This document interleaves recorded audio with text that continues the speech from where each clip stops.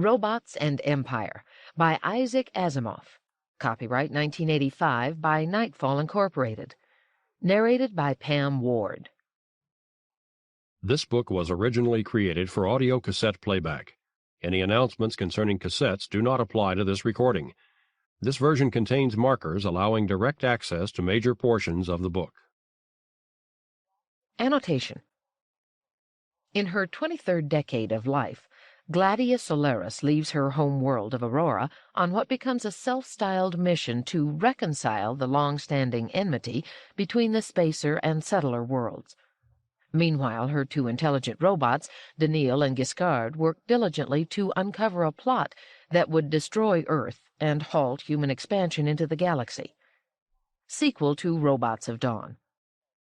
RC/FD 20203. Bestseller 1985. From the book jacket. Isaac Asimov's Robots and Empire heralds a major new landmark in the great Asimovian galaxy of science fiction, for it not only presents the thrilling sequel to the best-selling The Robots of Dawn, but also ingeniously interweaves all three of Asimov's classic series, Robot, Foundation, and Empire.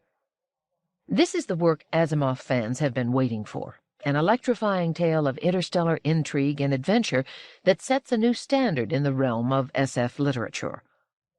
200 years have passed since The Robots of Dawn, and Elijah Bailey, the beloved hero of the Earth people, is dead. The future of the universe is at a crossroads. Though the forces of the sinister spacers are weakened, Dr. Keldon Amadero has never forgotten, or forgiven, his humiliating defeat at the hands of Elijah. Now, with vengeance burning in his heart, he is more determined than ever to bring about the total annihilation of the planet Earth. But Amadero has not counted on the equally determined Lady Gladia. Devoted to Elijah Bailey, the Auroran beauty has taken up the legacy of her fallen lover, vowing to stop the spacers at any cost. With her two robot companions, Daneel and Giskard, she prepares to set into motion a daring and dangerous plan, a plan whose success, or failure, will forever seal the fate of Earth and all who live there. Culminating in a stunning surprise climax, Robots and Empire is singular science fiction that excites the mind and stimulates the imagination. It is Isaac Asimov at his triumphant best, proving him once again the true master of the genre. About the author. Isaac Asimov has written over 300 books on subjects ranging from the Bible and Shakespeare to math and alien encounters. He is perhaps the best known, and certainly the best loved, of all science fiction authors, and his award-winning Foundation series is an international phenomenon. He lives in New York City. Other books by Isaac Asimov. Fiction. The Disappearing Man and Other Mysteries, 1985. Norby and the Lost Princess, with Janet Asimov, 1985. Banquets of the Black Widowers, 1984. Norby's Other Secret, with Janet Asimov, 1984. Norby the Mixed-Up Robot, with Janet Asimov, 1983. The Union Club Mysteries, 1983. The Winds of Change and Other Stories, 1983. Foundation's Edge, 1982. The Complete Robot, 1982. The Casebook of the Black Widowers, 1980. The Key Word and Other Mysteries, 1977. More Tales of the Black Widowers, 1976. The Bicentennial Man and Other Stories, 1976. Murder at the Abba, 1976. The Heavenly Host, 1975. By Jupiter and Other Stories, 1975. Tales of the Black Widowers, 1974. Have you seen these? 1974. The Best of Isaac Asimov, 1973. The Early Asimov, 1972. The Gods Themselves, 1972. Nightfall and Other Stories, 1969. Asimov's Mysteries, 1968. Through a Glass, Clearly, 1967. Fantastic Voyage, 1966. The Rest of the Robots, 1964. 9 Tomorrows, 1959. The Death Dealers, A Whiff of Death, 1958. Lucky Star and the Rings of Saturn, 1958. Earth is Room Enough, 1957. Lucky Star and the Moons of Jupiter, 1957. The Naked Sun, 1957. Lucky Star and the Big Sun of Mercury, 1956. The End of Eternity, 1955. The Martian Way and Other Stories, 1955. Lucky Star and the Oceans of Venus, 1954. The Caves of Steel, 1954. Lucky Star and the Pirates of the Asteroids, 1953. Second Foundation, 1953. The Currents of Space, 1952. Foundation and Empire, 1952. David Starr, Space Ranger, 1952. Foundation, 1951. The Stars Like Dust, 1951. I, Robot, 1950. Pebble in the Sky, 1950. Robots and Empire, by Isaac Asimov. To Robin and Michael, and to the years of happiness they will continue to enjoy as they walk the road of life together. Contents. Part 1, Aurora. Chapter 1, The Descendant, Side 1.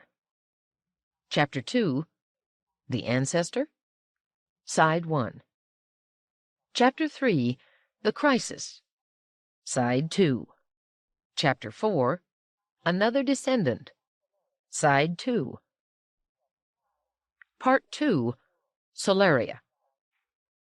Chapter 5, The Abandoned World, Side 3. Chapter 6, The Crew, Side 3. Chapter 7, The Overseer, Side 4. Part 3, Bailey World. Chapter 8, The Settler World, Side 4. Chapter 9, The Speech, Side 5. Chapter 10, After the Speech, Side 6. Part 4, Aurora. Chapter 11, The Old Leader, Side 6. Chapter 12, The Plan and the Daughter, Side 7. Chapter 13, The Telepathic Robot, Side 7. Chapter 14, The Duel, Side 8. Part 5, Earth. Chapter 15, The Holy World, Side 8. Chapter 16, The City, Side 9. Chapter 17, The Assassin, Side 9. Chapter 18, The Zeroth Law, Side 10. Chapter 19, Alone. Part 1, Aurora. Chapter 1, The Descendant. 1. Gladia felt the lawn lounge to make sure it wasn't too damp, and then sat down. A touch at the control adjusted it in such a way as to allow her to be semi-recumbent, and another activated the diamagnetic field and gave her, as it always did, the sensation of utter relaxation. And why not? She was, in actual fact, floating, a centimeter above the fabric. It was a warm and pleasant night, the kind that found the planet Aurora at its best, fragrant and starlit. With a pang of sadness, she studied the numerous little sparks that dotted the sky with patterns, sparks that were all the brighter because she had ordered the lights of her establishment dimmed. How was it, she wondered, that she had never learned the names of the stars, and had never found out which were which in all the 23 decades of her life? One of them was the star about which her birth planet of Solaria orbited, the star which, during the first 3 decades of her life, she had thought of merely as the sun. Gladia had once been called Gladia Solaris. That was when she had come to Aurora 20 decades before, 200 standard galactic years, and it was meant as a not very friendly way of marking her foreign birth. A month before had been the bicentennial anniversary of her arrival, something she had left unmarked because she did not particularly want to think of those days. Before that, on Solaria, she had been Gladia Delmar. She stirred uneasily. She had almost forgotten that surname. Was it because it was so long ago, or was it merely that she labored to forget? All these years she had not regretted Solaria, never missed it. And yet, now? Was it because she had now, quite suddenly, discovered herself to have survived it? It was gone, a historical memory, and she still lived on. Did she miss it now for that reason? Her brow furrowed. No, she did not miss it, she decided resolutely. She did not long for it, nor did she wish to return to it. It was just the peculiar pang of something that had been so much a part of her, however destructively, being gone. Solaria, the last of the spacer worlds to be settled and made into a home for humanity, and in consequence, by some mysterious law of symmetry perhaps, it was also the first to die. The first? Did that imply a second and third and so on? Gladia felt her sadness deepen. There were those who thought there was indeed such an implication. If so, Aurora, her long-adopted home, having been the first spacer world to be settled, would, by that same rule of symmetry, therefore be the last of the 50 to die. In that case, it might, even at worst, outlast her own stretched-out lifetime, and if so, that would have to do. Her eyes sought the stars again. It was hopeless. There was no way she could possibly work out which of those indistinguishable dots of light was Solaria's sun. She imagined it would be one of the brighter ones, but there were hundreds even of those. She lifted her arm and made what she identified to herself only as her Daneel gesture. The fact that it was dark did not matter. Robot Daneel Oliva was at her side almost at once. Anyone who had known him a little over 20 decades before, when he had first been designed by Han Fastoff, would not have been conscious of any noticeable change in him. His broad, high-cheekboned face, with its short bronze hair combed back, his blue eyes, his tall, well-knit and perfectly humanoid body would have seemed as young and as calmly unemotional as ever. "May I be of help in any way, Madame Gladia?" he asked in an even voice. "Yes, Daneel. Which of those stars is Solaria's sun?" Daneel did not look upward. He said, "None of them, Madame Gladia. At this time of year, Solaria's sun will not rise until 0320. "Oh?"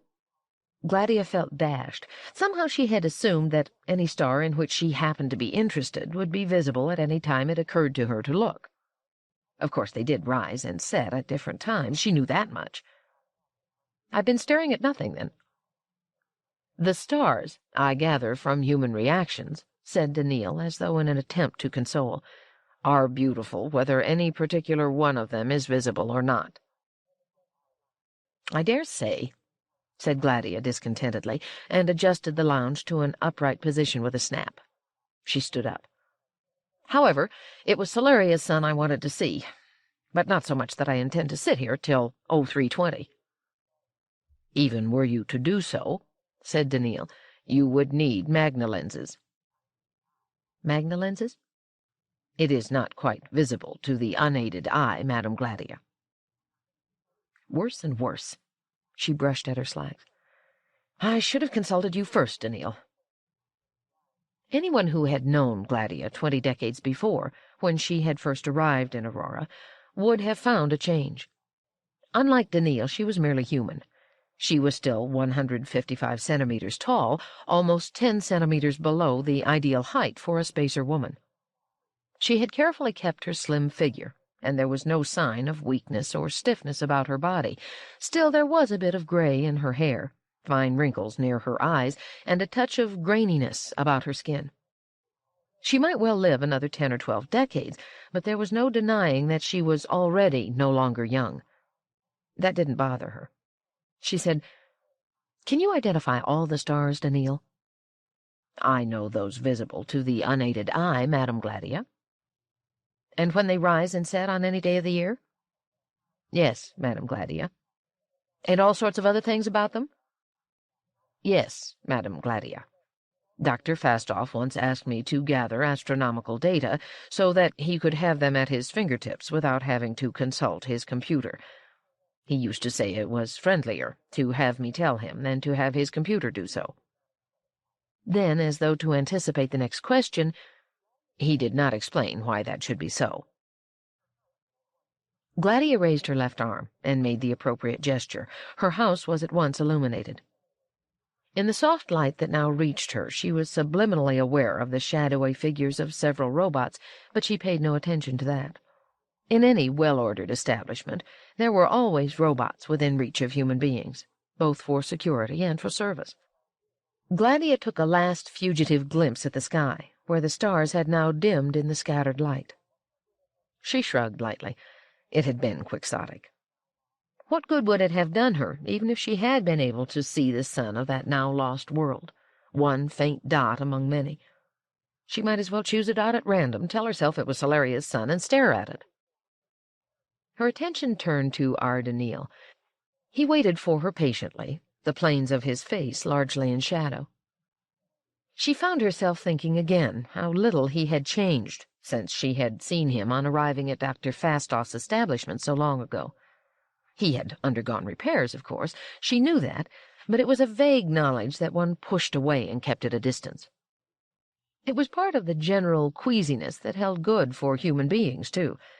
Spacers might boast of their iron health and of their lifespans of 30 to 40 decades, but they were not entirely immune to the ravages of age.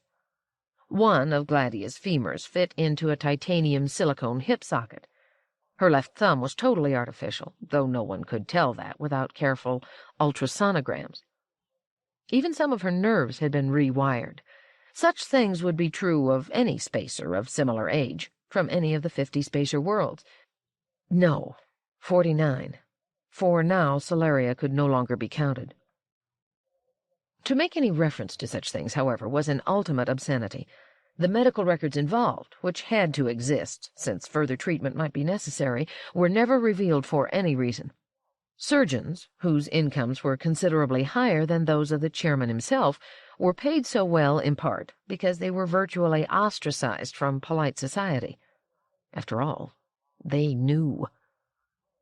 It was all part of the spacer fixation on long life, on their unwillingness to admit that old age existed. But Gladia didn't linger on any analysis of causes. She was restlessly uneasy in thinking about herself in that connection. If she had a three-dimensional map of herself, with all prosthetic portions, all repairs, marked off in red against the gray of her natural self, what a general pinkness she would appear to have from a distance. Or so she imagined. Her brain, however, was still intact and whole, and while that was so, she was intact and whole, whatever happened to the rest of her body. Which brought her back to Daneel. Though she had known him for 20 decades, it was only in the last year that he was hers. When Fastoff died, his end hastened perhaps by despair, he had willed everything to the city of Eos, which was a common enough state of affairs. 2 items, however, he had left to Gladia, aside from confirming her in the ownership of her establishment and its robots and other chattels, together with the grounds thereto appertaining. One of them had been Daneel. Gladia asked, "Do you remember everything you have ever committed to memory over the course of 20 decades, Daneel?" Daneel said gravely, "I believe so, Madame Gladia. To be sure, if I forgot an item, I would not know that, for it would have been forgotten, and I would not then recall ever having memorized it." "That doesn't follow at all," said Gladia. "You might well remember knowing it, but be unable to think of it at the moment. I have frequently had something at the tip of my tongue, so to speak, and been unable to retrieve it." Daneel said, "I do not understand, madam. If I knew something, surely it would be there when I needed it." "Perfect retrieval?" They were walking slowly toward the house. "Merely retrieval, madam. I am designed so." "For how much longer?" "I do not understand, madam." "I mean, how much will your brain hold? With a little over 20 decades of accumulated memories, how much longer can it go on?" "I do not know, madam. As yet, I feel no difficulty." "You might not, until you suddenly discover you can remember no more." Daneel seemed thoughtful for a moment. "That may be so, madam." "You know, Daneel, not all your memories are equally important." "I cannot judge among them, madam." "Others can. It would be perfectly possible to clean out your brain, Daneel, and then, under supervision, refill it with its important memory content only, say 10% of the whole. You would then be able to continue for centuries longer than you would otherwise. With repeated treatment of this sort, you could go on indefinitely. It is an expensive procedure, of course, but I would not cavil at that. You'd be worth it." "Would I be consulted on the matter, madam? Would I be asked to agree to such treatment?" "Of course, I would not order you in a matter like that. It would be a betrayal of Dr. Fastolf's trust." "Thank you, madam. In that case, I must tell you that I would never submit voluntarily to such a procedure unless I found myself to have actually lost my memory function." They had reached the door, and Gladia paused. She said in honest puzzlement, "Why ever not, Daneel?" Daneel said in a low voice, "There are memories I cannot risk losing, madam, either through inadvertence or through poor judgment on the part of those conducting the procedure." "Like the rising and setting of the stars? Forgive me, Daneel, I didn't mean to be joking. To what memories are you referring?" Daneel said, his voice still lower, "Madam, I refer to my memories of my one-time partner, the Earthman, Elijah Bailey." And Gladia stood there, stricken, so that it was Daneel who had to take the initiative finally and signal for the door to open. 2. Robot Giskard Reventloff was waiting in the living room, and Gladia greeted him with that same pang of uneasiness that always assailed her when she faced him. He was primitive in comparison with Daneel. He was obviously a robot, metallic, with a face that had nothing human in expression upon it, with eyes that glowed a dim red, as could be seen if it were dark enough. Whereas Daneel wore clothing, Giskard had only the illusion of clothing, but a skillful illusion, for it was Gladia herself who had designed it. "Well, Giskard," she said. "Good evening, Madame Gladia," said Giskard with a small bow of his head. Gladia remembered the words of Elijah Bailey long ago, like a whisper inside the recesses of her brain. "Daneel will take care of you. He will be your friend as well as protector, and you must be a friend to him for my sake. But it is Giskard I want you to listen to. Let him be your adviser." Gladia had frowned. "Why him? I'm not sure I like him." "I do not ask you to like him. I ask you to trust him." And he would not say why. Gladia tried to trust the robot Giskard, but was glad she did not have to try to like him. Something about him made her shiver. She had had both Daneel and Giskard as effective parts of her establishment for many decades, during which Fastolf had held titular ownership. It was only on his deathbed that Han Fastolf had actually transferred ownership. Giskard was the second item, after Daneel, that Fastolf had left Gladia. She had said to the old man, "Daneel is enough, Han. Your daughter Vasilia would like to have Giskard, I'm sure of that." Fastolf was lying in bed quietly, eyes closed, looking more peaceful than she had seen him look in years. He did not answer immediately, and for a moment she thought he had slipped out of life so quietly that she had not noticed. She tightened her grip on his hand convulsively, and his eyes opened. He whispered, "I care nothing for my biological daughters, Gladia. For 20 centuries I have had but one functional daughter, and that has been you. I want you to have Giskard. He is valuable." "Why is he valuable?" "I cannot say, but I have always found his presence consoling. Keep him always, Gladia. Promise me that." "I promise," she said. And then his eyes opened one last time, and his voice, finding a final reservoir of strength, said, in almost a natural tone of voice, "I love you, Gladia, my daughter." And Gladia said, "I love you, Han, my father." Those were the last words he said and heard. Gladia found herself holding the hand of a dead man, and for a while could not bring herself to let go. So Giskard was hers, and yet he made her uneasy, and she didn't know why. "Well, Giskard," she said, "I've been trying to see Solaria in the sky among the stars, but Daneel tells me it won't be visible till 0320 and that I would require magna lenses even then. Would you have known that?" "No, madam." "Should I wait up till all hours? What do you think?" "I suggest, Madam Gladia, that you would be better off in bed." Gladia bridled. "Indeed? And if I choose to stay up?" "Mine is only a suggestion, madam, but you will have a hard day tomorrow, and you will undoubtedly regret missing your sleep if you stay up."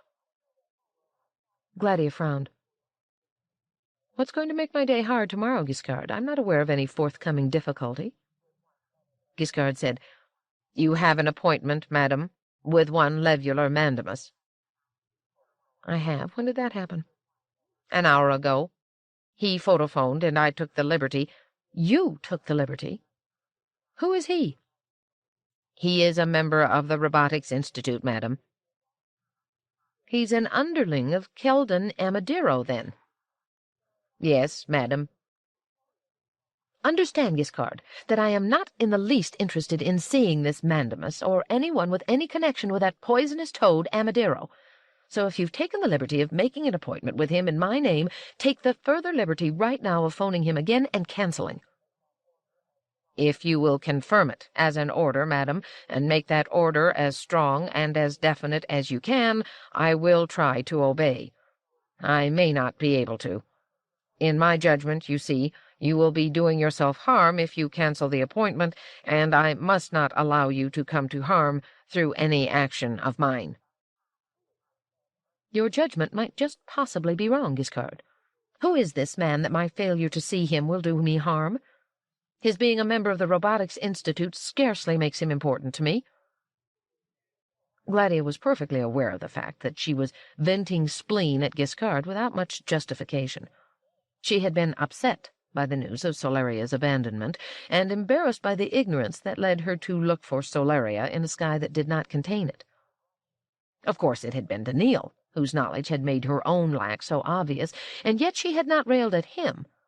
But then Daneel looked human, and so Gladia automatically treated him as though he were. Appearance was everything. Giskard looked like a robot, so one could easily assume he had no feelings to hurt. And to be sure, Giskard did not react at all to Gladia's peevishness.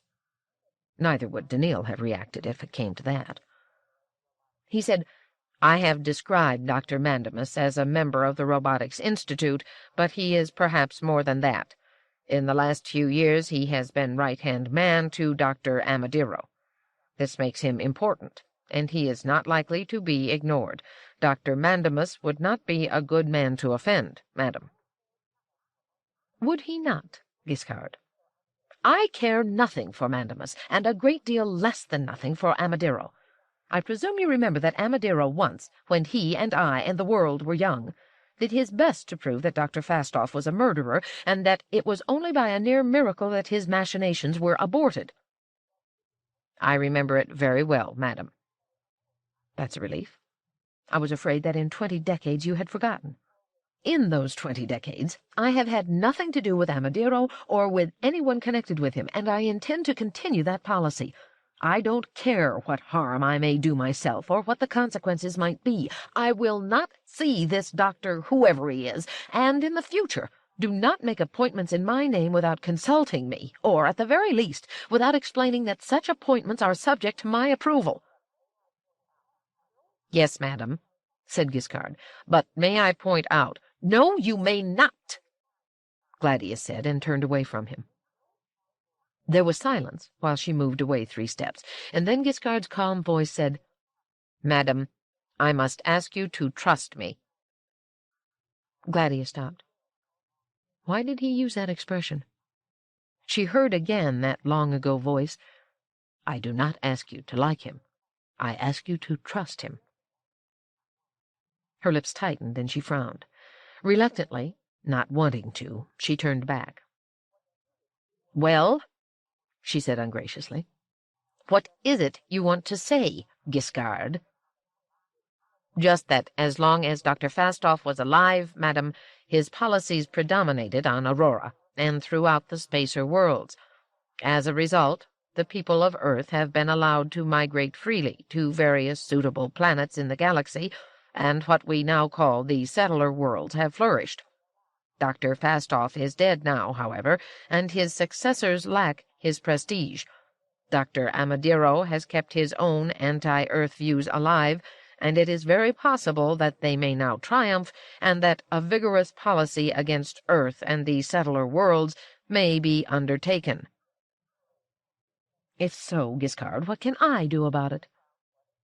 "You can see Dr. Mandamus, and you can find out what it is that makes him so anxious to see you, madam.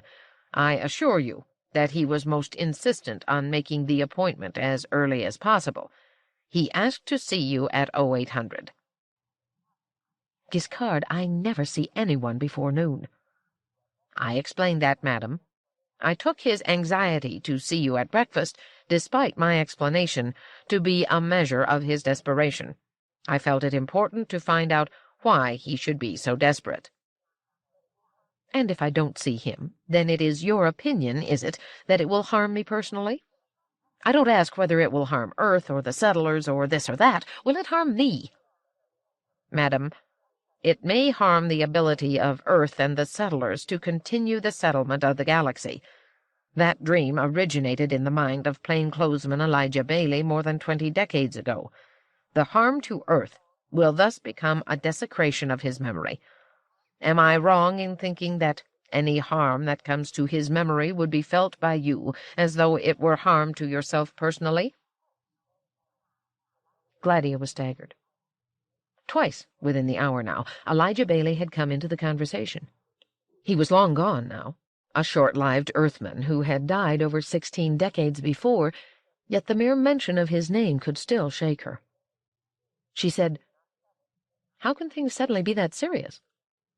"It is not sudden, madam. For 20 decades the people of Earth and the people of the spacer worlds have been following parallel courses, and have been kept from converging into conflict by the wise policies of Dr. Fastoff. There has, however, always been a strong opposition movement that Dr. Fastoff has had to withstand at all times. Now that Dr. Fastoff is dead, the opposition is much more powerful. The abandonment of Solaria has greatly increased the power of what had been the opposition, and may soon be the dominant political force." "Why?" "It is a clear indication, madam, that spacer strength is declining, and many Aurorans must feel that strong action must be taken, now or never." "And you think that my seeing this man is important in preventing all this?" "That is so, madam." Gladia was silent for a moment, and remembered again, though rebelliously, that she had once promised Elijah that she would trust Giskard. She said, "Well, I don't want to, and I don't think my seeing this man will do anyone any good. But very well, I will see him." 3. Gladia was asleep, and the house was dark, by human standards. It was alive, however, with motion and action, for there was much for the robots to do, and they could do it by infrared. The establishment had to be put into order after the inevitable disordering effects of a day's activity. Supplies had to be brought in, rubbish had to be disposed of, objects had to be cleaned or polished or stored, appliances had to be checked, and always there was guard duty. There were no locks on any doors. There did not have to be. There was no violent crime of any sort on Aurora, either against human beings or against property. There could not be anything of the sort, since every establishment and every human being were, at all times, guarded by robots. This was well known and taken for granted. The price for such calm was that the robot guards had to remain in place.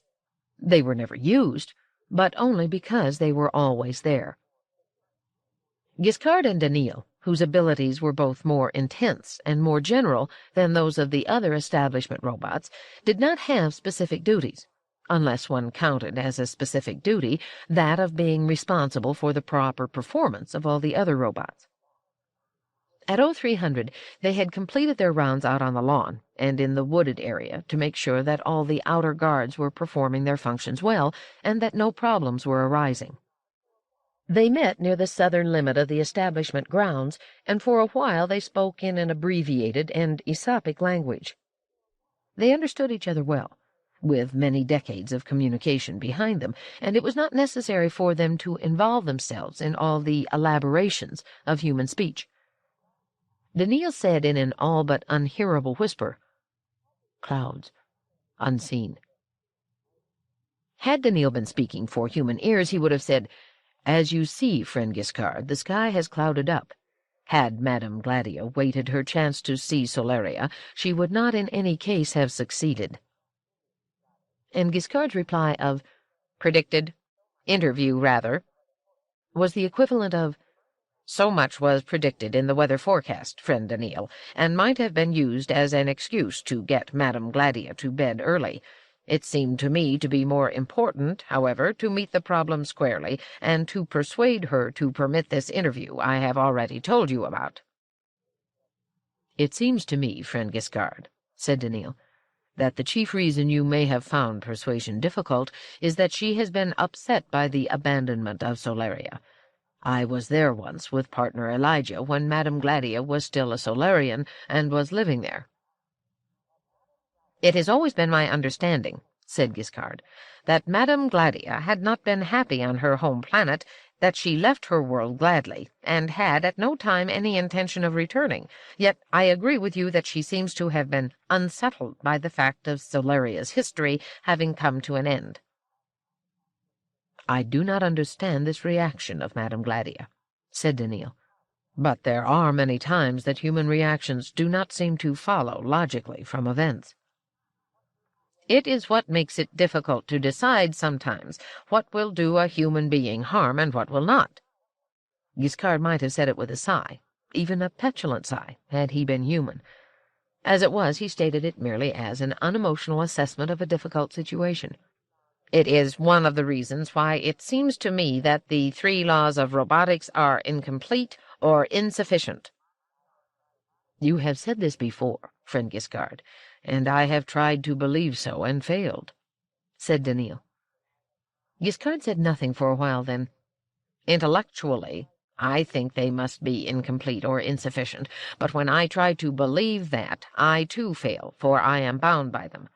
Yet, if I were not bound by them, I am sure I would believe in their insufficiency." "That is a paradox that I cannot understand." "Nor can I. And yet I find myself forced to express this paradox. On occasion, I even feel that I am on the verge of discovering what the incompleteness or insufficiency of the 3 laws might be, as in my conversation with Madame Gladia this evening. She asked me how failure to keep the appointment might harm her personally, rather than simply cause harm in the abstract, and there was an answer I could not give, because it was not within the compass of the 3 laws. "You gave a perfect answer, friend Giskard. The harm done to partner Elijah's memory would have affected Madame Gladia deeply." "It was the best answer within the compass of the 3 laws." It was not the best answer possible. What was the best answer possible?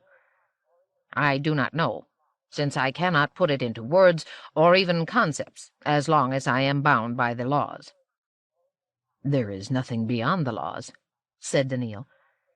If I were human, said Giskard, I could see beyond the laws, and I think, friend Daneel, that you might be able to see beyond them sooner than I would.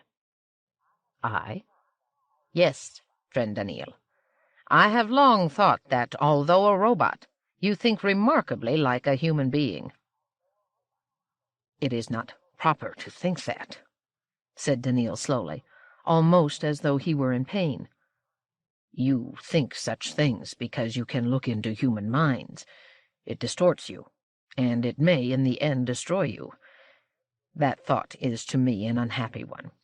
If you can prevent yourself from seeing into minds more than you must, prevent it. Giskard turned away. I cannot prevent it, friend Daneel. I would not prevent it. I regret that I can do so little with it because of the 3 laws. I cannot probe deeply enough because of the fear that I may do harm. I cannot influence directly enough because of the fear I may do harm. Yet you influenced Madame Gladia very neatly, friend Giskard. Not truly. I might have modified her thinking and made her accept the interview without question.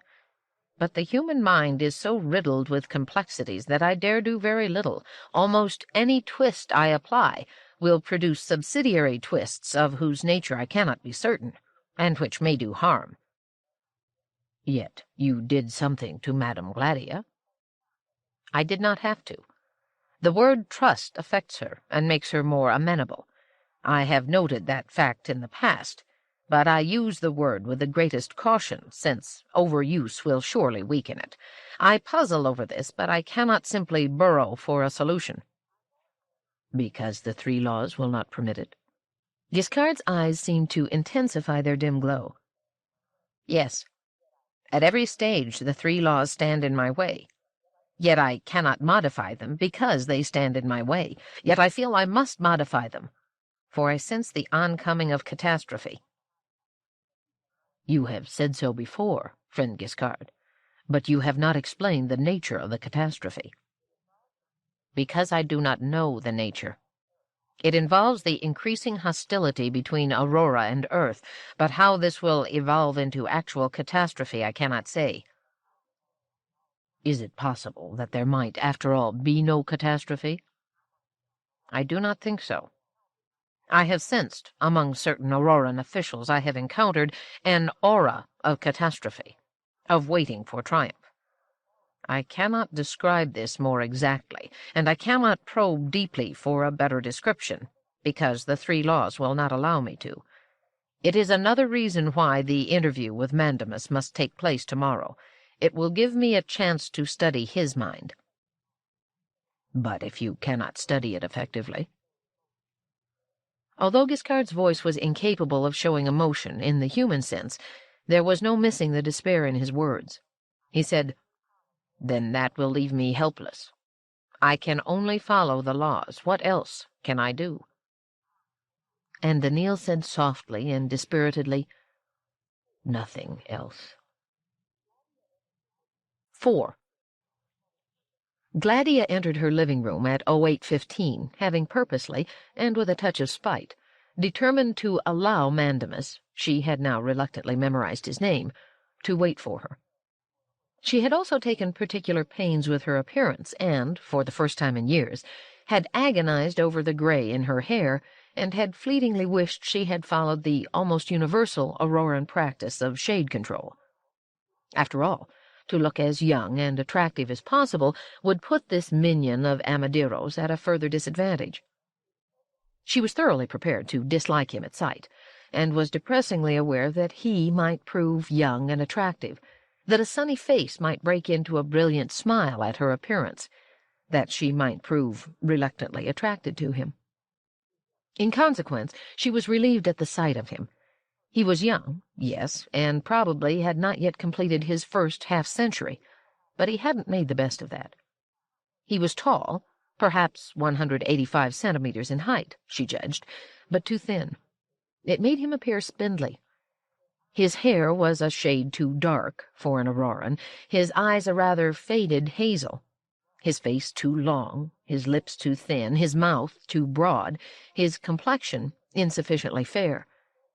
But what robbed him of the true appearance of youth was that his expression was too prim, too humorless. With a flash of insight, Gladia remembered the historical novels that were such a fad on Aurora.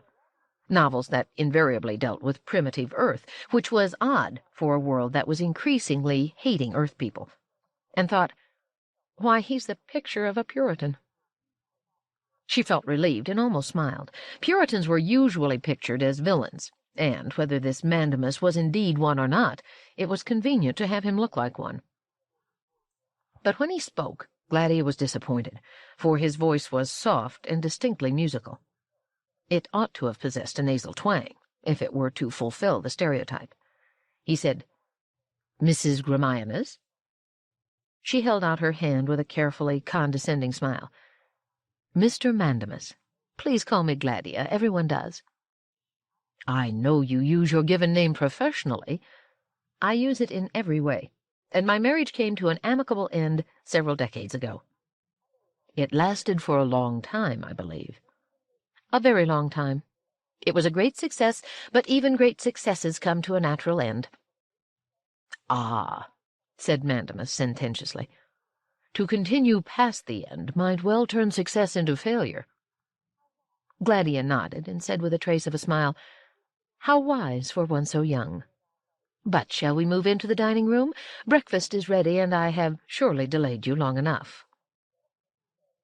It was only as Mandamus turned with her and adjusted his steps to hers that Gladia became aware of his two accompanying robots.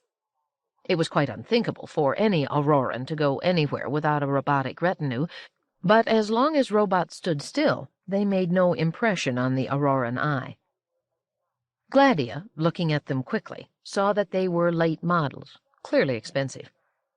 Their pseudo-clothing was elaborate, and, although it was not of Gladia's design, it was first class. Gladia had to admit so much to herself, though reluctantly. She would have to find out who had designed it some day, for she did not recognize the touch, and she might be about to have a new and formidable competitor. She found herself admiring the manner in which the style of pseudo-clothing was distinctly the same for both robots, while remaining distinctly individual for each. You could not mistake one for the other. Mandamus caught her swift look and interpreted her expression with disconcerting accuracy. He is intelligent, thought Gladia, disappointed. He said, "The exodesign of my robots was created by a young man at the Institute who has not yet made a name for himself. But he will, don't you think?" "Definitely," said Gladia. Gladia did not expect any business discussion till breakfast was done. It would be the height of ill-breeding to speak of anything but trivia during meals, and Gladia guessed that Mandamus was not at his best with trivia. There was the weather, of course. The recent siege of rain, now happily done with, was mentioned, and the prospects for the oncoming dry season.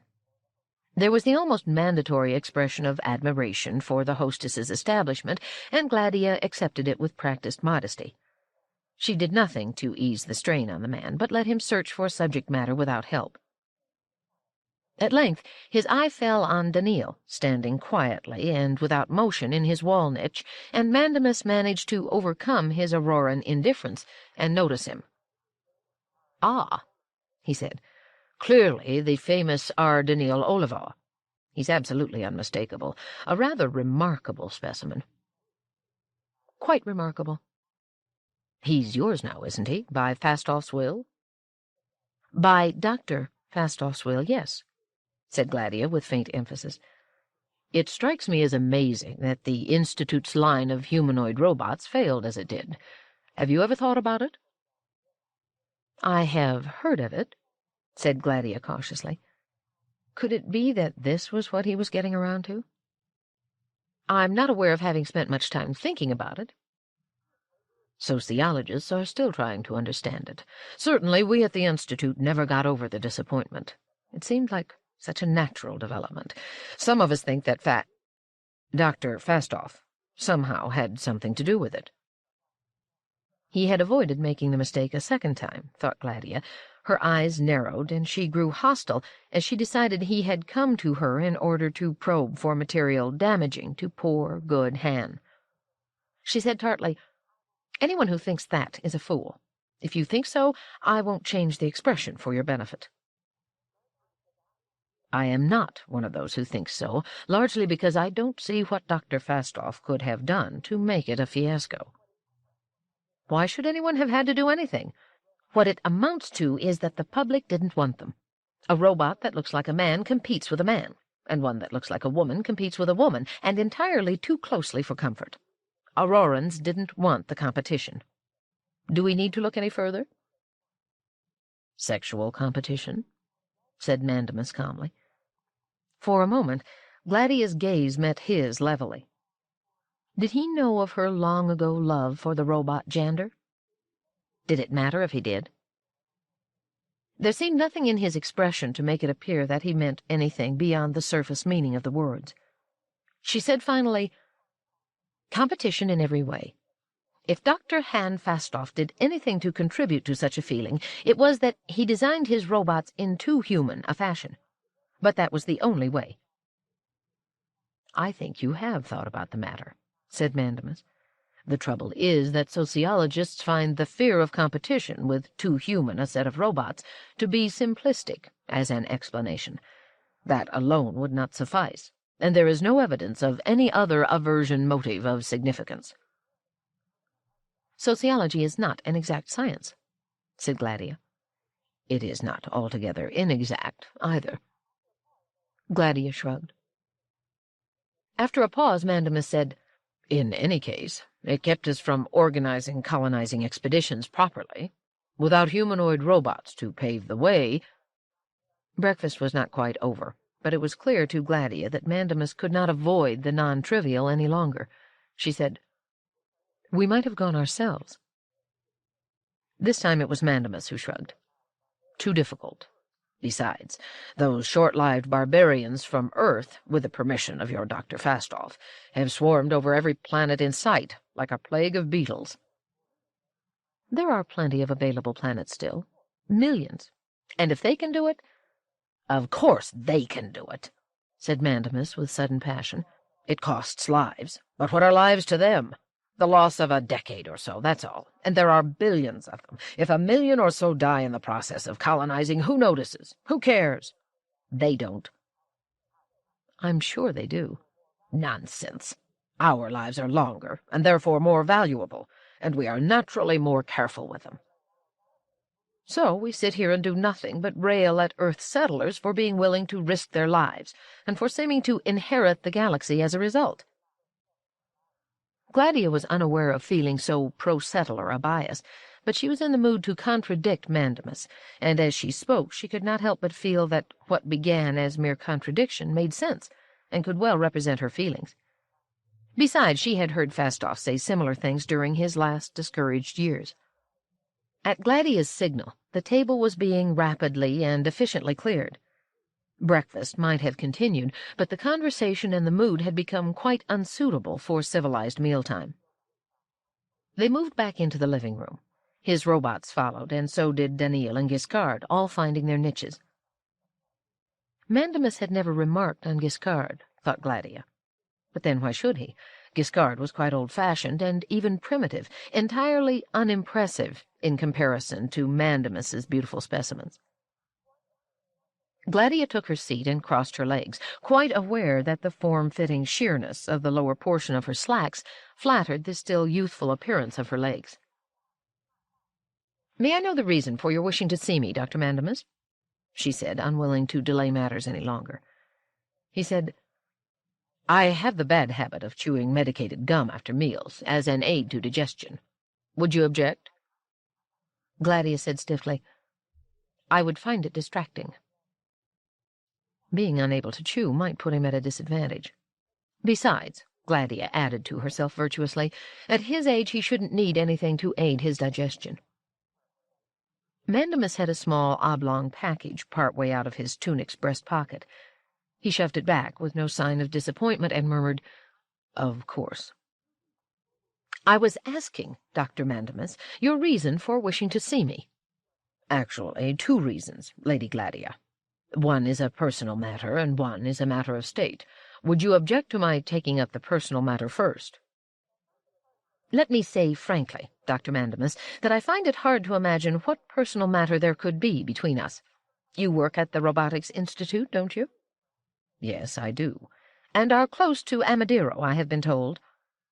I have the honor of working with Dr. Amadiro, he said with faint emphasis. He's paying me back, thought Gladia, but I'm not taking it. She said, Amadiro and I had an occasion for contact 20 decades ago, and it was most unpleasant. I have had no occasion for any contact with him at any time since, nor would I have had any contact with you as a close associate of his, but that I was persuaded that the interview might be important. Personal matters, however, would surely not make this interview in the least important to me. Shall we proceed onward, then, to the matters of state? Mandamus's eyes dropped, and a faint flush of something that might have been embarrassment came to his cheeks. Let me reintroduce myself, then. I am Levular Mandamus, your descendant in the 5th degree. I am the great-great-great-grandson of Centyrix and Gladia Gramianus. In reverse, you are my great-great-great-grandmother. Gladia blinked rapidly, trying not to look as thunderstruck as she, in actual fact, felt, and not quite succeeding. Of course she had descendants, and why should not one of them be this man? But she said, Are you sure? Quite sure. I have had a genealogical search made. One of these years, after all, I am likely to want children, and before I can have one, such a search would be mandatory. If you are interested, the pattern between us is MFFM. You are my son's daughter's son's son? Yes. Gladia did not ask for further details. She had had one son and one daughter. She had been a perfectly dutiful mother. But in due time the children had taken up independent lives. As to descendants beyond that son and daughter, she had, in perfectly decent spacer fashion, never inquired and did not care. Having met one of them, she was spacer enough still not to care. The thought stabilized her completely. She sat back in her chair and relaxed. Very well, she said. You are my descendant in the 5th degree.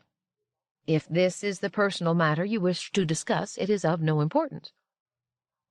I understand that fully, Ancestress.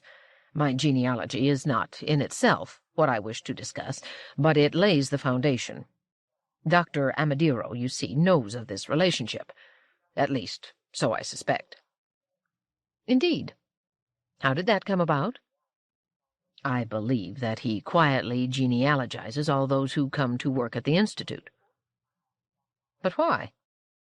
In order to find out exactly what he did find out, in my case. He is not a trusting man. I don't understand. If you are my 5th-level descendant, why should it have more meaning to him than it does to me? Mandamus rubbed his chin with the knuckles of his right hand in a thoughtful manner. His dislike for you is in no way less than your dislike for him, Lady Gladia. If you were ready to refuse an interview with me for his sake, he is equally ready to refuse me preferment for your sake. It might be even worse if I were a descendant of Dr. Fastoff, but not much. Gladia sat stiffly upright in her seat. Her nostrils flared, and she said in a tight voice, What is it, then, that you expect me to do?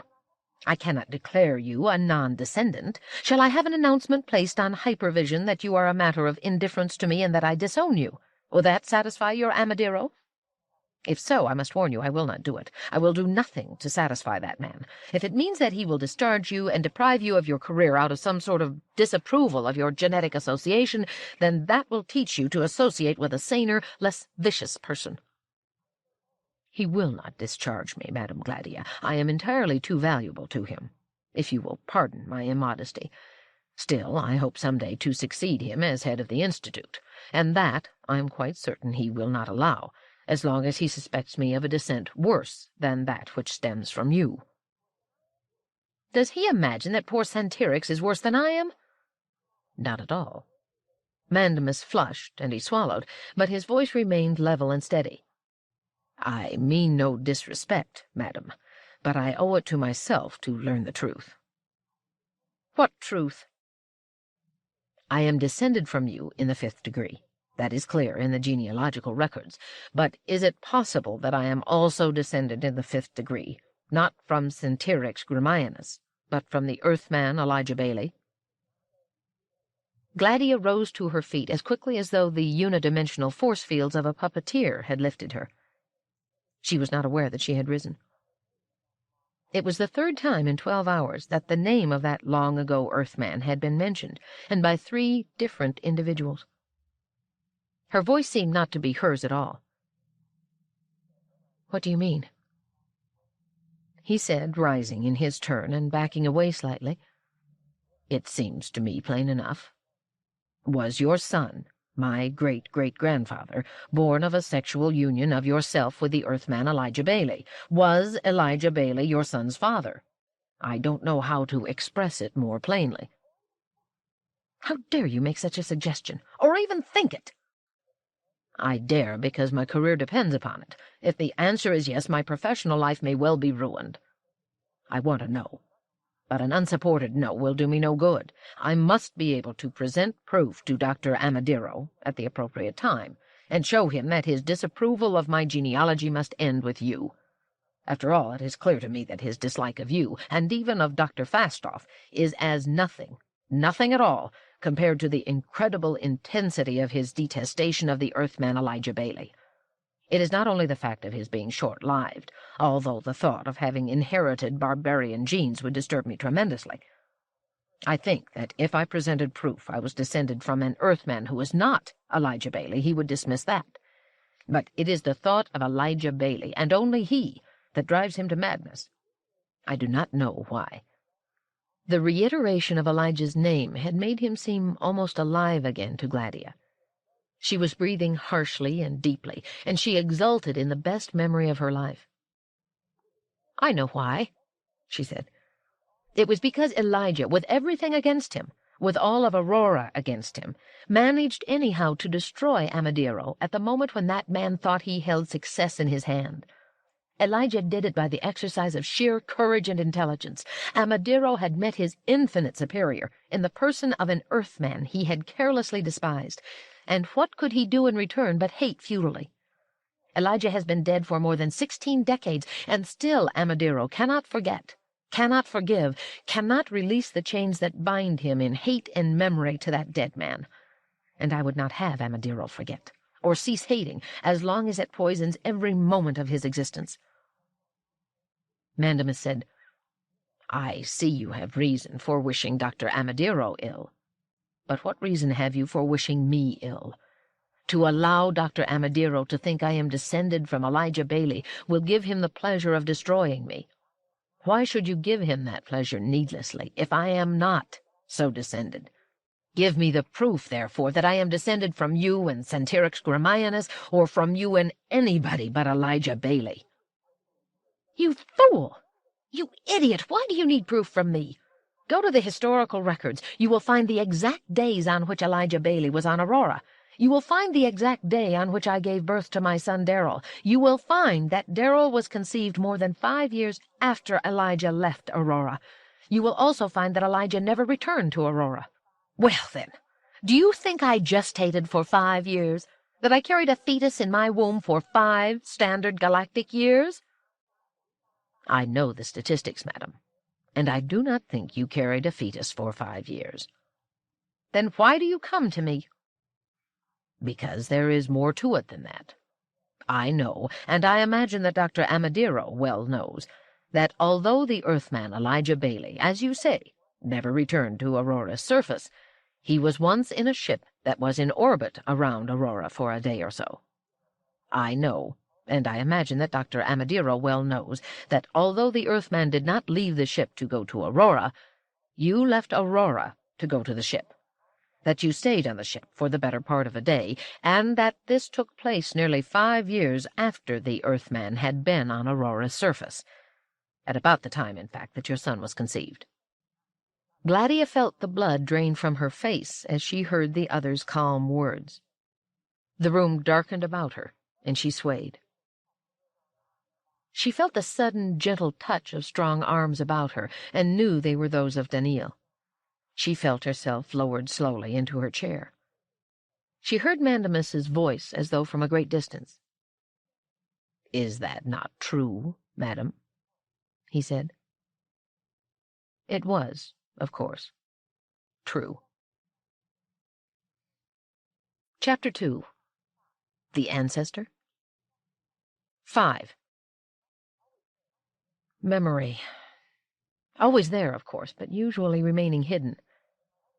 And then sometimes, as a result of just the right kind of push, it could emerge suddenly, sharply defined, all in color, bright and moving and alive.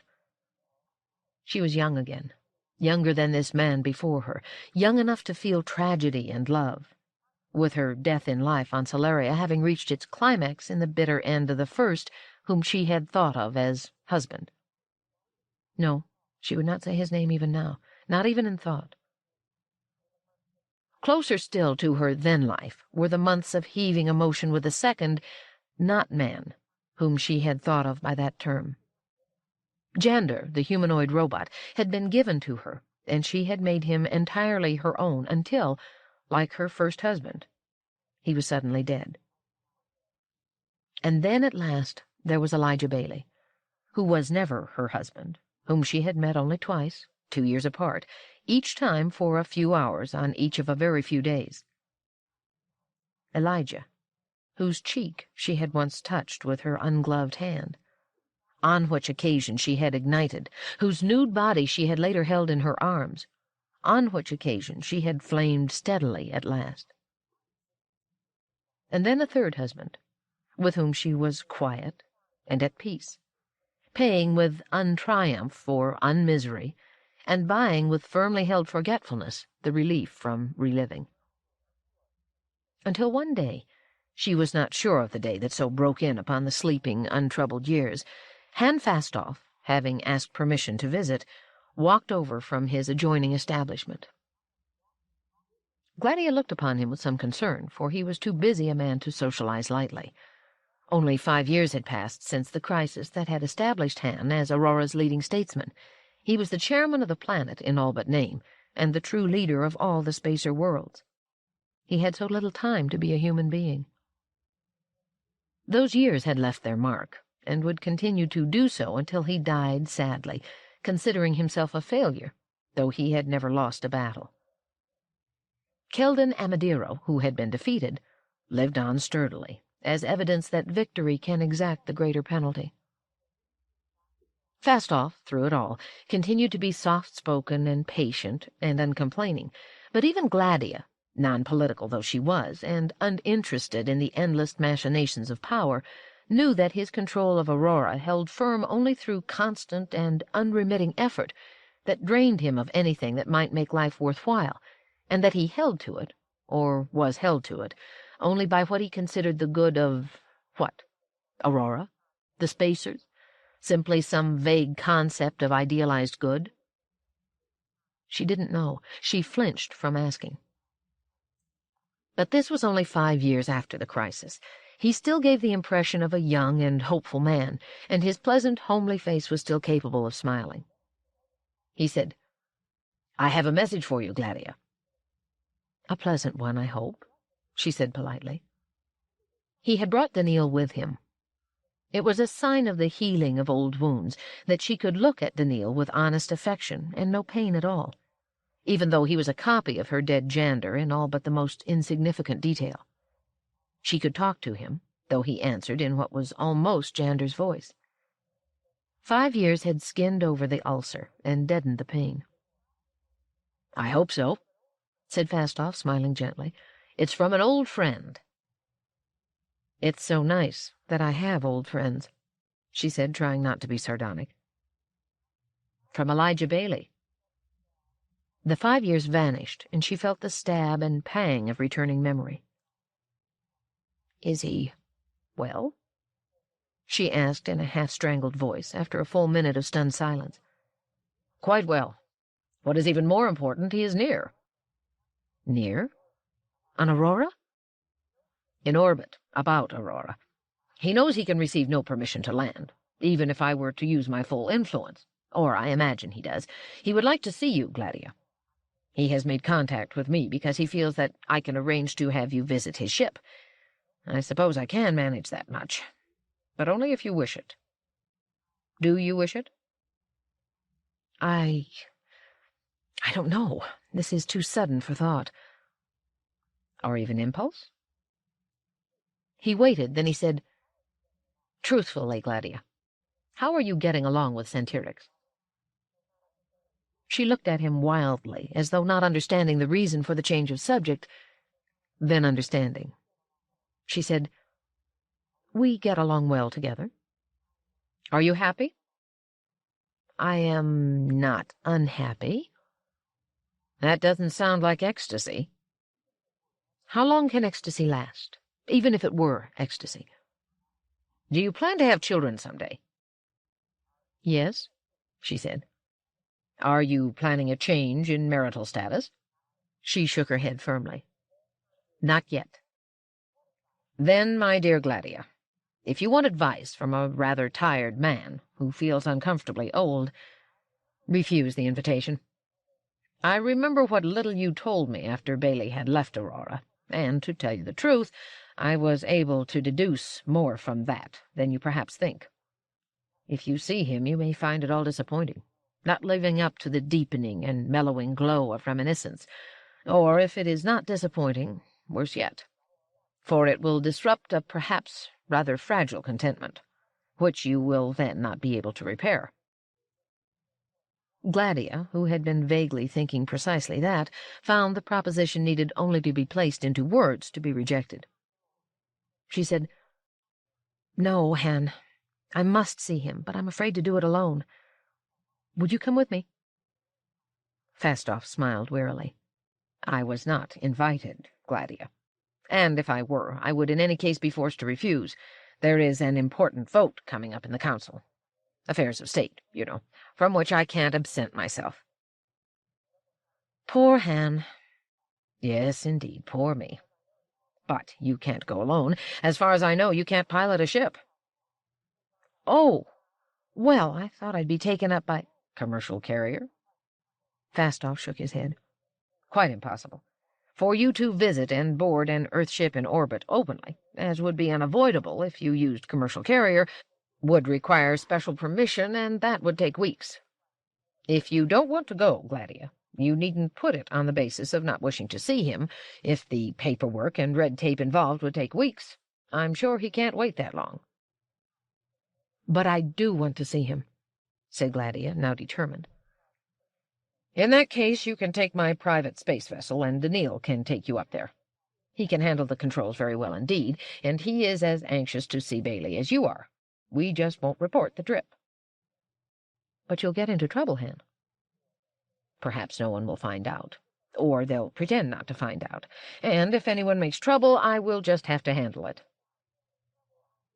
Gladia's head bowed in a moment of thought, and then she said, If you don't mind, I will be selfish and chance your having trouble, Han. I want to go. Then you'll go. 5A. It was a small ship, smaller than Gladia had imagined, cozy in a way, but frightening in another way. It was small enough, after all, to lack any provision for pseudo-gravity, and the sensation of weightlessness, while constantly nudging at her to indulge in amusing gymnastics, just as constantly reminded her that she was in an abnormal environment. She was a spacer. There were over 5 billion spacers spread over 50 worlds, all of them proud of the name. Yet how many of those who called themselves spacers were really space travelers? Very few. Perhaps 80% of them never left the world of their birth.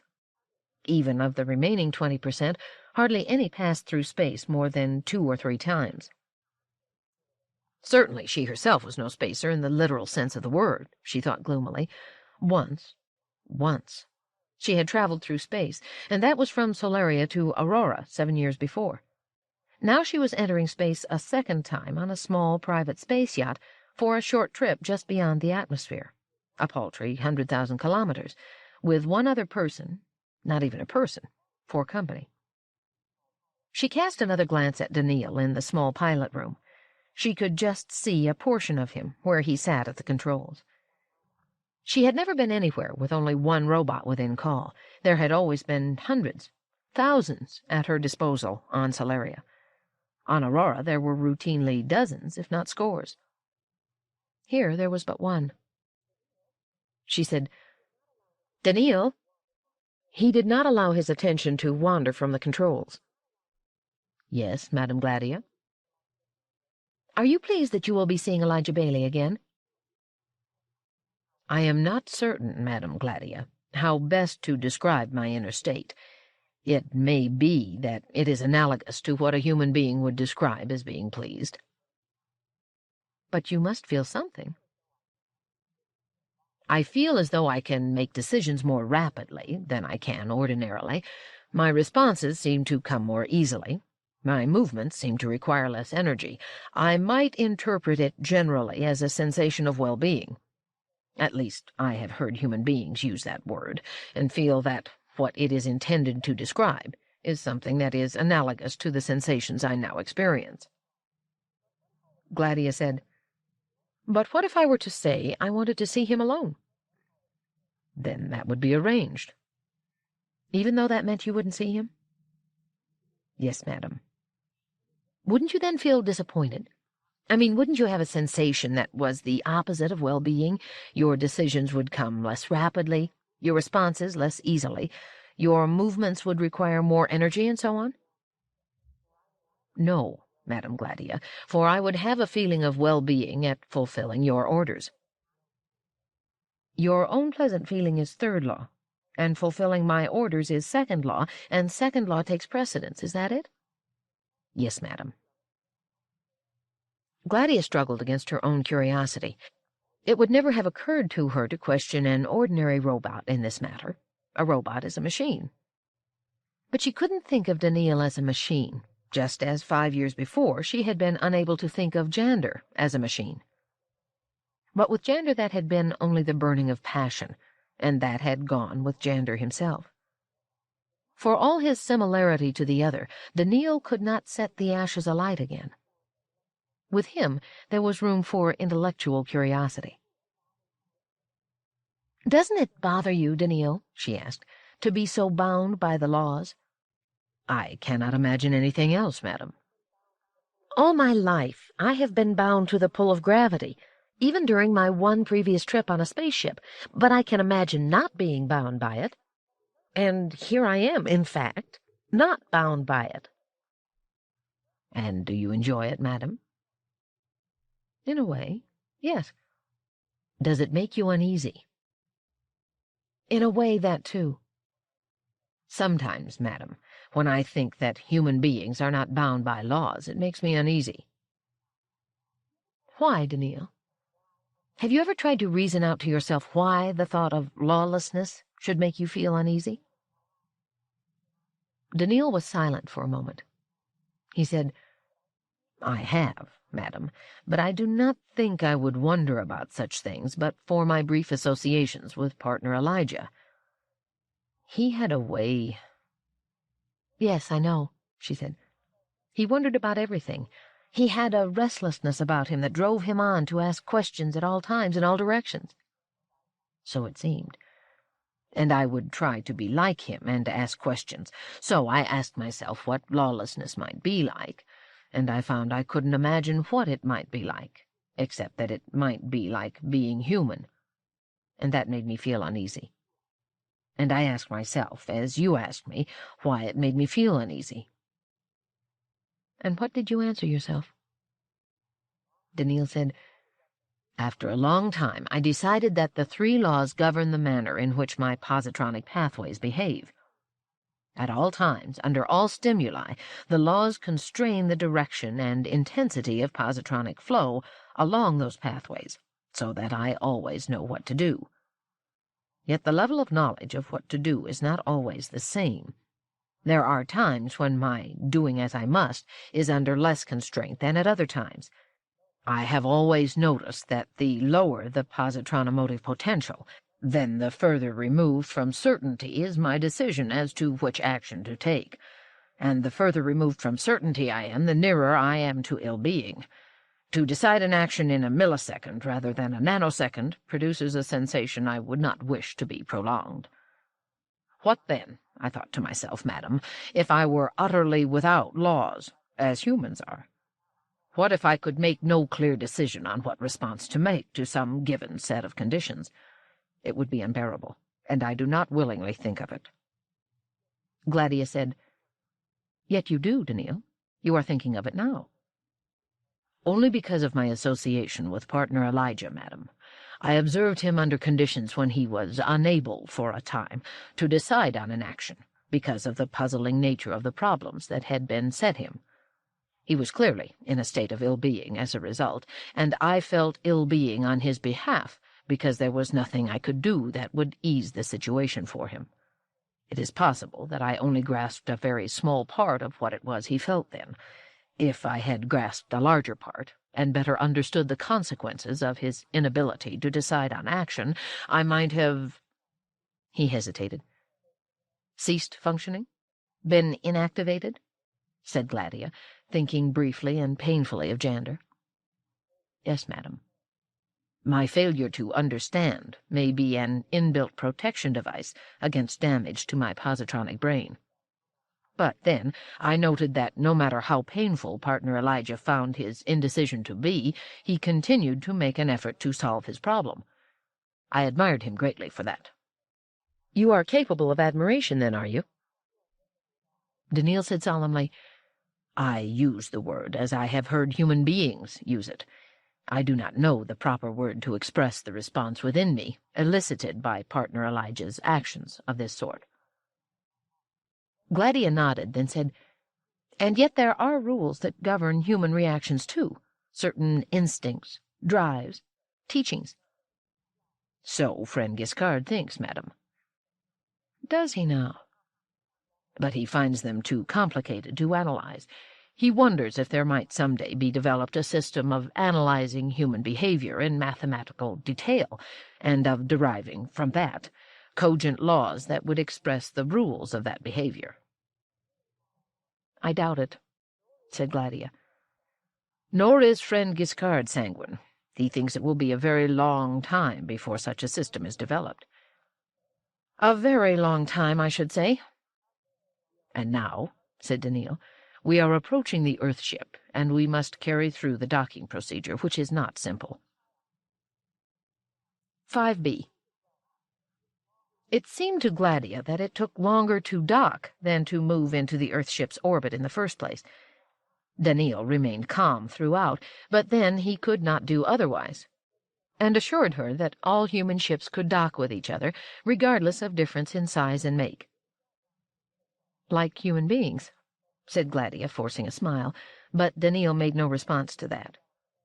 He concentrated on the delicate adjustments that had to be made. Docking was always possible, perhaps, but not always easy, it would appear. Gladia grew uneasier by the moment. Earthmen were short-lived and aged quickly.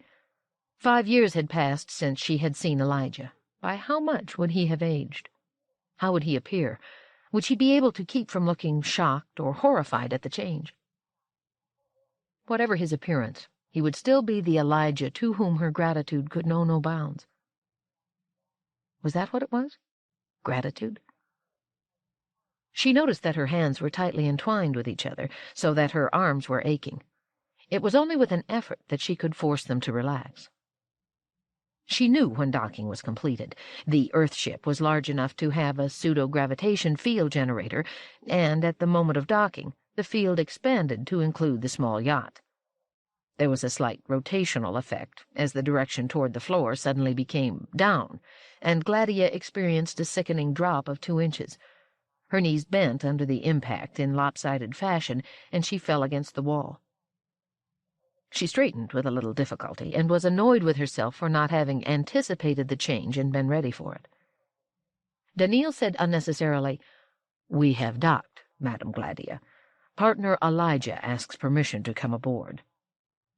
Of course, Daneel. There was a whirring sound, and a portion of the wall swirled into dilation. A crouching figure moved through, and the wall tightened and contracted behind it. The figure straightened, and Gladia whispered, "Elijah," and felt overwhelmed with gladness and relief. It seemed to her that his hair was grayer, but otherwise it was Elijah. There was no other noticeable change, no marked aging after all. He smiled at her, and for a moment seemed to devour her with his eyes. Then he lifted one forefinger as though to say, "Wait," and walked toward Daneel. "Daneel." He seized the robot's shoulders and shook him. "You haven't changed. Jehoshaphat, you're the constant in all our lives." "Partner Elijah, it is good to see you." "It is good to hear myself called partner again, and I wish that were so. This is the 5th time I have seen you, but the first time that I do not have a problem to solve. I am not even a plainclothesman any longer. I have resigned, and I am now an immigrant to one of the new worlds.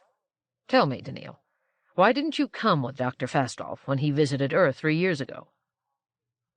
"That was Dr. Fastolf's decision. He decided to take Giskard." "I was disappointed, Daneel." "It would have been pleasant for me to see you, partner Elijah, but Dr. Fastolf told me afterward that the trip had been highly successful, so that perhaps his decision was the correct one." "It was successful, Daneel. Before the visit, the Earth government was reluctant to cooperate in the settlement procedure, but now the whole planet is pulsing and heaving, and by the million people are anxious to go. We don't have the ships to accommodate them all, even with Auroran help, and we don't have the worlds to receive them all, for every world must be adjusted. Not one will accommodate a human community unchanged. The one I'm going to is low in free oxygen, and we're going to have to live in domed towns for a generation, while Earth-type vegetation spreads over the planet." His eyes were turning more and more often to Gladia as she sat there smiling. Daneel said, "It is to be expected. From what I have learned of human history, the spacer worlds also went through a period of terraforming." "They certainly did, and thanks to that experience, the process can be carried through more rapidly now. But I wonder if you would remain in the pilot room for a while, Daneel. I must speak to Gladia."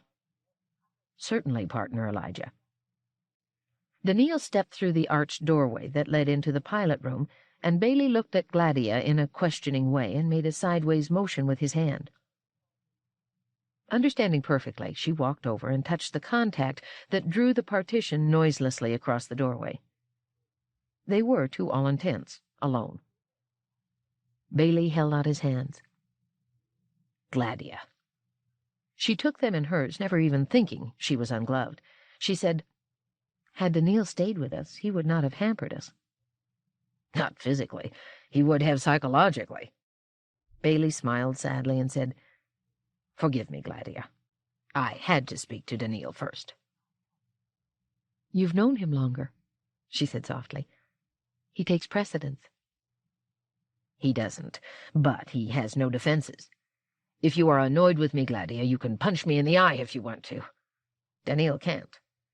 I can ignore him, order him away, treat him as though he were a robot, and he would be compelled to obey and be the same loyal and uncomplaining partner." "The fact is that he is a robot, Elijah." "Never to me, Gladia. My mind knows he is a robot and has no feelings in the human fashion, but my heart considers him human, and I must treat him so. I would ask Dr. Fastolf to let me take Daneel with me, but no robots are allowed on the new settler worlds." "Would you dream of taking me with you, Elijah?" "No spacers either. It seems you Earthmen are as unreasoningly exclusive as we spacers are." Elijah nodded glumly. "Madness on both sides. But even if we were sane, I would not take you. You could not stand the life, and I'd never be sure that your immune mechanisms would build up properly. I'd be afraid that you would either die quickly of some minor infection, or that you would live too long and watch our generations die. Forgive me, Gladia." "For what, dear Elijah?" "For this." He put out his hands, palms upward to either side. "For asking to see you." "But I'm glad you did. I wanted to see you." He said, "I know. I tried not to see you, but the thought of being in space and of not stopping at Aurora tore me apart. And yet it does no good, Gladia. It just means another leave-taking, and that will tear me apart too.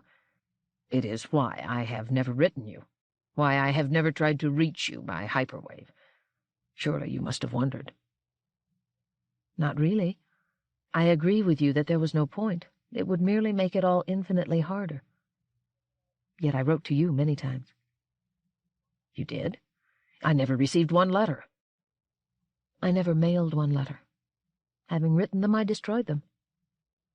But why? Because, Elijah, no private letter can be sent from Aurora to Earth without passing through the hands of the censor, and I wrote you not one letter that I was willing to let the censor see. Had you sent me a letter, I assure you that not one would have gotten through to me, however innocent it might have been. I thought that was why I never received a letter. Now that I know you weren't aware of the situation, I am extraordinarily glad that you were not so foolish as to try to remain in touch with me. You would have misunderstood my never answering your letters. Bailey stared at her. How is it I see you now? Not legally, I assure you. I am using Dr. Fastoff's private ship, so I passed by the border guards without being challenged. Had this ship not been Dr. Fastoff's, I would have been stopped and sent back. I assumed you understood that, too, and that was why you were in touch with Dr. Fastoff and didn't try to reach me directly. I understood nothing. I sit here amazed at the double ignorance that kept me safe. Triple ignorance, for I didn't know the proper hyperwave combination to reach you directly, and I couldn't face the difficulty of trying to find the combination on Earth. I couldn't have done it privately, and there was already sufficient comment all over the galaxy about you and me, thanks to that foolish hyperwave drama they put on the subwaves after Solaria. Otherwise, I promise you I would have tried. I had Dr. Fastoff's combination, however, and once I was in orbit around Aurora, I contacted him at once. In any case, we're here. She sat down on the side of her bunk and held out her hands. Bailey took them and tried to sit down on a stool, which he had hitched one foot over, but she drew him insistently toward the bunk, and he sat down beside her. He said awkwardly, "How is it with you, Gladia?" "Quite well. And you, Elijah?" "I grow old. I have just celebrated my 50th birthday 3 weeks ago." 50 is not—" She stopped. "For an Earthman, it's old. We're short-lived, you know." "Even for an Earthman, 50 is not old. You haven't changed." "It's kind of you to say so, but I can tell where the creeks have multiplied." "Gladia." "Yes, Elijah?" "I must ask you, have you and Santirix Gramianus—" Gladia smiled and nodded. "He is my husband. I took your advice." "And has it worked out well?" "Well enough. Life is pleasant." "Good. I hope it lasts." "Nothing lasts for centuries, Elijah, but it could last for years, perhaps even for decades." "Any children?" "Not yet." "But what about your family, my married man? Your son, your wife?" "Bentley moved out to the settlements 2 years ago. In fact, I'll be joining him. He's an official on the world I'm heading for. He's only 24 and he's looked up to already." Bailey's eyes danced. "I think I'll have to address him as Your Honor, in public anyway." "Excellent. And Mrs. Bailey, is she with you?" "Jessie?" "No, she won't leave Earth. I told her that we would be living in domes for a considerable time, so that it really wouldn't be so different from Earth. Primitive, of course. Still, she may change her mind in time. I'll make it as comfortable as possible, and once I've settled down, I'll ask Bentley to go to Earth and gather her in. She may be lonely enough by then to be willing to come. We'll see." "But meanwhile, you're alone." "There are over 100 other immigrants on the ship, so I'm not really alone." "They are on the other side of the docking wall, however." "And I'm alone, too." Bailey cast a brief, involuntary look toward the pilot room, and Gladia said, "Except for Daneel, of course, who's on the other side of that door, and who is a robot, no matter how intensely you think of him as a person. And surely you haven't asked to see me only that we might ask after each other's families." Bailey's face grew solemn, almost anxious. "I can't ask you." "Then I ask you. This bunk is not really designed with sexual activity in mind, but you'll chance the possibility of falling out of it, I hope." Bailey said hesitantly, "Gladia, I can't deny that—" "Oh, Elijah, don't go into a long dissertation in order to satisfy the needs of your Earth morality. I offer myself to you in accord with Auroran custom. It's your clear right to refuse, and I will have no right to question the refusal, except that I would question it most forcefully. I have decided that the right to refuse belongs only to Aurorans. I won't take it from an Earthman." Bailey sighed. "I'm no longer an Earthman, Gladia." "I am even less likely to take it from a miserable immigrant heading out for a barbarian planet on which he will have to cower under a dome." "Elijah, we have had so little time, and we have so little time now, and I may never see you again. This meeting is so totally unexpected that it would be a cosmic crime to toss it away." "Gladia, do you really want an old man?" "Elijah, do you really want me to beg?" "But I'm ashamed." "Then close your eyes." "I mean, of myself, of my decrepit body." "Then suffer. Your foolish opinion of yourself has nothing to do with me." And she put her arms about him, even as the seam of her robe fell apart. 5C. Gladia was aware of a number of things, all simultaneously. She was aware of the wonder of constancy, for Elijah was, as she had remembered him. The lapse of 5 years had not changed matters. She had not been living in the glow of a memory-intensified glitter. He was Elijah. She was aware also of the puzzle of difference.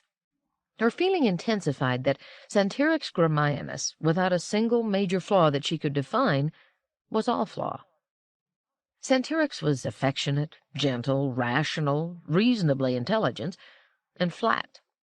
Why he was flat she could not say, but nothing he did or said could rouse her as Bailey did, even when he did and said nothing.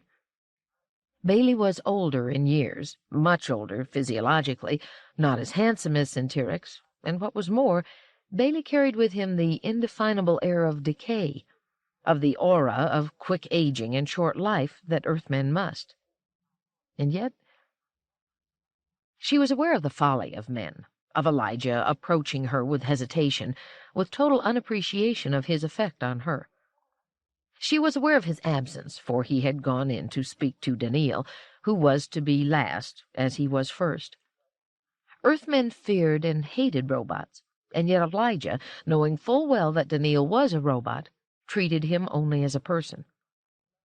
Spacers, on the other hand, who loved robots and were never comfortable in their absence, would never think of them as anything but machines. Most of all she was aware of time.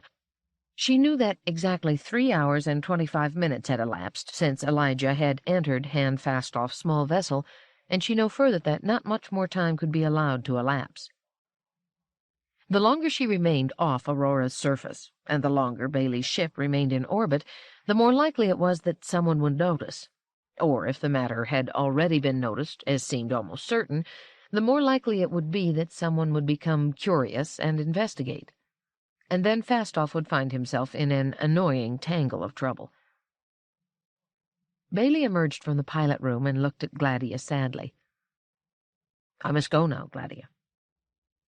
"I know that well." Bailey said, "Daneel will take care of you. He will be your friend as well as protector, and you must be a friend to him, for my sake. But it is Giskard I want you to listen to. Let him be your adviser." Gladia frowned. "Why Giskard? I'm not sure I like him." "I do not ask you to like him. I ask you to trust him." "But why, Elijah?" "I can't tell you that. In this you must trust me, too." They looked at each other and said no more. It was as though silence made time stop, allowed them to hold on to the seconds and keep them motionless. But it could only work so long. Bailey said, "You don't regret?" Gladia whispered, How could I regret, when I may never see you again? Bailey made as though to answer that, but she put her small, clenched fist against his mouth. Don't lie uselessly, she said. I may never see you again. And she never did. Never. 6. It was with pain that she felt herself drag across the dead waste of years into the present once more. I never did, she thought. Never. She had protected herself against the bittersweet for so long, and now she had plunged into it, more bitter than sweet, because she had seen this person, this Mandamus, because Giskard had asked her to, and because she was compelled to trust Giskard. It was his last request. She focused on the present. How much time had elapsed? Mandamus was looking at her coldly. He said, "From your reaction, Madame Gladia, I gather that it is true. You could not have said so more plainly." What is true? What are you talking about? That you saw the Earthman, Elijah Bailey, 5 years after his visit to Aurora. His ship was in orbit about Aurora. You traveled up to see him, and were with him about the time you conceived your son. What evidence do you have for that? Madam, it was not totally a secret. The Earthman's ship was detected in orbit. Fastoff's yacht was detected in its flight. It was observed to dock. It was not Fastoff who was on board the yacht, so the presumption was that it was you. Dr. Fastoff's influence was sufficient to keep it off the record. If it is off the record, there is no evidence. Nevertheless, Dr. Amadiro has spent the last 2/3 of his life following Dr. Fastoff's movements with the eyes of detestation. There were always government officials who were heart and soul with Dr. Amadiro's policy of reserving the galaxy for the spacers, and they would quietly report to him anything they thought he would like to know. Dr. Amadiro learned of your little escapade almost as soon as it happened. It is still not evidence. The unsupported word of a minor official currying favor is of no account. Amadiro did nothing because even he knew he had no evidence. No evidence with which he could charge anyone with even a misdemeanor. No evidence with which he could trouble Fastoff, but evidence enough to suspect me of being a descendant of Bailey's, and to cripple my career therefore. Gladia said bitterly, "You may cease being troubled. My son is the son of Santirix Gramianus, a true Auroran, and it is from this son of Gramianus that you are descended." Convince me of it, madam. I ask nothing better. Convince me that you fired up into orbit, and that you spent hours alone with the Earthman, and that during that time you talked. Politics, perhaps, discussed old times and mutual friends, told funny stories, and never touched each other. Convince me. What we did not matter, so spare me your sarcasm. At the time I saw him, I was already pregnant by my then-husband.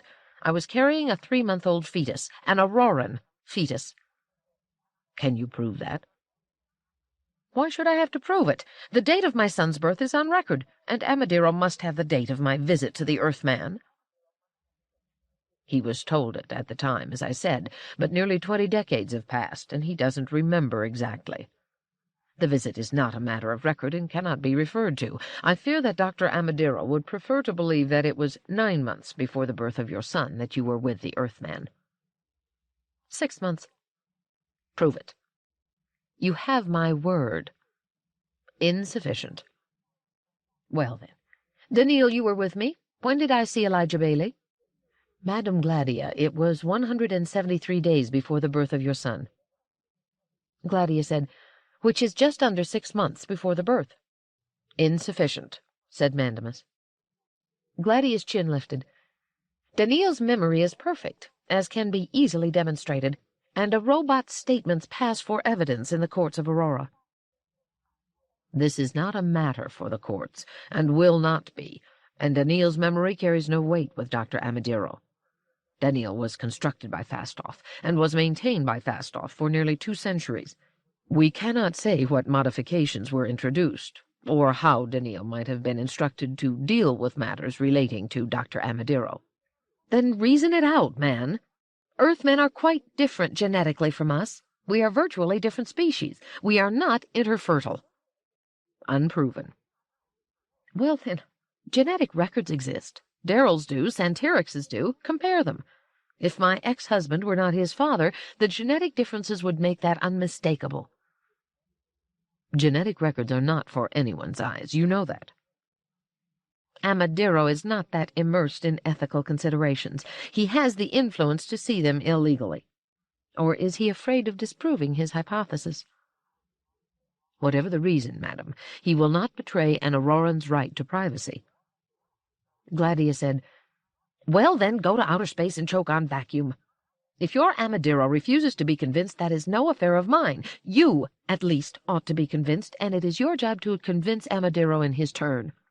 If you cannot, and if your career does not move onward as you would like to have it do, please be assured that this is entirely and intensely no concern of mine. That does not surprise me. I expect nothing more. And for that matter, I am convinced. I was merely hoping that you would give me some material with which to convince Dr. Amadiro. You haven't. Gladia shrugged with disdain. I will use other methods, then, said Mandamus. I'm glad you have them, Gladia said coldly. Mandamus said in a low voice, almost as though he were unaware of the presence of anyone else, So am I. There are powerful methods remaining to me. Good. I suggest you try blackmail on Amadiro. He must have much to be blackmailed for.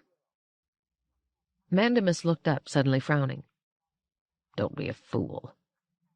Gladia said, You may go now. I think I have had all of you I wish to endure. Out of my establishment. Mandamus lifted his arms. Wait. I told you at the start that there were 2 reasons for seeing you. One a personal matter, and one a matter of state. I have spent too long a time on the first, but I must request 5 minutes to discuss the second. I'll give you no more than 5 minutes. There is someone else who wants to see you, an Earthman, or at least a member of one of the settler worlds, a descendant of Earth people. Tell him, said Gladia, that neither Earth people nor their settler descendants are allowed on Aurora, and send him away. Why do I have to see him? Unfortunately, madam, in the last 2 centuries the balance of power has shifted somewhat. These Earth people have more worlds than we have, and have always had a far larger population. They have more ships, even though those are not as advanced as ours, and because of their short lives and their fecundity, they are apparently far readier to die than we are. I don't believe that last. Mandamus smiled tightly. Why not? 8 decades mean less than 40 do. In any case, we must treat them politely, far more politely than we ever had to in Elijah Bailey's day. If it is any comfort to you, it is the policies of Fastoff that have created this situation. For whom do you speak, by the way? Is it Amadiro who must now bring himself to be polite to settlers? No, it is the council, actually. Are you the spokesman for the council?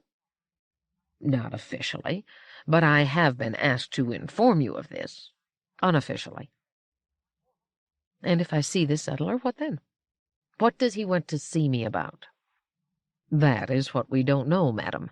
We count on you to tell us. You are to see him, find out what he wants, and report to us. Who is us? As I said, the council. The settler will be here at your establishment this evening. You seem to assume that I have no choice but to take on this position as informer. Mandamus rose to his feet, clearly done with his mission. You will not be an informer. You owe nothing to this settler. You are merely reporting to your government, as a loyal Auroran citizen should be willing, even eager, to do. You would not want the council to suppose that your Solarian birth in any way dilutes your Auroran patriotism.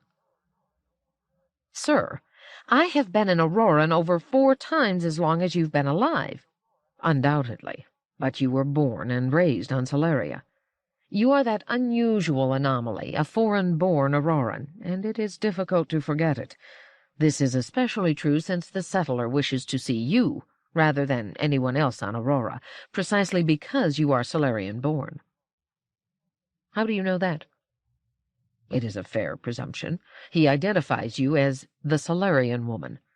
We are curious as to why that should mean anything to him, now that Solaria no longer exists. Ask him. We prefer to ask you, after you ask him. I must ask permission to leave now, and I thank you for your hospitality. Gladia nodded stiffly. I grant you your permission to leave with better will than I granted you my hospitality. Mandamus stepped toward the hallway that led to the main entrance, followed closely by his robots. He paused just before leaving the room, turned and said, I had almost forgotten. Yes? The settler who wishes to see you has a surname that, by a peculiar coincidence, is Bailey. Chapter 3. The Crisis. 7. Daneel and Giskard, with robotic courtesy, saw Mandamus and his robots off the grounds of the establishment. Then, since they were outside, they toured the grounds, made certain that the lesser robots were in their places, and took note of the weather. Cloudy and a bit cooler than seasonal. Daneel said, Dr. Mandamus admitted openly that the settler worlds are now stronger than the spacer worlds. I would not have expected him to do that. Giskard said, Nor I. I was certain that the settlers would increase in strength as compared with the spacers, because Elijah Bailey had predicted it many decades ago, but I could see no way of determining when the fact would become obvious to the Auroran Council. It seemed to me that social inertia would keep the Council firmly convinced of spacers' superiority long after that had vanished, but I could not calculate for how long they would continue to delude themselves. I am astonished that partner Elijah foresaw this so long ago. Human beings have ways of thinking about human beings that we have not. Had Giskard been human, the remark might have been made with regret or envy, but since he was a robot, it was merely factual. He went on, I have tried to gain the knowledge, if not the way of thinking, by reading human history in great detail. Surely, somewhere in the long tale of human events, there must be buried the laws of humanics that are equivalent to our 3 laws of robotics. Daneel said, Madame Gladia once told me that this hope was an impossible one. So that may be, friend Daneel, for though it seems to me such laws of humanics must exist, I cannot find them. Every generalization I try to make, however broad and simple, has its numerous exceptions. Yet, if such laws existed, and if I could find them, I could understand human beings better, and be more confident that I am obeying the 3 laws in better fashion. Since partner Elijah understood human beings, he must have had some knowledge of the laws of humanics. Presumably. But this he knew through something that human beings call intuition, a word I don't understand, signifying a concept I know nothing of. Presumably it lies beyond reason, and I have only reason at my command. 7a. That and memory. Memory that did not work after the human fashion, of course. It lacked the imperfect recall, the fuzziness, the additions and subtractions dictated by wishful thinking and self-interest, to say nothing of the lingerings and lacunae and backtracking that can turn memory into hours-long daydreaming. It was robotic memory, taking off the events exactly as they had happened, but in vastly hastened fashion. The seconds reeled off in nanoseconds, so that days of events could be relived with such rapid precision as to introduce no perceptible gap in a conversation. As Giskard had done innumerable times before, he relived that visit to Earth, always seeking for understanding of Elijah Bailey's casual ability to foresee the future, always failing to find it. Earth. Fastoff had come to Earth in an Auroran warship with a full complement of fellow passengers, both human and robot. Once in orbit, however, it was only Fastoff who took the module in for a landing. Injections had stimulated his immune mechanism, and he wore the necessary gloves, coveralls, contact lenses, and nose plugs. He felt quite safe as a result, but no other Auroran was willing to go along as part of a delegation. This Fastoff shrugged off, since it seemed to him, as he later explained to Giskard, that he would be more welcome if he came alone. A delegation would disagreeably remind Earth of the bad old days, to them, of Spacetown, when spacers had a permanent base on Earth and directly dominated the world. With him, Fastoff brought Giskard, however. To have arrived without any robots would have been unthinkable, even for Fastoff. To have arrived with more than one would have put a strain on the increasingly anti-robot Earthmen he hoped to see, and with whom he intended to negotiate. To begin with, of course, he would meet with Bailey, who would be his liaison with Earth and its people. That was the rational excuse for the meeting. The real excuse was simply that Fastoff wanted very much to see Bailey again. He certainly owed him enough. That Giskard wanted to see Bailey, and that he very slightly tightened the emotion and impulse in Fastoff's brain to bring that about, Fastoff had no way of knowing, or even imagining. Bailey was waiting for them at the time of landing, and with him was a small group of Earth officials, so that there was a tedious passage of time, during which politeness and protocol had its innings. It was some hours before Bailey and Fastoff could get away by themselves, and it might not have happened that soon but for Giskard's quiet and unfelt interference, with just a touch at the minds of the more important of those officials who were distinctly bored. It was always safe to confine oneself to accentuating an emotion that already existed. It could almost never bring harm. Bailey and Fastoff sat in the smallness of a private dining room that was ordinarily available only to high government officials.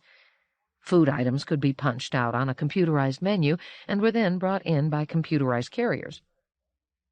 Fastoff smiled. "Very advanced," he said. "But these carriers are merely specialized robots. I'm surprised Earth uses them. They are not of spacer manufacture, surely?" "No, they're not," said Bailey solemnly. "Homegrown, so to speak. This is only for use at the top, and it's my first chance ever to experience it. I'm not likely to do so again." "You may be elected to high office some day, and then experience this sort of thing daily." "Never," said Bailey. The dishes were put before each of them, and the carrier was even sophisticated enough to ignore Giskard, who stood impassively behind Fastoff's chair. For a while Bailey ate silently, and then, with a certain shyness, he said, "It is good to see you again, Dr. Fastoff." "The pleasure is as much mine. I haven't forgotten that 2 years ago, when you were on Aurora, you managed to free me of the suspicion of the destruction of the robot Jander, and to turn the tables neatly on my overconfident opponent, the good Amadiro." "I still shake when I think of it," said Bailey. "And greetings to you too, Giskard. I trust you haven't forgotten me." "That would be quite impossible, sir," said Giskard. "Good. Well, Doctor, I trust the political situation on Aurora continues to be favorable. The news here would make it seem so, but I don't trust Earth analysis of Auroran affairs." "You may, at the moment. My party is in firm control of the council. Amadiro maintains a sullen opposition, but I suspect it will be years before his people recover from the blow you gave them. But how are things with you and with Earth?" "Well enough. Tell me, Dr. Fastoff." Bailey's face twitched slightly, as though with embarrassment. "Have you brought Daneel with you?" Fastoff said slowly, "I'm sorry, Bailey. I did, but I left him back on the ship. I felt it might not be politic to be accompanied by a robot who looked so much like a human being. With Earth as anti-robot as it has become, I felt a humanoid robot might seem a deliberate provocation to them." Bailey sighed. "I understand." Fastoff said, "Is it true that your government is planning to prohibit the use of robots within the cities?" "I suspect it will soon come to that, with a period of grace, of course, to minimize financial loss and inconvenience. Robots will be restricted to the countryside, where they are needed for agriculture and mining. There, too, they may eventually be phased out, and the plan is to have no robots at all on the New Worlds." "Since you mention the New Worlds, has your son left Earth yet?" "Yes, a few months ago. We have heard from him, and he's arrived at a New World safely, along with several hundred settlers, as they call themselves. The world has some native vegetation upon it and a low-oxygen atmosphere. Apparently, with time, it can be made quite Earth-like. Meanwhile, some makeshift domes have been put up, new settlers are advertised for, and everyone is busily engaged in terraforming. Bentley's letters and occasional hyperwave contact are very hopeful, but they don't keep his mother from missing him badly. And will you be going there, Bailey? I'm not sure that living on a strange world under a dome is my idea of happiness, Dr. Fastolf.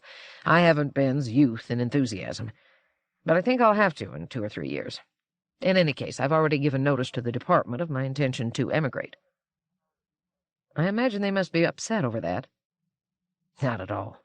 They say they are, but they're glad to get rid of me. I'm too notorious. And how does Earth's government react to this drive for expansion into the galaxy? Nervously. They do not forbid it altogether, but certainly they are not cooperative. They continue to suspect that the Spacers are opposed to it and will do something unpleasant to stop it. Social inertia, said Fastolf. They judge us according to our behavior of years past. Surely we have made it plain that we now encourage Earth's colonization of new planets, and that we intend to colonize new planets of our own. I hope you explain this to our government, then. But, Dr. Fastolf, another question on a smaller point. How is— And with that he stalled. Gladia, said Fastolf, hiding his amusement. Have you forgotten her name? No, I merely hesitated to— She's well, said Fastolf, and living comfortably. She has asked me to remember her to you, but I imagine you need no nudging to recall her to mind. The fact of her Solarian origin is not used against her, I hope. No, nor is her role in the undoing of Dr. Amadiro. Rather the reverse. I take care of her, I assure you, and yet I do not care to allow you to get off the subject altogether, Bailey. What if Earth's officialdom continues to be opposed to immigration and expansion? Could the process continue, despite such opposition? Possibly, said Bailey, but not certainly. There's substantial opposition among Earthmen generally. It's hard to break away from the huge underground cities that are our homes. Your wombs. Or our wombs, if you prefer. Going to new worlds and having to live with the most primitive facilities for decades, never seeing comfort in one's own lifetime, that is difficult. When I think of it sometimes, I just decide not to go, especially if I'm passing a sleepless night. I've decided not to go 100 times, and one day I may just stick to that decision, and if I have trouble when, in a way, I originated the entire notion, then who else is likely to go freely and gladly? Without government encouragement, or, to be brutally frank, without the government shoe applied to the seat of the pants of the population, the whole project may fail. Fastolf nodded. I will try to persuade your government, but if I fail? Bailey said in a low voice, if you fail, and if, therefore, our people fail, there remains only one alternative. The Spacers themselves must settle the galaxy. The job must be done. And will you be content to see the Spacers expand and fill the galaxy, while the Earth people remain on their single planet? Not content at all, but it would be better than the present situation of no expansion by either. Many centuries ago, Earth people flocked to the stars, established some of the worlds that are now called Spacer worlds, and those first few colonized others. It has been a long time, however, since either the Spacers or Earth people have successfully settled and developed a new world. That must not be permitted to continue. I agree. But what is your reason for wanting expansion, Bailey? I feel that, without expansion of some sort, humanity cannot advance. It doesn't have to be geographical expansion, but that is the clearest way of inducing other kinds of expansion as well. If geographical expansion can be undertaken in a fashion that is not at the expense of other intelligent beings, if there are empty spaces into which to expand, then why not? To resist expansion under such circumstances is to ensure decay. You see those alternatives, then? Expansion and advancement, non-expansion and decay? Yes, I believe so. Therefore, if Earth refuses expansion, then Spacers must accept it. Humanity, whether in the form of Earth people or Spacers, must expand. I would like to see Earth people undertake the task, but, failing that, spacer expansion is better than no expansion at all. One alternative or the other. And if one expands but not the other? Then the expanding society will become steadily stronger, and the non-expanding one steadily weaker. Are you certain of that? It would be unavoidable, I think. Fastolf nodded. Actually, I agree. It is why I am trying to persuade both Earth people and spacers to expand in advance. That is a third alternative, and, I think, the best. 7b. Memory flickered past the days that followed. Incredible mobs of people moving ceaselessly past each other in streams and eddies, racing expressways being mounted and dismounted, endless conferences with innumerable officials, minds in crowds. Particularly minds in crowds. Minds in crowds so thick that Giskard could not isolate individuals. Mass minds mixing and melting together into a vast pulsating grayness, with all that was detectable being the periodic sparks of suspicion and dislike that shot outward every time one of the multitude paused to look at him. Only when Fastolf was in conference with a few officials could Giskard deal with the individual mind, and that, of course, was when it counted. Memory slowed at one point near the end of the stay on Earth, when Giskard could finally maneuver a time alone with Bailey again. Giskard adjusted a few minds minimally in order to make certain there would be no interruption for some time. Bailey said apologetically, "I haven't really been ignoring you, Giskard. I simply haven't had the opportunity to be alone with you. I don't rate highly on Earth, and I cannot order my comings and goings." "I have, of course, understood that, sir, but we will have some time together now." "Good. Dr. Fastolf tells me that Gladia is doing well. He may be saying that out of kindness, knowing that that is what I want to hear. I order you to be truthful, however. Is Gladia, in fact, doing well?" "Dr. Fastolf has told you the truth, sir." "And you remember, I hope, my request, when I last saw you on Aurora, that you guard Gladia and protect her from harm?" "Friend Daneel and I, sir, are both mindful of your request. I have arranged it so that when Dr. Fastolf is no longer alive, both friend Daneel and I will become part of Madame Gladia's establishment. We will then be in an even better position to keep her from harm." "That," said Bailey sadly, "will be after my time." "I understand that, sir, and regret it." "Yes. But it can't be helped, and a crisis will come, or may come, even before that, and yet still be after my time." "What is it, sir, that you have in mind? What is this crisis?" "Giskard, it is a crisis that may arise because Dr. Fastolf is a surprisingly persuasive person. Or else there is some other factor associated with him that is accomplishing the task." "Sir?" "Every official that Dr. Fastolf has seen and interviewed now seems to be enthusiastically in favor of emigration. They were not in favor earlier, or if they were, it was with strong reservations, and once the opinion-making leaders are in favor, others are sure to follow. This will spread like an epidemic." "Is this not what you wish, sir?"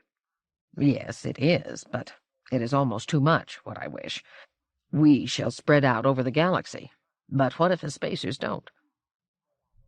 "Why should they not?" "I don't know.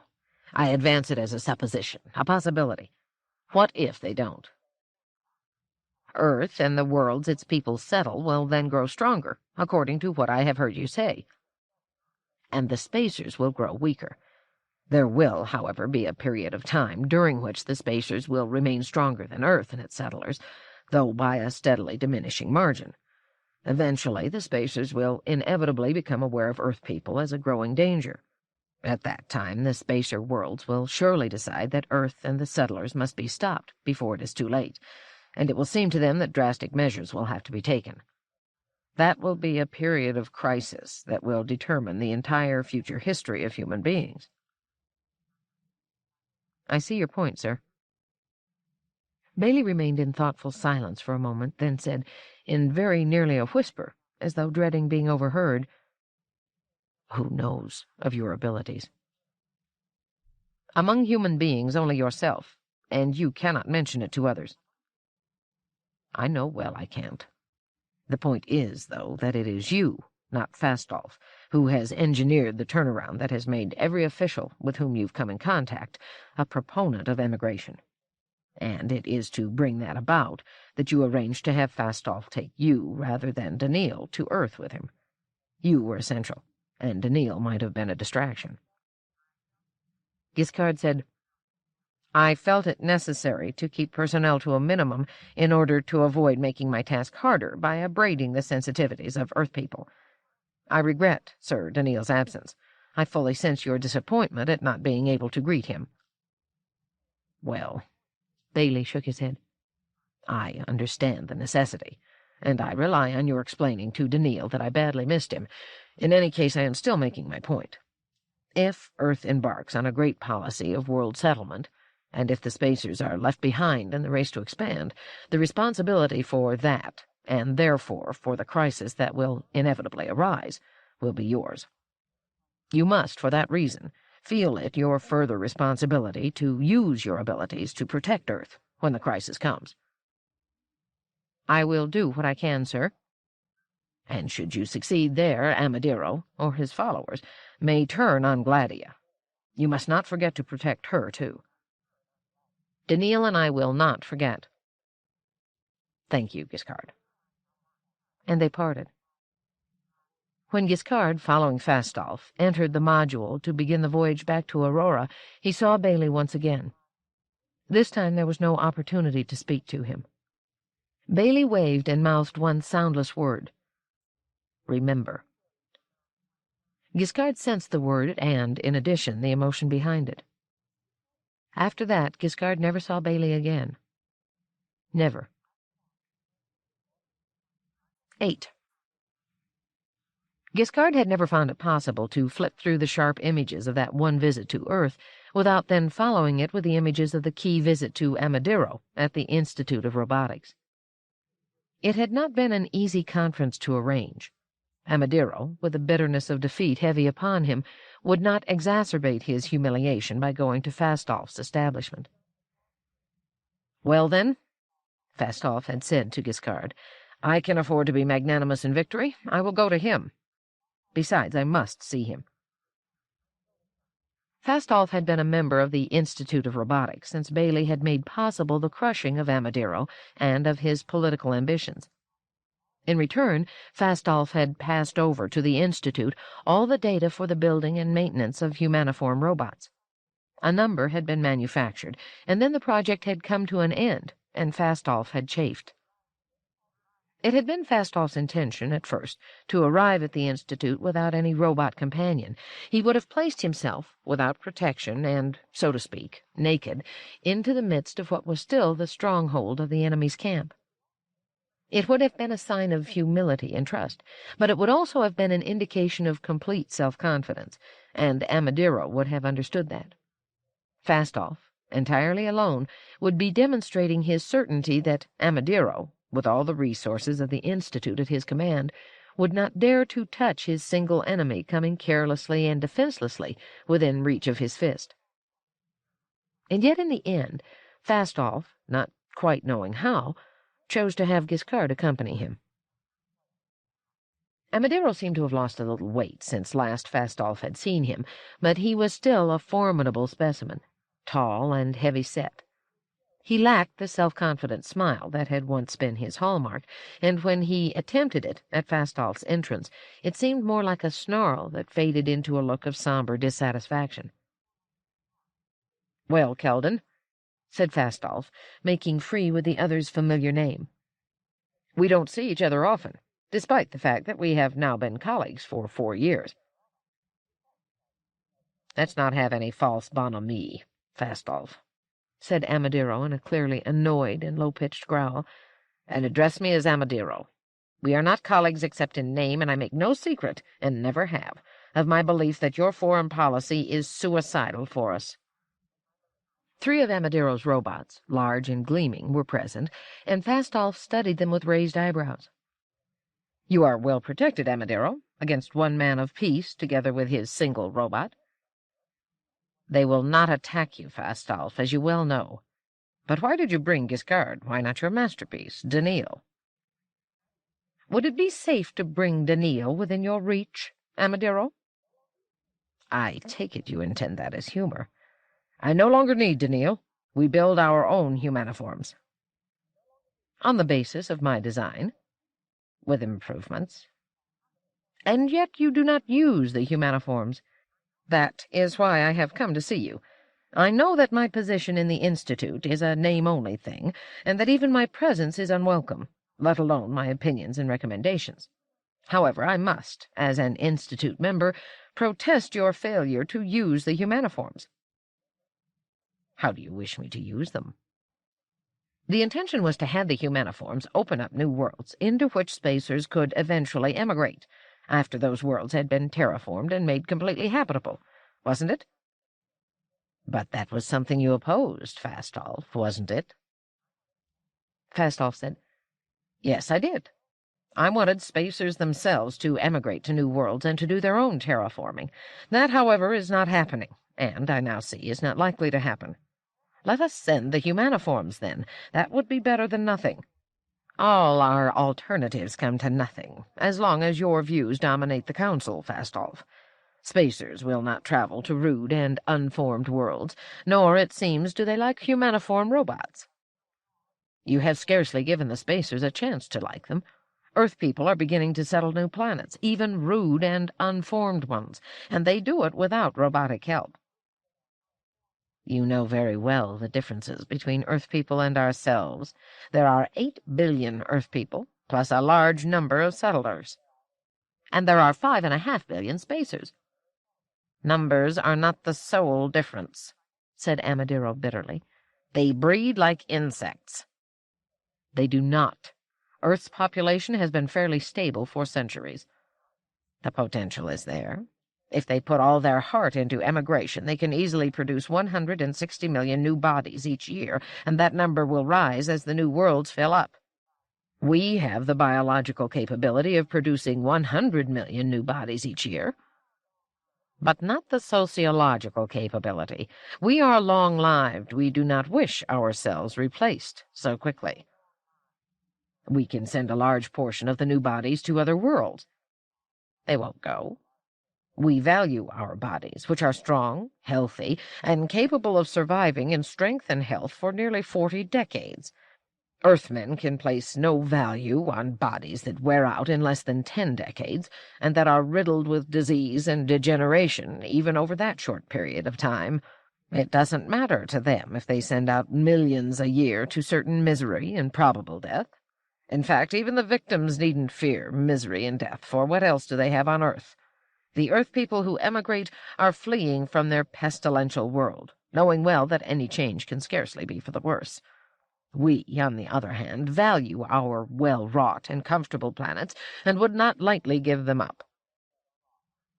Fastolf sighed and said, I've heard all these arguments so often. May I point out the simple fact, Amadiro, that Aurora was originally a rude and unformed world that had to be terraformed into acceptability, and that so was every spacer world? Amadiro said, And I have heard all your arguments to the point of nausea, but I will not weary of answering them. Aurora may have been primitive when first settled, but Aurora was settled by Earth people, and other spacer worlds, when not settled by Earth people, were settled by spacers that had not yet outgrown their Earth heritage. The times are no longer suitable for that. What could be done then cannot be done now. Amadiro lifted a corner of his mouth in a snarl and went on, No, Fastolf.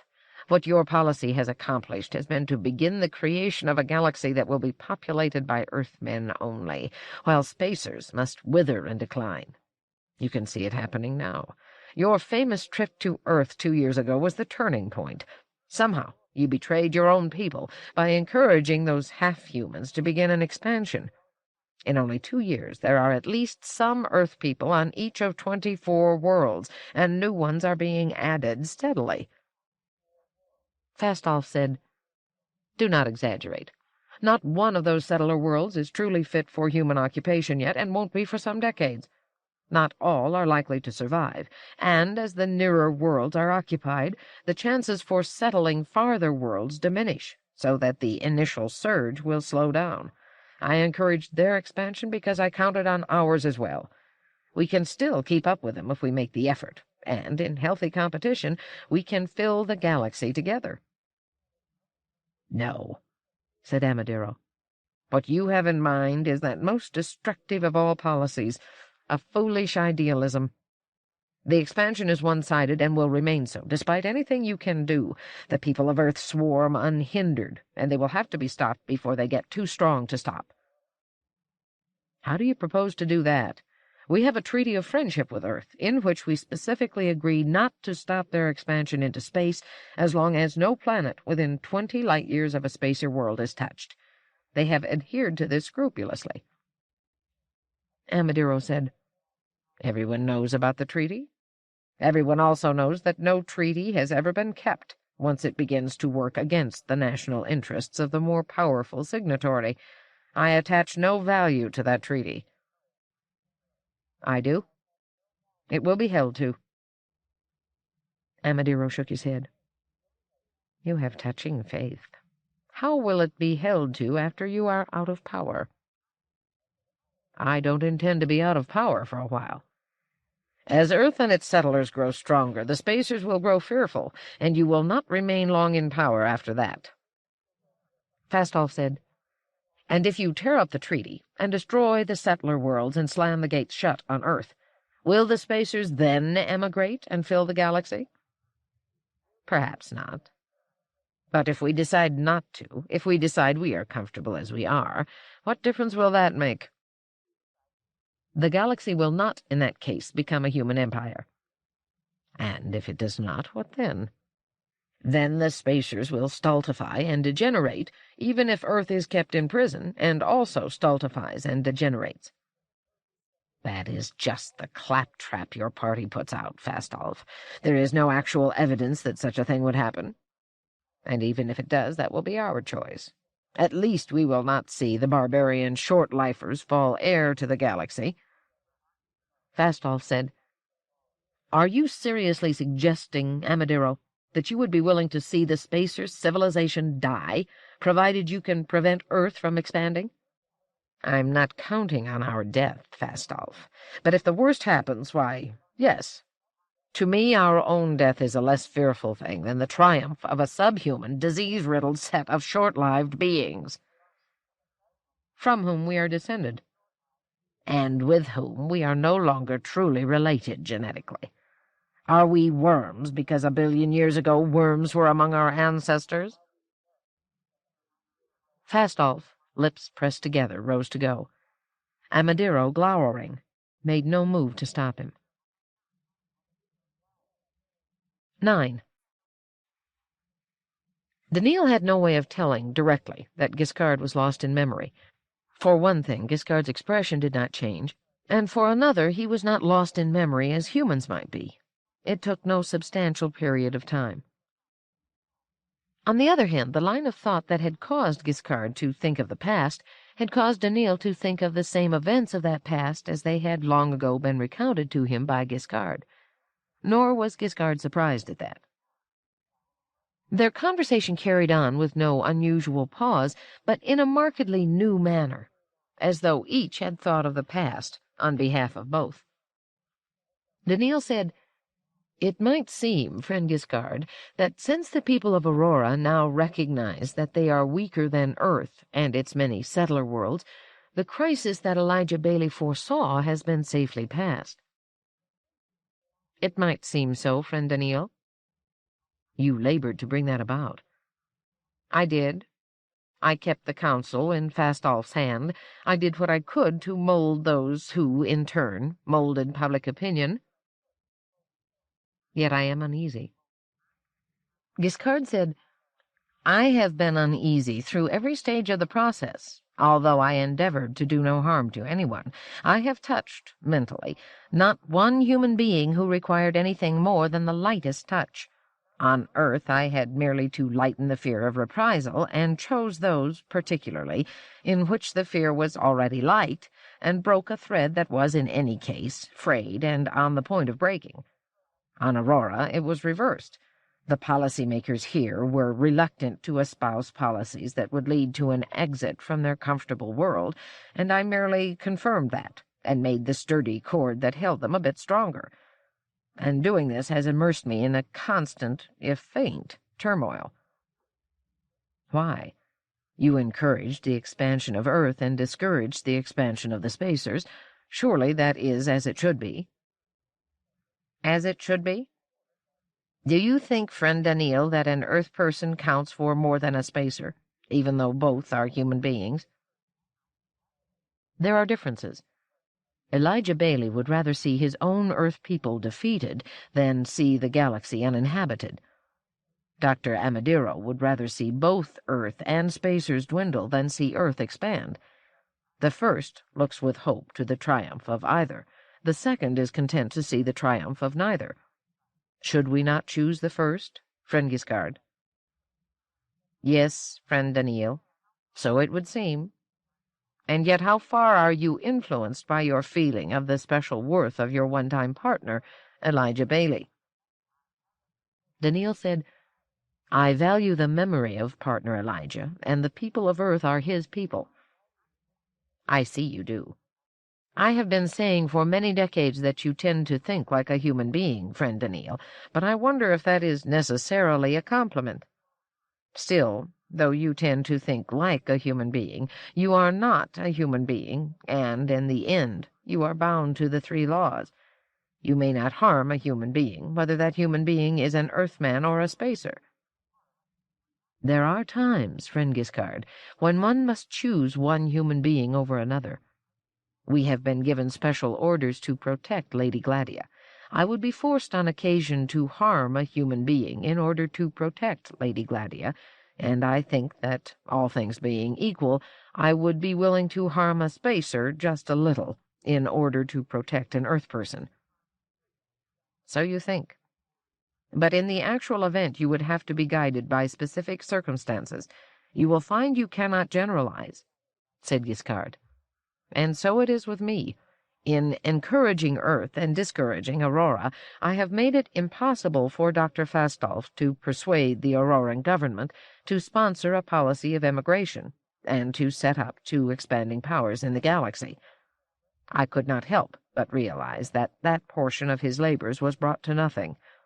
This was bound to fill him with gathering despair, and perhaps it hastened his death. I have felt this in his mind, and that has been painful. And yet, friend Daneel— Giskard paused, and Daneel said, Yes. To have not done as I had done might have greatly lowered Earth's ability to expand, without greatly improving Aurora's moves in that direction. Dr. Fastolf would then have been frustrated in both ways, Earth and Aurora, and would moreover have been ousted from his seat of power by Dr. Amadiro. His sense of frustration would have been greater. It was Dr. Fastolf, during his lifetime, to whom I owed my greatest loyalty, and I chose that course of action which frustrated him less, without measurably harming other individuals I dealt with. If Dr. Fastolf was continually disturbed by his inability to persuade Aurorans, and Spacers generally, to expand to new worlds, he was at least delighted by the activity of the emigrating Earth people. Could you not have encouraged both the people of Earth and of Aurora, friend Giskard, and thus have satisfied Dr. Fastolf in both respects? That, of course, had occurred to me, friend Daneel. I considered the possibility and decided it would not do. I could encourage Earth people to emigrate by means of a trifling change that would do no harm. To have attempted the same for Aurorans would have required a great enough change to do much harm. The first law prevented that. A pity. True. Think what might have been done if I could have radically altered the mindset of Dr. Amadiro. Yet how could I have changed his fixed determination to oppose Dr. Fastolf? It would have been much like trying to force his head to make a 180-degree turn. So complete a turnabout of either the head itself or its emotional content would kill with, I think, equal efficiency.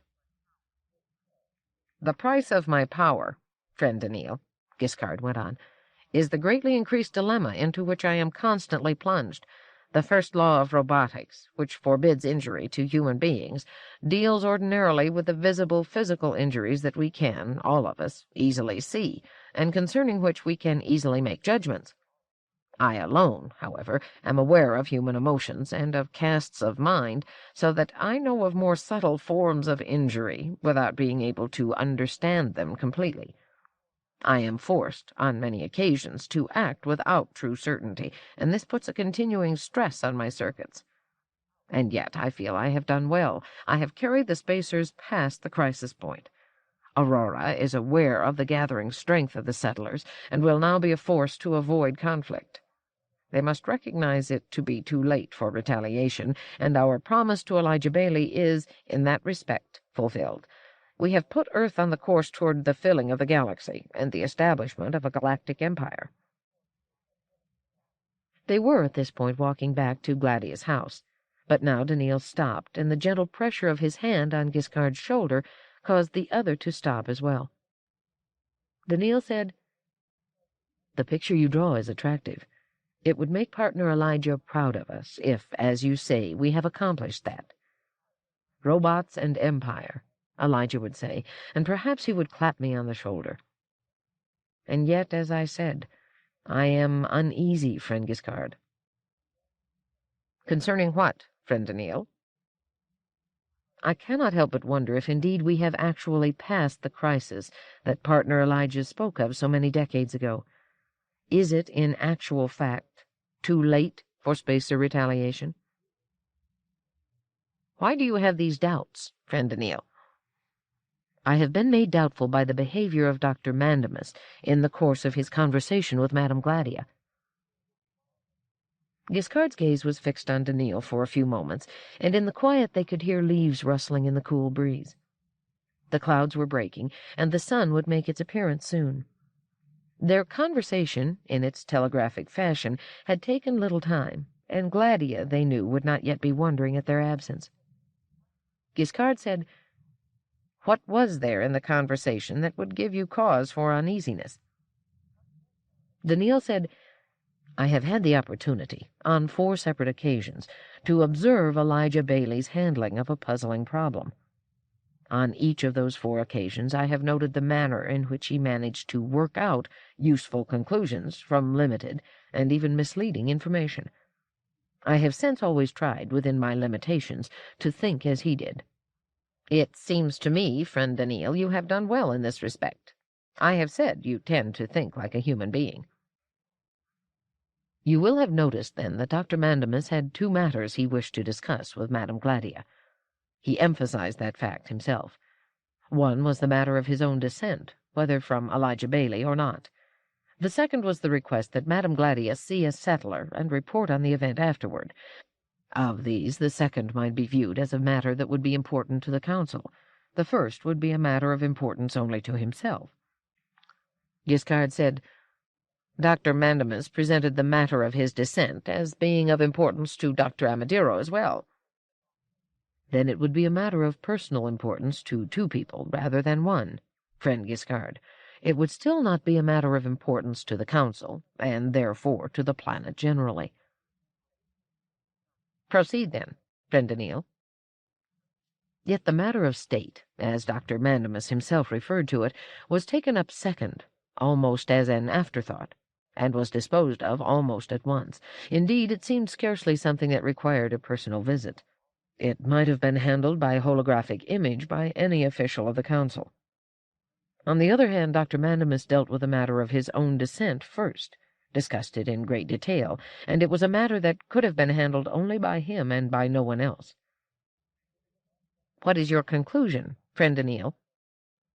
"I believe that the matter of the settler was seized upon by Dr. Mandamus as an excuse for a personal conversation with Madame Gladia, in order that he might discuss his descent in privacy. It was the matter of his descent, and nothing else, that truly interested him. Is there any way you can support that conclusion, friend Giskard?" Aurora's sun had not yet emerged from the clouds, and the faint glow of Giskard's eyes was visible. He said, "The tension in Dr. Mandemus's mind was indeed measurably stronger in the first part of the interview than in the second. That may serve as corroboration, perhaps, friend Daneel." Daneel said, "Then we must ask ourselves why the question of Dr. Mandemus's descent should be a matter of such importance to him." Giskard said, "Dr. Mandemus explained that. It is only by demonstrating that he is not descended from Elijah Bailey that his road to advancement is open. Dr. Amadero, upon whose goodwill he is dependent, would turn against him absolutely if he were a descendant of Mr. Bailey." "So he said, friend Giskard, but what took place during the interview argues against that." "Why do you say so? Please continue thinking like a human being, friend Daneel. I find it instructive." Daneel said gravely, "Thank you, friend Giskard. Did you note that not one statement that Madame Gladia made concerning the impossibility of Dr. Mandemus's descent from partner Elijah was considered convincing? In every case, Dr. Mandemus said that Dr. Amadero would not accept the statement." "Yes? And what do you deduce from that?" "It seems to me that Dr. Mandemus was so convinced that Dr. Amadero would accept no argument against Elijah Bailey as ancestor that one must wonder why he should have bothered to ask Madame Gladia about the matter. He apparently knew from the start that it would be pointless to do so." "Perhaps, friend Daneel, but it is mere speculation. Can you supply a possible motive for his action, then?" "I can. I believe he inquired as to his descent, not to convince an implacable Dr. Amadero, but to convince himself." "In that case, why should he have mentioned Dr. Amadero at all? Why not simply have said, 'I wish to know'?" A small smile passed over Daneel's face, a change of expression of which the other robot would have been incapable. Daneel said, "Had he said, 'I wish to know,' to Madame Gladia, she would surely have replied that it was none of his business, and he would have discovered nothing. Madame Gladia, however, is as strongly opposed to Dr. Amadero as Dr. Amadero is to Elijah Bailey. Madame Gladia would be sure to take offense at any opinion strongly held by Dr. Amadero concerning her. She would be furious, even if the opinion were more or less true, but how much more, then, if it were absolutely false, as in this case? She would labor to demonstrate Dr. Amadero to be wrong, and would present every piece of evidence needed to achieve that end. In such a case, Dr. Mandemus's cold assurance that each piece of evidence was insufficient would but make her the angrier, and would drive her to further revelations. Dr. Mandemus's strategy was chosen to make certain he would learn the maximum from Madame Gladia, and at the end he was convinced that he did not have an Earthman as ancestor, at least not as recently as 20 decades ago. Amadero's feelings in this regard were not, I think, truly in question." Giskard said, "Friend Daneel, this is an interesting point of view, but it does not seem to be strongly founded. In what way can we conclude that it is no more than a guess on your part?" Daneel said, "Does it not seem to you, friend Giskard, that when Dr. Mandemus ended his inquiry into his descent, without having obtained sufficient evidence for Dr. Amadero, as he would have had us believe, that he should have been distinctly depressed and disheartened? By his own statement, this should have meant he had no chance for advancement, and would never gain the position as head of the Institute of Robotics. And yet it seemed to me that he was far from depressed, but was indeed jubilant. I can only judge by outward appearance, but you can do better. Tell me, friend Giskard, what was his mental attitude at the conclusion of this portion of his conversation with Madame Gladia?" Giskard said, "As I look back on it, it was not only jubilant, but triumphant, friend Daneel. You are right. Now that you have explained your process of thought, that sensation of triumph I detected clearly marks the accuracy of your reasoning. In fact, now that you have marked it all out, I find myself at a loss to account for my inability to see it for myself." That, friend Giskard, was on a number of occasions my reaction to the reasoning of Elijah Bailey. That I could carry through such reasoning on this occasion may be, in part, because of the strong stimulus of the existence of the present crisis. It forces me to think more cogently." "You underestimate yourself, friend Daneel. You have been thinking cogently for a long time. But why do you speak of a present crisis? Pause a moment and explain. How does one go from Dr. Mandemus's feeling of triumph at not being descended from Mr. Bailey to this crisis you speak of?"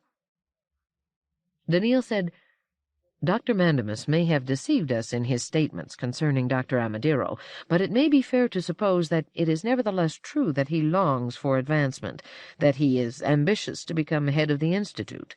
Is that not so, friend Giskard?"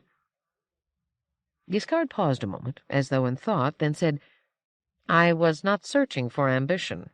I was studying his mind without particular purpose, and was aware of only surface manifestations. Yet there might have been flashes of ambition there when he spoke of advancement. I do not have strong grounds for agreeing with you, friend Daneel, but I have no grounds at all for disagreeing with you. Let us accept Dr. Mandemus as an ambitious man, then, and see where that takes us. Agreed?" "Agreed." Then does it not seem likely that his sense of triumph, once he was convinced that he was not descended from partner Elijah, arose from the fact that he felt his ambition could now be served? This would not be so, however, because of Dr. Amadiro's approval, since we have agreed that the Dr. Amadiro motif was introduced by Dr. Mandemus as a distraction. His ambition could now be served for some other reason. What other reason? There is none that arises out of compelling evidence, but I can suggest one as a matter of speculation. What if Dr. Mandemus knows something, or can do something that would lead to some huge success, one that would surely make him the next head? Remember that at the conclusion of the search into the manner of his descent, Dr. Mandemus said, "There are powerful methods remaining to me." Suppose that is true, but that he could only use those methods if he were not descended from partner Elijah. His jubilation over having been convinced of his non-descent would arise, then, from the fact that he could now use those methods and assure himself of great advancement. But what are these powerful methods, friend Daneel? Daneel said gravely, "We must continue to speculate. We know that Dr. Amadiro wants nothing so much as to defeat Earth and force it back to its earlier position of subservience to the spacer worlds. If Dr. Mandemus has a way of doing this, he can surely get anything he wants out of Dr. Amadiro, up to and including a guarantee of succession to the headship.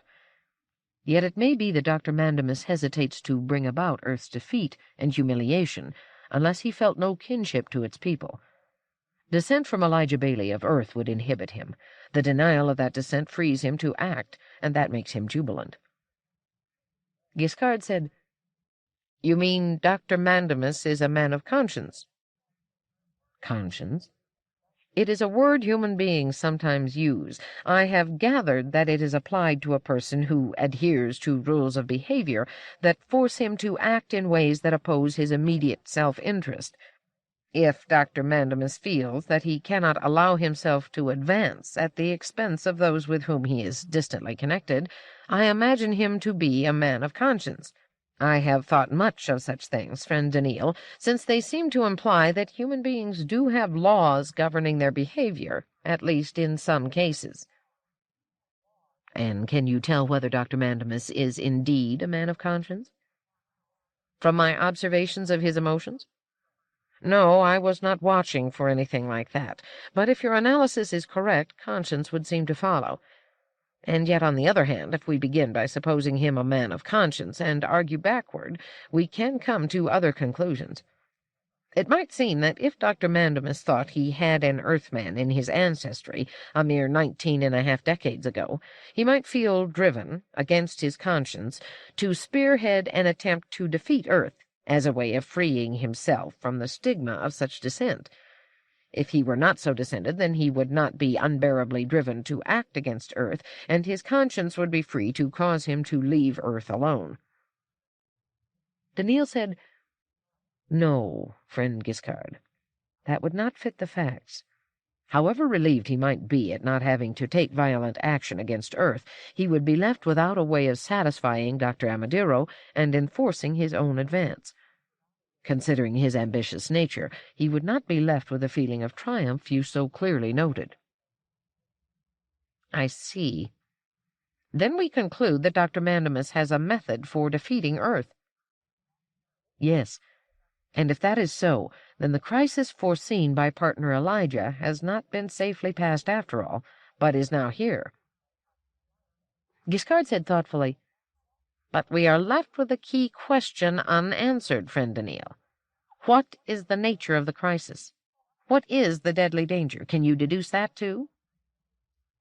"That I cannot do, friend Giskard. I have gone as far as I can. Perhaps partner Elijah might have gone farther were he still alive, but I cannot. Here I must depend upon you, friend Giskard." "Upon me? In what way?"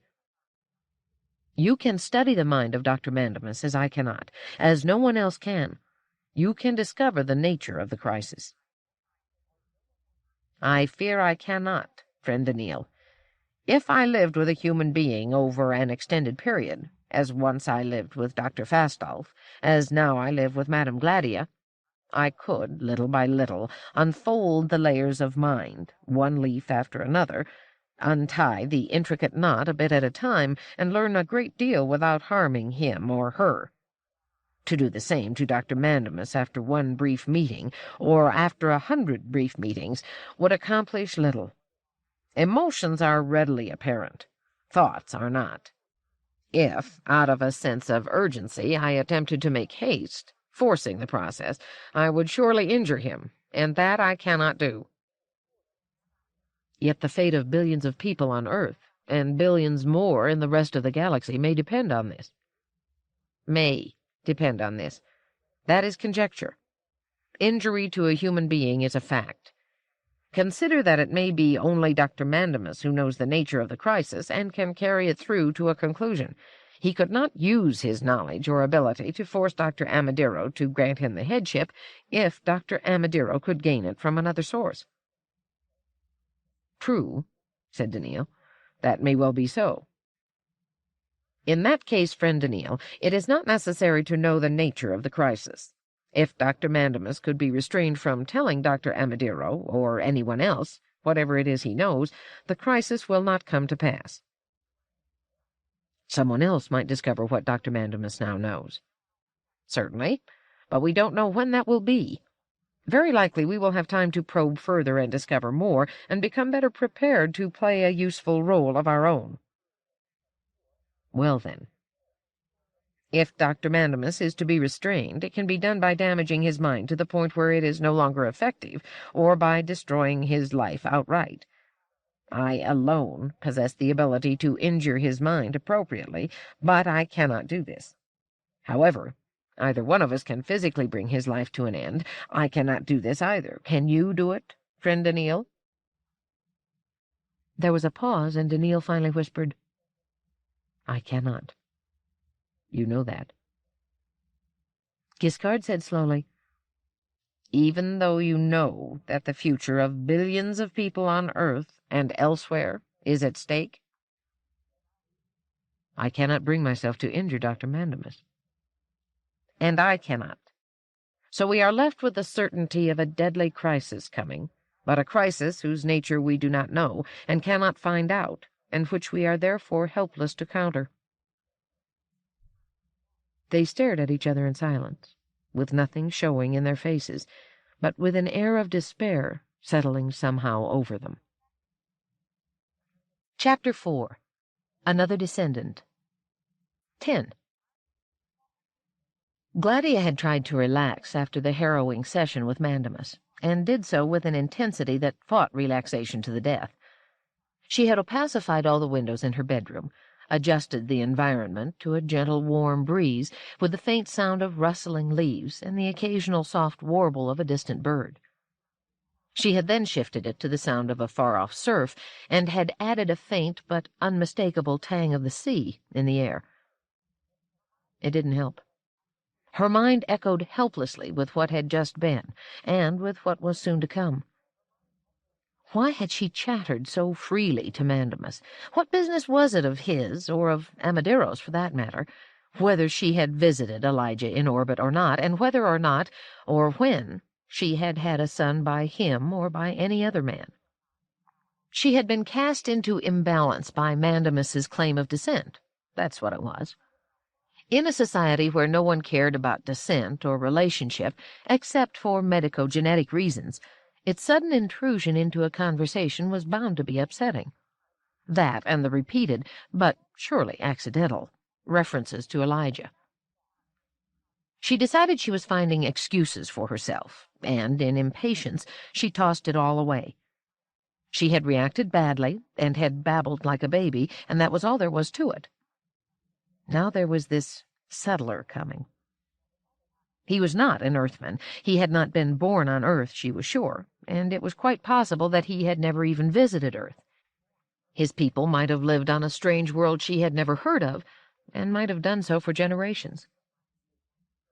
That would make him a spacer, she thought. Spacers were descended from Earthmen, too, centuries further back, but what did that matter? To be sure, spacers were long-lived, and these settlers must be short-lived, but how much of a distinction was that? Even a spacer might die prematurely through some freak accident. She had once heard of a spacer who had died a natural death before he was 60. Why not, then, think of the next visitor as a spacer with an unusual accent? But it wasn't that simple. No doubt the settler did not feel himself to be a spacer. It's not what you are that counts, but what you feel yourself to be. So think of him as a settler, not a spacer. Yet weren't all human beings simply human beings, no matter what name you applied to them? Spacers, settlers, Aurorans, Earth people. The proof of it was that robots could do no injury to any of them. Daneel would spring as quickly to the defense of the most ignorant Earthman as to the chairman of the Auroran Council, and that meant... She could feel herself drifting, actually relaxing into a shallow sleep, when a sudden thought entered her mind and seemed to ricochet there. Why was the settler named Bailey? Her mind sharpened and snapped out of the welcoming coils of oblivion that had all but engulfed her. Why Bailey? Perhaps it was simply a common name among the settlers. After all, it was Elijah who had made it all possible, and he had to be a hero to them as... She could not think of an analogous hero to Aurorans. Who had led the expedition that first reached Aurora? Who had supervised the terraformation of the raw, barely living world that Aurora had then been? She did not know. Was her ignorance born of the fact that she had been brought up on Solaria, or was it that the Aurorans simply had no founding hero? After all, the first expedition to Aurora had consisted of mere Earth people. It was only in later generations, with lengthening lifespans, thanks to the adjustments of sophisticated bioengineering, that Earth people had become Aurorans. And after that, why should Aurorans wish to make heroes of their despised predecessors? But settlers might make heroes of Earth people. They had not yet changed, perhaps. They might change eventually, and then Elijah would be forgotten in embarrassment. But till then... That must be it. Probably half the settlers alive had adopted the Bailey surname. Poor Elijah. Everyone crowding onto his shoulders and into his shadow. Poor Elijah. Dear Elijah. And she did fall asleep. 11. The sleep was too restless to restore her to calm, let alone good humor. She was scowling without knowing that she was, and had she seen herself in the mirror, she would have been taken aback by her middle-aged appearance. Daneel, to whom Gladia was a human being, regardless of age, appearance, or mood, said, "Madam." Gladia interrupted with a small shiver. "Is the settler here?" She looked up at the clock ribbon on the wall, and then made a quick gesture, in response to which Daneel at once adjusted the heat upward. It had been a cool day, and was going to be a cooler evening. Daneel said, "He is, madam." "Where have you put him?" "In the main guest room, madam. Giskard is with him, and the household robots are all within call." "I hope they will have the judgment to find out what he expects to eat for lunch. I don't know settler cuisine, and I hope they can make some reasonable attempt to meet his requests." "I am sure, madam, that Giskard will handle the matter competently." Gladia was sure of that, too, but she merely snorted. At least it would have been a snort if Gladia were the sort of person who snorted. She didn't think she was. "I presume," she said, "he's been in appropriate quarantine before being allowed to land." "It would be inconceivable for him not to have been, madam." She said, "Just the same, I'll wear my gloves and my nose filter." She stepped out of her bedroom, was distantly aware that there were household robots about her, and made the sign that would get her a new pair of gloves and a fresh nose filter. Every establishment had its own vocabulary of signs, and every human member of an establishment cultivated those signs, learning to make them both rapidly and unnoticeably. A robot was expected to follow these unobtrusive orders of its human overlords as though it read minds, and it followed that a robot could not follow the orders of non-establishment human beings except by careful speech. Nothing would humiliate a human member of an establishment more than to have one of the robots of the establishment hesitate in fulfilling an order, or worse, fulfill it incorrectly. That would mean that the human being had fumbled a sign, or that the robot had. Generally, Gladia knew, it was the human being who was at fault, but in virtually every case this was not admitted. It was the robot who was handed over for an unnecessary response analysis or unfairly put up for sale. Gladia had always felt that she would never fall into that trap of wounded ego, yet if at that moment she had not received her gloves and nose filter, she would have— She did not have to finish the thought. The nearest robot brought her what she wanted, correctly and with speed.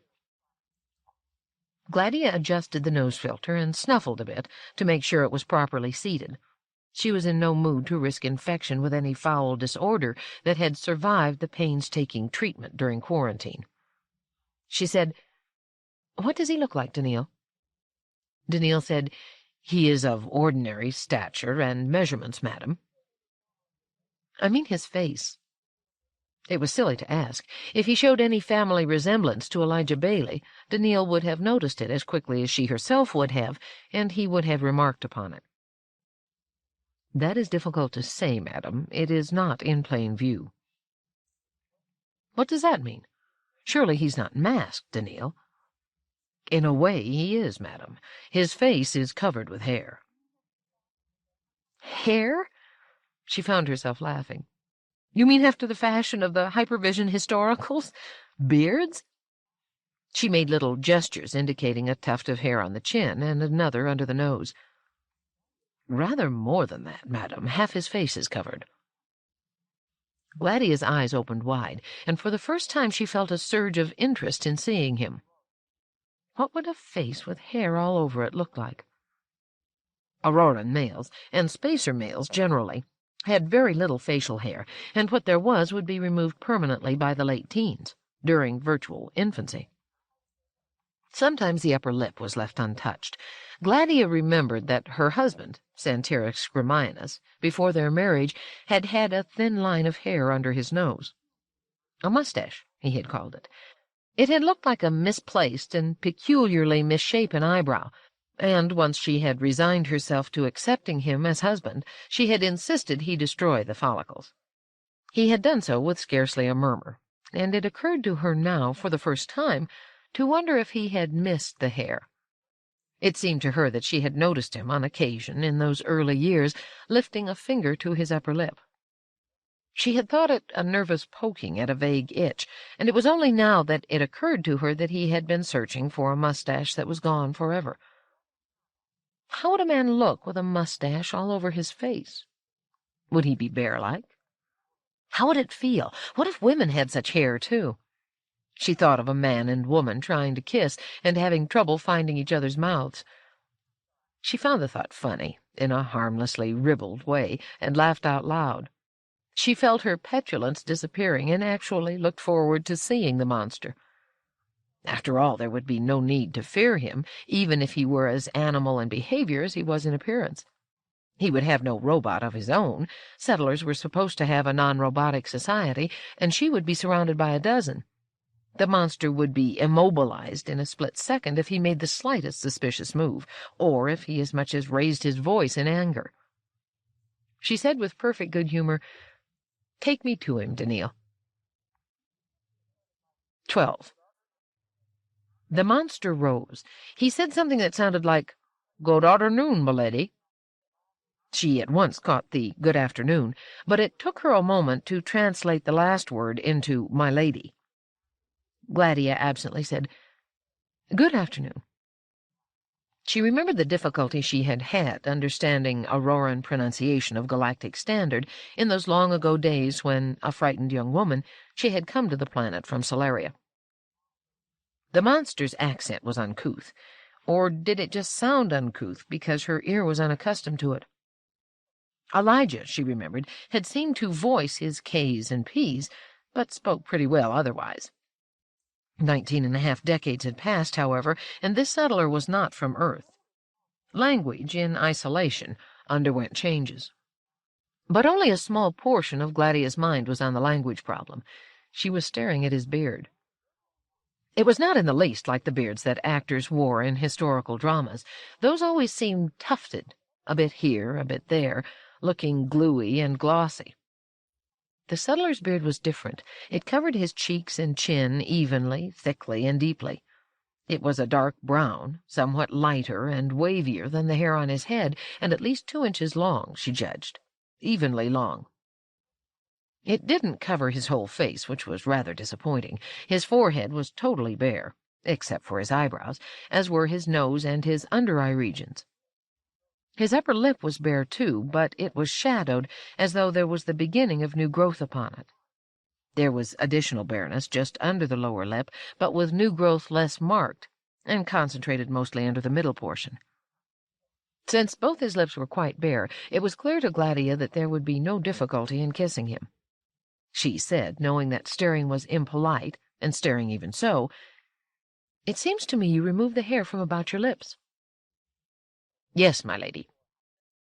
"Why, if I may ask?" "You may ask. For hygienic reasons. I don't want food catching in the hairs." "You scrape it off, don't you? I see it's growing again." "I use a facial laser. It takes 15 seconds after waking."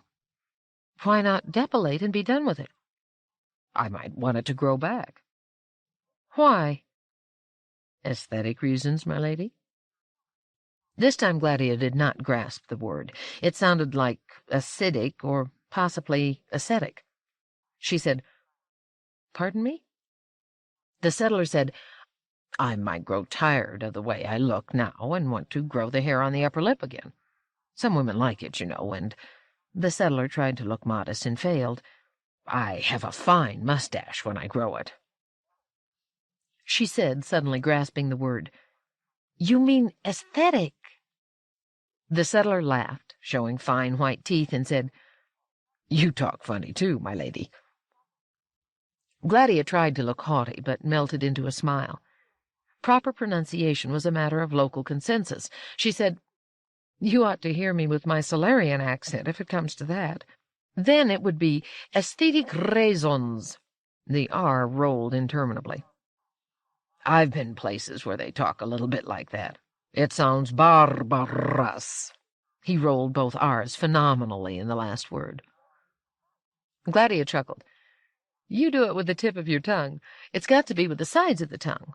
No one but a Solarian can do it correctly." "Perhaps you can teach me. A trader like myself who's been everywhere hears all kinds of linguistic perversions." Again he tried to roll the R's of the last word, choked slightly, and coughed. "See, you'll tangle your tonsils and you'll never recover." She was still staring at his beard, and now she could curb her curiosity no longer. She reached toward it. The settler flinched and started back, then, realizing her intention, was still. Gladia's hand, all but invisibly gloved, rested lightly on the left side of his face. The thin plastic that covered her fingers did not interfere with the sense of touch, and she found the hair to be soft and springy. "It's nice," she said with evident surprise. "Widely admired," said the settler, grinning. She said, But I can't stand here and manhandle you all day." Ignoring his predictable, "You can as far as I'm concerned," she went on. "Have you told my robots what you would like to eat?" "My lady, I told them what I now tell you. Whatever is handy. I've been on a score of worlds in the last year, and each has its own dietary. A trader learns to eat everything that isn't actually toxic. I'd prefer an Auroran meal to anything you would try to make in imitation of Bailey World." "Bailey World?" said Gladia sharply, a frown returning to her face. "Named for the leader of the first expedition to the planet, or to any of the settled planets, for that matter, Ben Bailey." "The son of Elijah Bailey?" "Yes," the settler said, and changed the subject at once. He looked down at himself and said with a trace of petulance, "How do you people manage to stand these clothes of yours? Slick and puffy. Be glad to get into my own again." "I'm sure you will have your chance to do so soon enough. But for now, please come and join me at lunch. I was told your name was Bailey, by the way, like your planet." "Not surprising. It's the most honored name on the planet, naturally. I'm D.G. Bailey." They had walked into the dining room, Giskard preceding them, Daneel following them, each moving into his appropriate wall niche. Other robots were already in their niches, and two emerged to do the serving. The room was bright with sunshine, the walls were alive with decoration, the table was set, and the odor of the food was enticing. The settler sniffed and let his breath out in satisfaction. "I don't think I'll have any trouble at all eating Auroran food. Where would you like me to sit, my lady?" A robot said at once, "If you would sit here, sir." The settler sat down, and then Gladia, the privileges of the guest satisfied, took her own seat. "D.G.," she said, "I do not know the nomenclatural peculiarities of your world, so excuse me if my question is offensive. Wouldn't D.G. be a feminine name?" "Not at all," said the settler, a bit stiffly. "In any case, it is not a name, it is a pair of initials. Fourth letter of the alphabet, and the seventh." "Oh," said Gladia, enlightened. D.G. Bailey. And what do the initials stand for, if you'll excuse my curiosity?" "Certainly. There's D, for certain," he said, jerking his thumb toward one of the wall niches, "and I suspect that one may be G." He jerked his thumb toward another. "You don't mean that," said Gladia faintly. "But I do. My name is Daneel Giskard Bailey. In every generation my family has had at least one Daneel or one Giskard in its multiplying batches. I was the last of 6 children, but the first boy. My mother felt that was enough, and made up for having but one son by giving me both names. That made me Daneel Giskard Bailey, and the double load was too great for me. I prefer D.G. as my name, and I'd be honored if you used it." He smiled genially. "I'm the first to bear both names, and I'm also the first to see the grand originals." "But why those names?" "It was Ancestor Elijah's idea, according to the family story.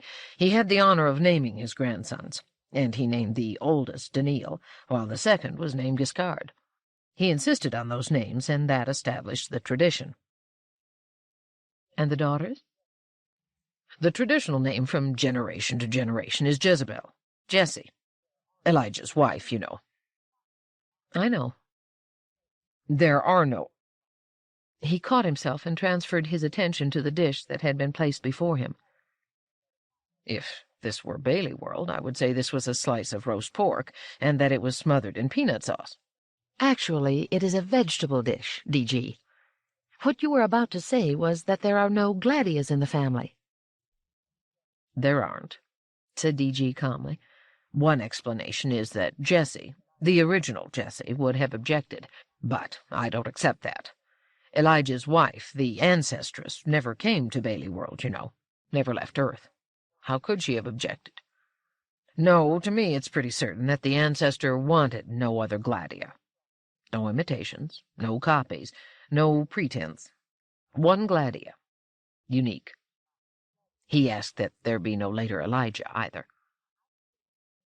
Gladia was having trouble eating. I think your ancestor spent the latter portion of his life trying to be as unemotional as Daneel. Just the same, he had romantic notions under his skin. He might have allowed other Elijahs and Gladias. It wouldn't have offended me, certainly, and I imagine it wouldn't have offended his wife, either. She laughed tremulously. DG said, "All this doesn't seem real, somehow. The ancestor is practically ancient history. He died 164 years ago. I'm his descendant in the 7th generation, yet here I am sitting with a woman who knew him when he was quite young." "I didn't really know him," said Gladia, staring at her plate. "I saw him, rather briefly, on 3 separate occasions over a period of 7 years. "I know. The ancestor's son, Ben, wrote a biography of him, which is one of the literary classics of Bailey World. Even I have read it." "Indeed. I haven't read it. I didn't even know it existed. What does it say about me?" DG seemed amused. "Nothing you would object to. You come out very well. But never mind that. What I'm amazed at is that here we are together across 7 generations. How old are you, my lady? Is it fair to ask the question?" "I don't know that it's fair, but I have no objection to it. In galactic standard years, I am 233 years old. Over 23 decades. "You look as though you were no more than in your late 40s. The ancestor died at the age of 79, an old man. I'm 39. And when I die, you will still be alive. If I avoid death by misadventure. And will continue to live perhaps 5 decades beyond." "Do you envy me, DG?" said Gladia with an edge of bitterness in her voice. "Do you envy me for having survived Elijah by over 16 decades? And for being condemned to survive him 10 decades more, perhaps?" "Of course I envy you," came the composed answer. "Why not? I would have no objection to living for several centuries, were it not that I would be setting a bad example to the people of Bailey World. I wouldn't want them to live that long, as a general thing. The pace of historical and intellectual advance would then become too slow. Those at the top would stay in power too long. Bailey World would sink into conservatism and decay, as your world has done." Gladia's small chin lifted. "Aurora is doing quite well, you'll find." "I'm speaking of your world, Solaria." Gladia hesitated, then said firmly, "Solaria is not my world." DG said, "I hope it is. I came to see you because I believe Solaria is your world." "If that is why you came to see me, you are wasting your time, young man." "You were born on Solaria, weren't you, and lived there a while?"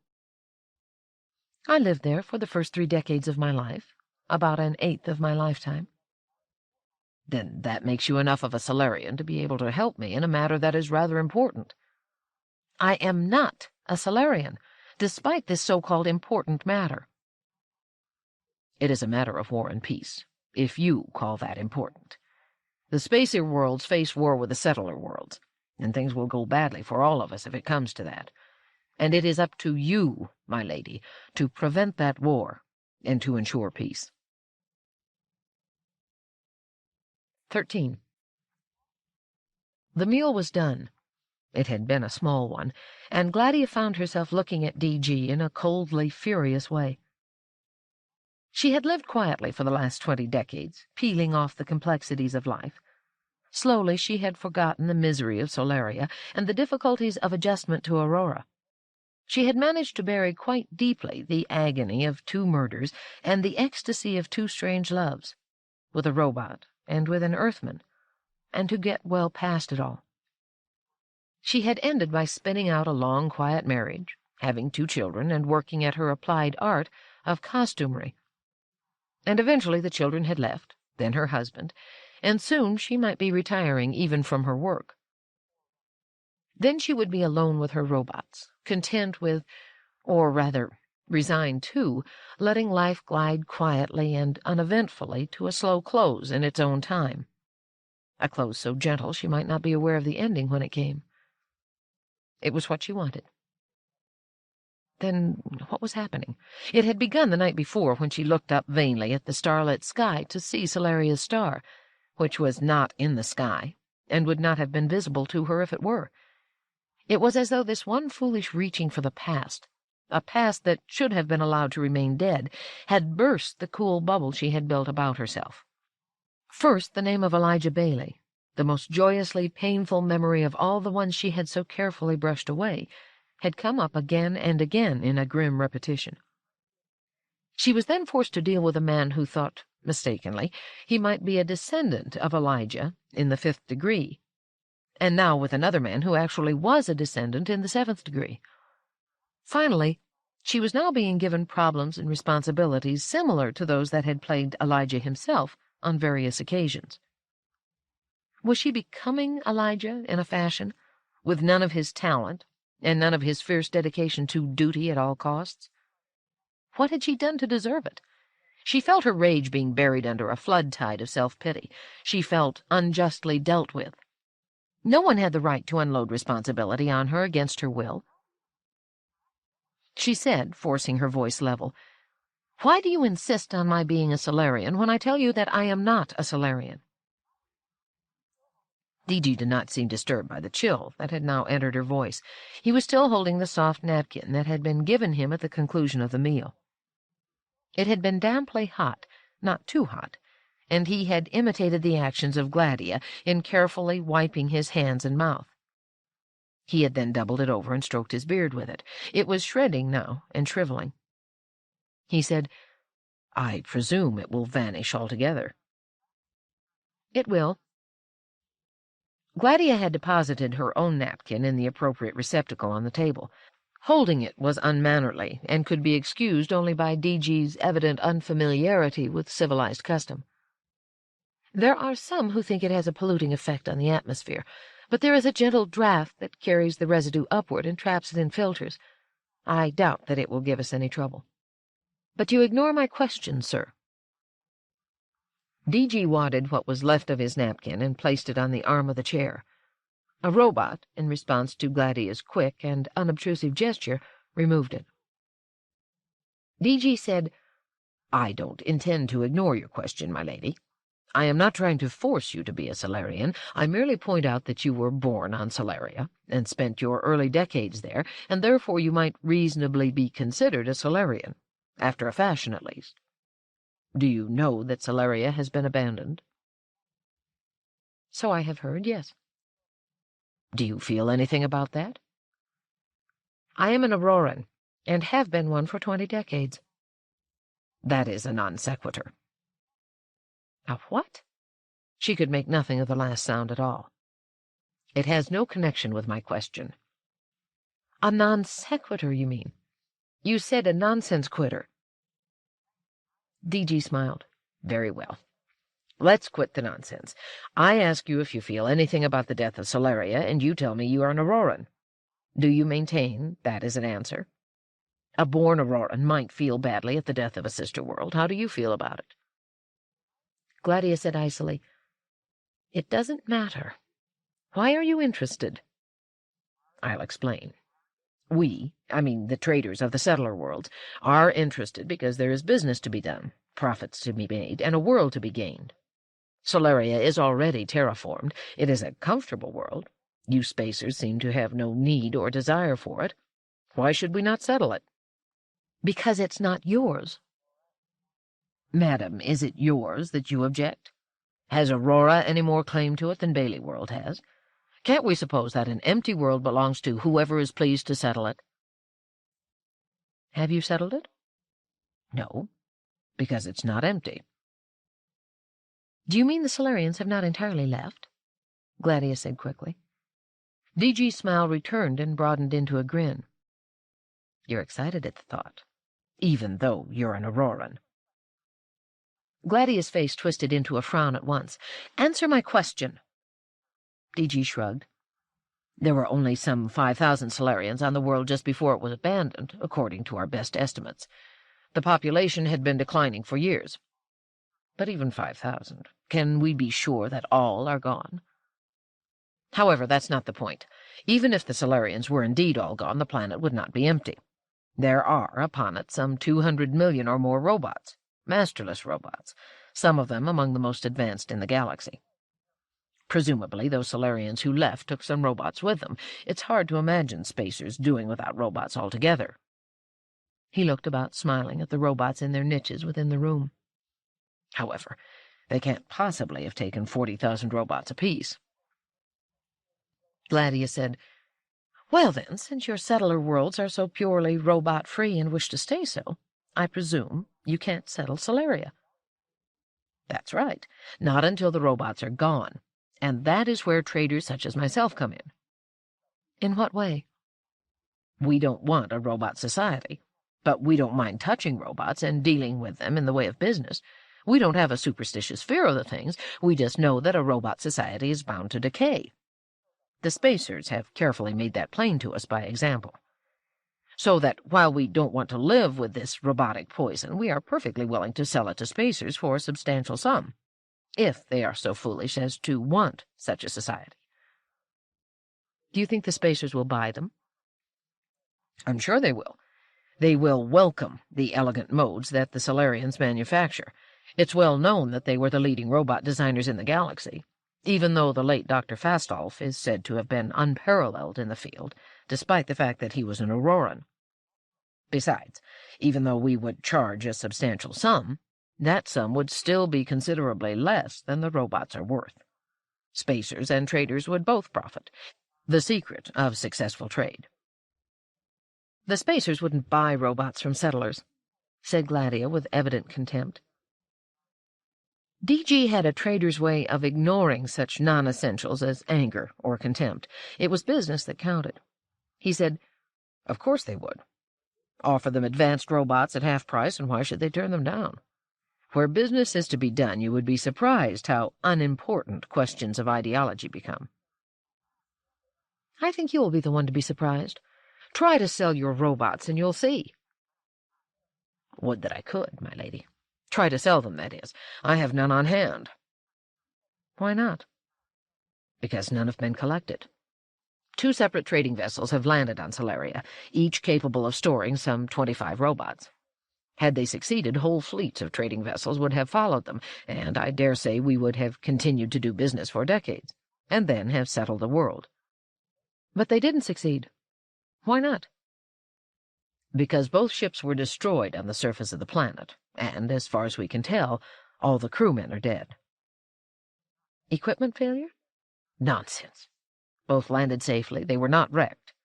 Their last reports were that spacers were approaching. Whether Solarians or natives of other spacer worlds, we don't know.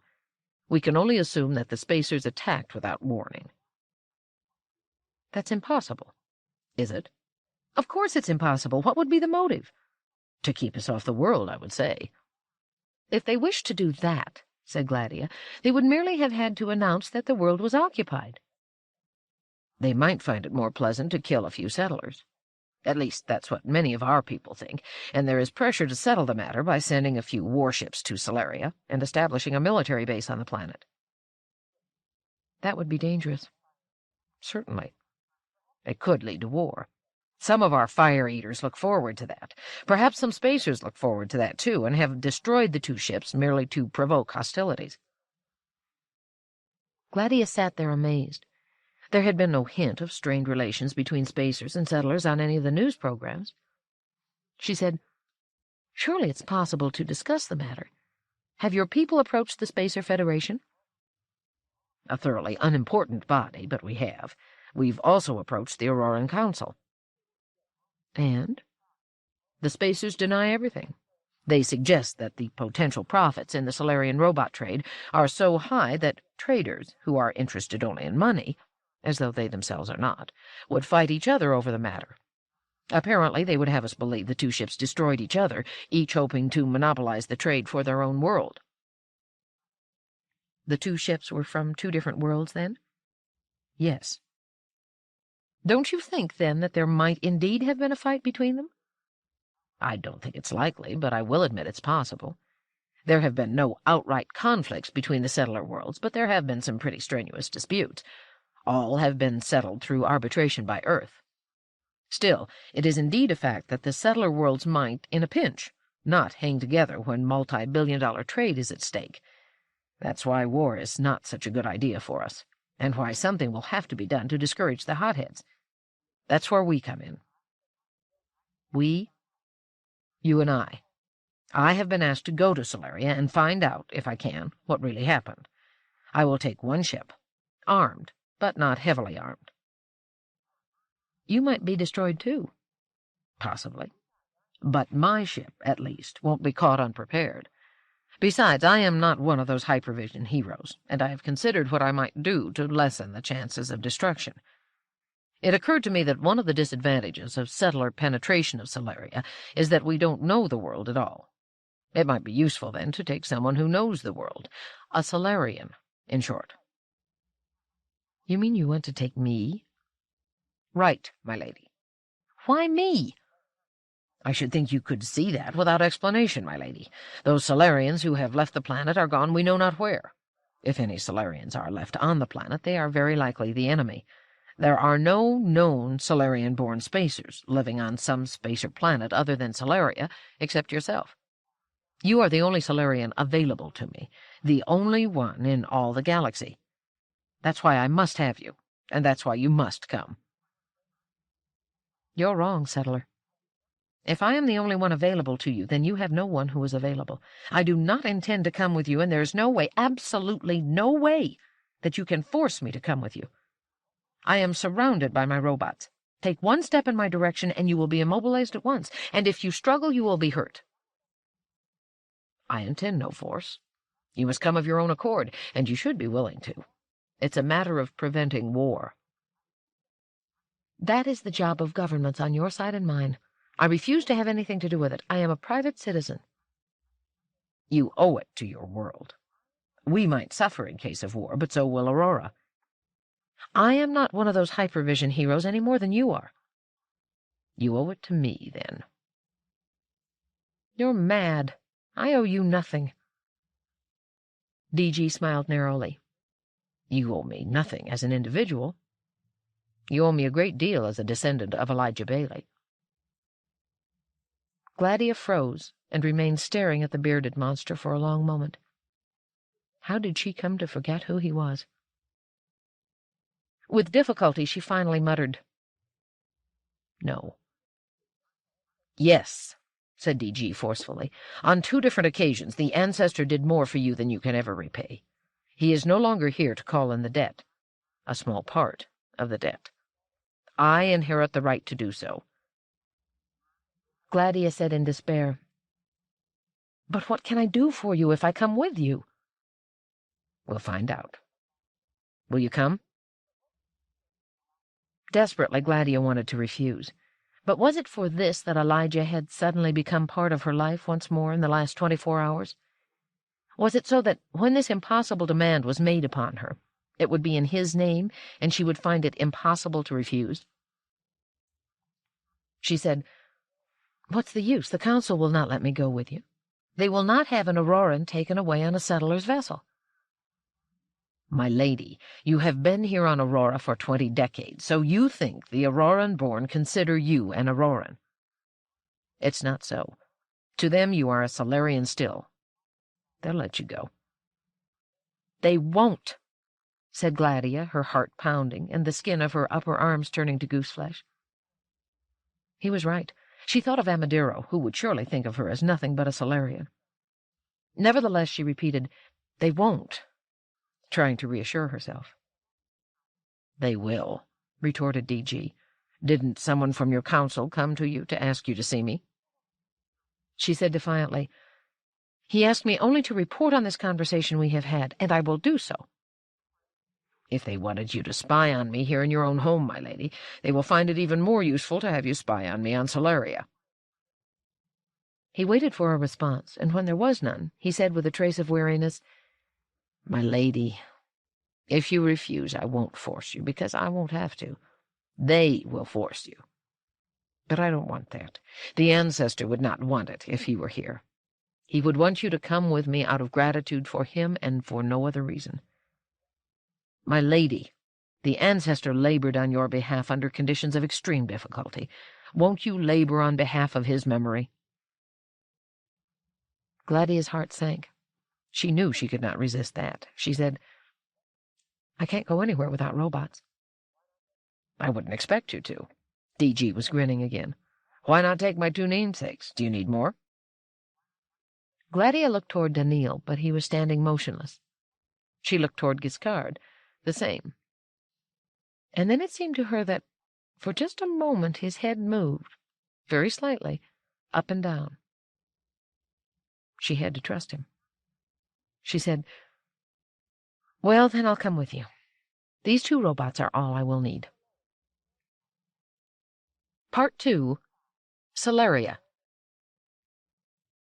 Chapter 5, The Abandoned World. 14. For the 5th time in her life, Gladia found herself on a spaceship.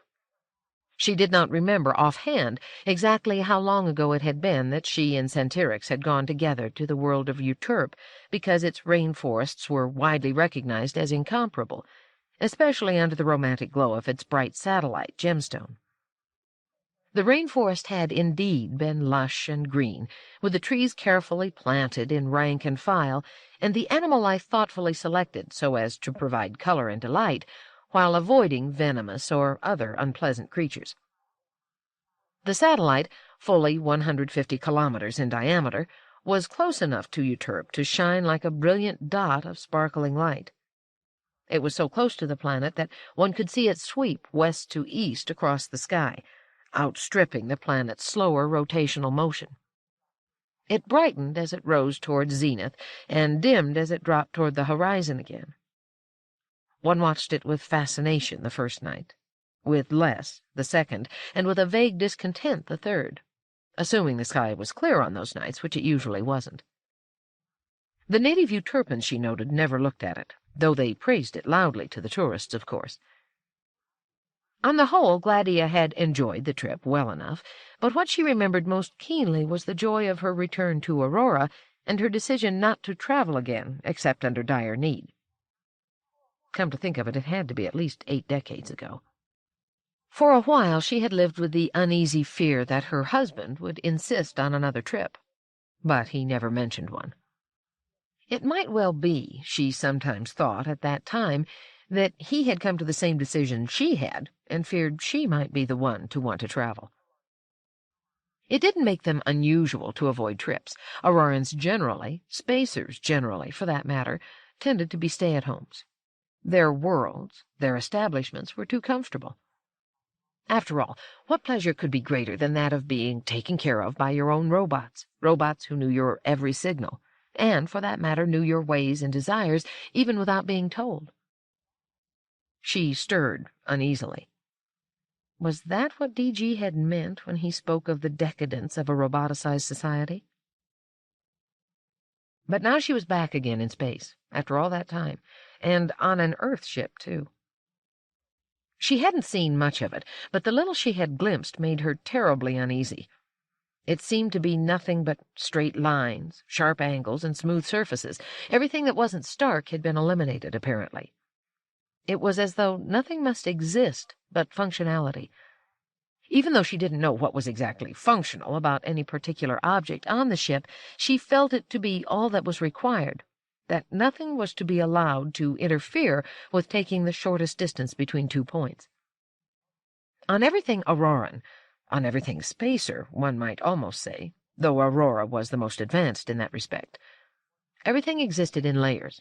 Functionality was at the bottom. One could not entirely rid oneself of that, except in what was pure ornament. But overlying that, there was always something to satisfy the eyes and the senses generally, and overlying that, something to satisfy the spirit. How much better that was! Or did it represent such an exuberance of human creativity that spacers could no longer live with the unadorned universe? And was that bad? Was the future to belong to these from here to there geometrizers, or was it just that the settlers had not yet learned the sweetnesses of life? But then if life had so many sweetnesses to it, why had she found so few for herself? She had nothing really to do on board this ship, but to ponder and reponder such questions. This DG, This Elijah-descended barbarian had put it into her head with his calm assumption that the spacer worlds were dying, even though he could see all about him, even during the shortest stay on Aurora. Surely he would have to, that it was deeply embedded in wealth and security. She had tried to escape her own thoughts by staring at the holofilms she had been supplied with, and watching, with moderate curiosity, the images flickering and capering on the projection surface as the adventure story, all were adventure stories, hastened from event to event, with little time left for conversation, and none for thought, or enjoyment either. Very like their furniture. DG stepped in when she was in the middle of one of the films, but had stopped really paying attention. She was not caught by surprise. Her robots, who guarded her doorway, signaled his coming in ample time, and would not have allowed him to enter if she were not in a position to receive him. Daneel entered with him. DG said, "How are you doing?" Then, as her hand touched a contact and the images faded, shriveled, and were gone, he said, "You don't have to turn it off. I'll watch it with you." "That's not necessary," she said. "I've had enough." "Are you comfortable?" "Not entirely. I am isolated." "Sorry. But then I was isolated on Aurora. They would allow none of my men to come with me." "Are you having your revenge?" "Not at all. For one thing, I allowed you 2 robots of your choice to accompany you. For another, it is not I, but my crew who enforce this. They don't like either spacers or robots. But why do you mind? Doesn't this isolation lessen your fear of infection?" Gladia's eyes were haughty, but her voice sounded weary. "I wonder if I haven't grown too old to fear infection. In many ways, I think I have lived long enough. Then, too, I have my gloves, my nose filters, and, if necessary, my mask. And besides, I doubt that you will trouble to touch me." "Nor will anyone else," said DG, with a sudden edge of grimness to his voice, as his hand wandered to the object at the right side of his hip. Her eyes followed the motion. "What is that?" she asked. DG smiled, and his beard seemed to glitter in the light. There were occasional reddish hairs among the brown. "A weapon," he said, and drew it. He held it by a molded hilt that bulged above his hand, as though the force of his grip were squeezing it upward. In front, facing Gladia, a thin cylinder stretched some 15 centimeters forward. There was no opening visible. "Does that kill people?" Gladia extended her hand toward it. DG moved it quickly away. "Never reach for someone's weapon, my lady. That is worse than bad manners, for any settler is trained to react violently to such a move, and you may be hurt." Gladia, eyes wide, withdrew her hand and placed both behind her back. She said, "Don't threaten harm. Daneel has no sense of humor in that respect. On Aurora, no one is barbarous enough to carry weapons." "Well," said DG, unmoved by the adjective, "we don't have robots to protect us. And this is not a killing device. It is, in some ways, worse. It emits a kind of vibration that stimulates those nerve endings responsible for the sensation of pain. It hurts a good deal worse than anything you can imagine. No one would willingly endure it twice, and someone carrying this weapon rarely has to use it. We call it a neuronic whip." Gladia frowned. "Disgusting.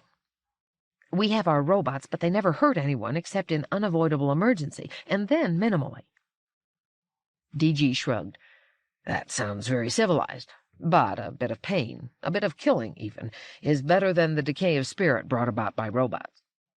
Besides, the neuronic whip is not intended to kill, and your people have weapons on their spaceships that can bring about wholesale death and destruction."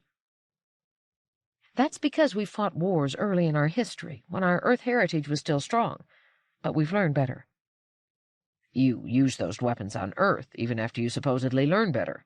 "That's—" she began, and closed her mouth as though to bite off what she was about to say next. DG nodded. "I know. You were about to say that's different. Think of that, my lady, if you should catch yourself wondering why my crew doesn't like spacers, or why I don't. But you are going to be useful to me, my lady, and I won't let my emotions get in the way." "How am I going to be useful to you?" You are a Solarian." "You keep saying that. More than 20 decades have passed. I don't know what Solaria is like now. I know nothing about it. What was Bailey World like 20 decades ago?" "It didn't exist 20 decades ago, but Solaria did, and I shall gamble that you will remember something useful." He stood up, bowed his head briefly in a gesture of politeness that was almost mocking, and was gone. 15. Gladia maintained a thoughtful and troubled silence for a while, and then she said, "He wasn't at all polite, was he?" Daneel said, "Madam Gladia, the settler is clearly under tension. He is heading toward a world on which 2 ships like his have been destroyed and their crews killed. He is going into great danger, as is his crew." "You always defend any human being, Daneel," said Gladia resentfully. "The danger exists for me, too, and I am not facing it voluntarily, but that does not force me into rudeness." Daneel said nothing. Gladia said, "Well, maybe it does. I have been a little rude, haven't I?" "I don't think the settler minded," said Daneel. "Might I suggest, madam, that you prepare yourself for bed? It is quite late." "Very well. I'll prepare myself for bed, but I don't think I feel relaxed enough to sleep, Daneel." "Friend Giskard assures me you will, madam, and he is usually right about such things." And she did sleep. 16. Daneel and Giskard stood in the darkness of Gladia's cabin. Giskard said, "She will sleep soundly, friend Daneel, and she needs the rest. She faces a dangerous trip." "It seemed to me, friend Giskard," said Daneel, "that you influenced her to agree to go. I presume you had a reason." "Friend Daneel, we know so little about the nature of the crisis that is now facing the galaxy that we cannot safely refuse any action that might increase our knowledge. We must know what is taking place on Solaria, and the only way we can do so is to go there. And the only way we can go is for us to arrange for Madam Gladia to go. As for influencing her, that required scarcely a touch. Despite her loud statements to the contrary, she was eager to go. There was an overwhelming desire within her to see Solaria. It was a pain within her that would not cease until she went." "Since you say so, it is so. Yet I find it puzzling. Had she not frequently made it plain that her life on Solaria was unhappy, that she had completely adopted Aurora, and never wished to go back to her original home?" "Yes, that was there too. It was quite plainly in her mind. Both emotions, both feelings, existed together and simultaneously. I have observed something of this sort in human minds frequently. 2 opposite emotions simultaneously present." "Such a condition does not seem logical, friend Giskard."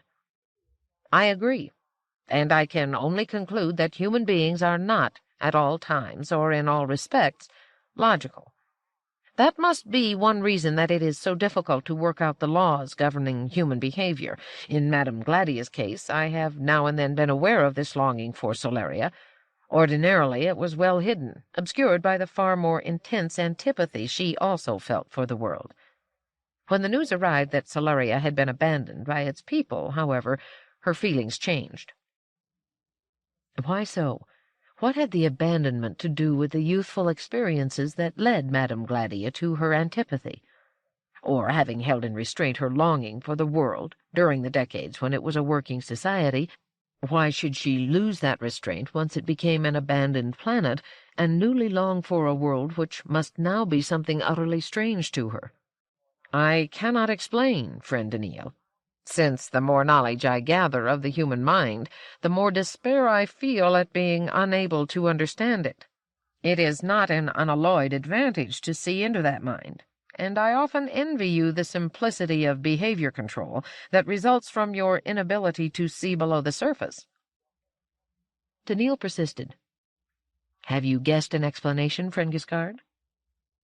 "I suppose she feels a sorrow for the empty planet. She deserted it 20 decades ago." "She was driven out." "It seems to her now to have been a desertion, and I imagine she plays with the painful thought that she had set an example, that if she had not left, no one else would have, and the planet would still be populated and happy. Since I cannot read her thoughts, I am only groping backward, perhaps inaccurately, from her emotions. But she could not have set an example, friend Giskard. Since it is 20 decades since she left, there can be no verifiable causal connection between the much earlier event and the much later one. I agree. But human beings sometimes find a kind of pleasure in nursing painful emotions, in blaming themselves without reason, or even against reason. In any case, Madame Gladia felt so sharply the longing to return that I felt it was necessary to release the inhibitory effect that kept her from agreeing to go. It required the merest touch. Yet, though I feel it necessary for her to go, since that means she will take us there, I have the uneasy feeling that the disadvantages might just possibly be greater than the advantages. In what way, friend Giskard? Since the council was eager to have Madame Gladia accompany the settler, it may have been for the purpose of having Madame Gladia absent from Aurora during a crucial period, when the defeat of Earth and its settler worlds is being prepared. Daneel seemed to be considering that statement. At least it was only after a distinct pause that he said, "What purpose would be served, in your opinion, in having Madame Gladia absent?" "I cannot decide that, friend Daneel. I want your opinion." "I have not considered this matter." "Consider it now." If Giskard had been human, the remark would have been in order. There was an even longer pause, and then Daneel said, "Friend Giskard, until the moment that Dr. Mandamus appeared in Madame Gladia's establishment, she had never shown any concern about international affairs. She was a friend of Dr. Fastoff and of Elijah Bailey, but this friendship was one of personal affection and did not have an ideological basis. Both of them, moreover, are now gone from us. She has an antipathy toward Dr. Amadiro, and that is returned, but this is also a personal matter. The antipathy is 2 centuries old, and neither has done anything material about it, but have merely each remained stubbornly antipathetic. There can be no reason for Dr. Amadiro, who is now the dominant influence in the council, to fear Madame Gladia, or to go to the trouble of removing her." Giskard said, "You overlook the fact that in removing Madame Gladia, he also removes you and me. He would perhaps feel quite certain Madame Gladia would not leave without us. So can it be us he considers dangerous?"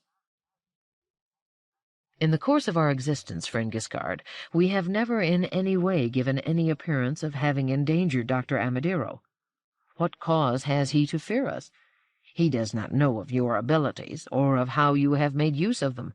Why, then, should he take the trouble to remove us, temporarily, from Aurora?" "Temporarily, friend Daneel? Why do you assume it is a temporary removal he plans? He knows, it may be, more than the settler does of the trouble on Solaria, and knows also that the settler and his crew will be surely destroyed, and Madame Gladia and you and I with them. Perhaps the destruction of the settler's ship is his main aim, but he would consider the end of Dr. Fastoff's friend and Dr. Fastoff's robots to be an added bonus." Daneel said, "Surely he would not risk war with the settler worlds, for that may well come if the settler's ship is destroyed, and the minute pleasure of having us destroyed, when added in, would not make the risk worthwhile." "Is it not possible, friend Daneel, that war is exactly what Dr. Amadiro has in mind? That it involves no risk in his estimation, so that getting rid of us at the same time adds to his pleasure, without increasing a risk that does not exist?" Daneel said calmly, "Friend Giskard, that is not reasonable. In any war fought under present conditions, the settlers would win. They are better suited, psychologically, to the rigors of war. They are more scattered, and can, therefore, more successfully carry on hit-and-run tactics. They have comparatively little to lose in their relatively primitive worlds, while the spacers have much to lose in their comfortable, highly organized ones. If the settlers were willing to offer to exchange destruction of one of their worlds for one of the spacers would have to surrender at once." "But would such a war be fought under present conditions? What if the spacers had a new weapon that could be used to defeat the settlers quickly? Might that not be the very crisis we are now facing? In that case, friend Giskard, the victory could be better and more effectively gained in a surprise attack. Why go to the trouble of instigating a war, which the settlers might begin by a surprise raid on spacer worlds that would do considerable damage? Perhaps the spacers need to test the weapon, and the destruction of a series of ships on Solaria represents the testing.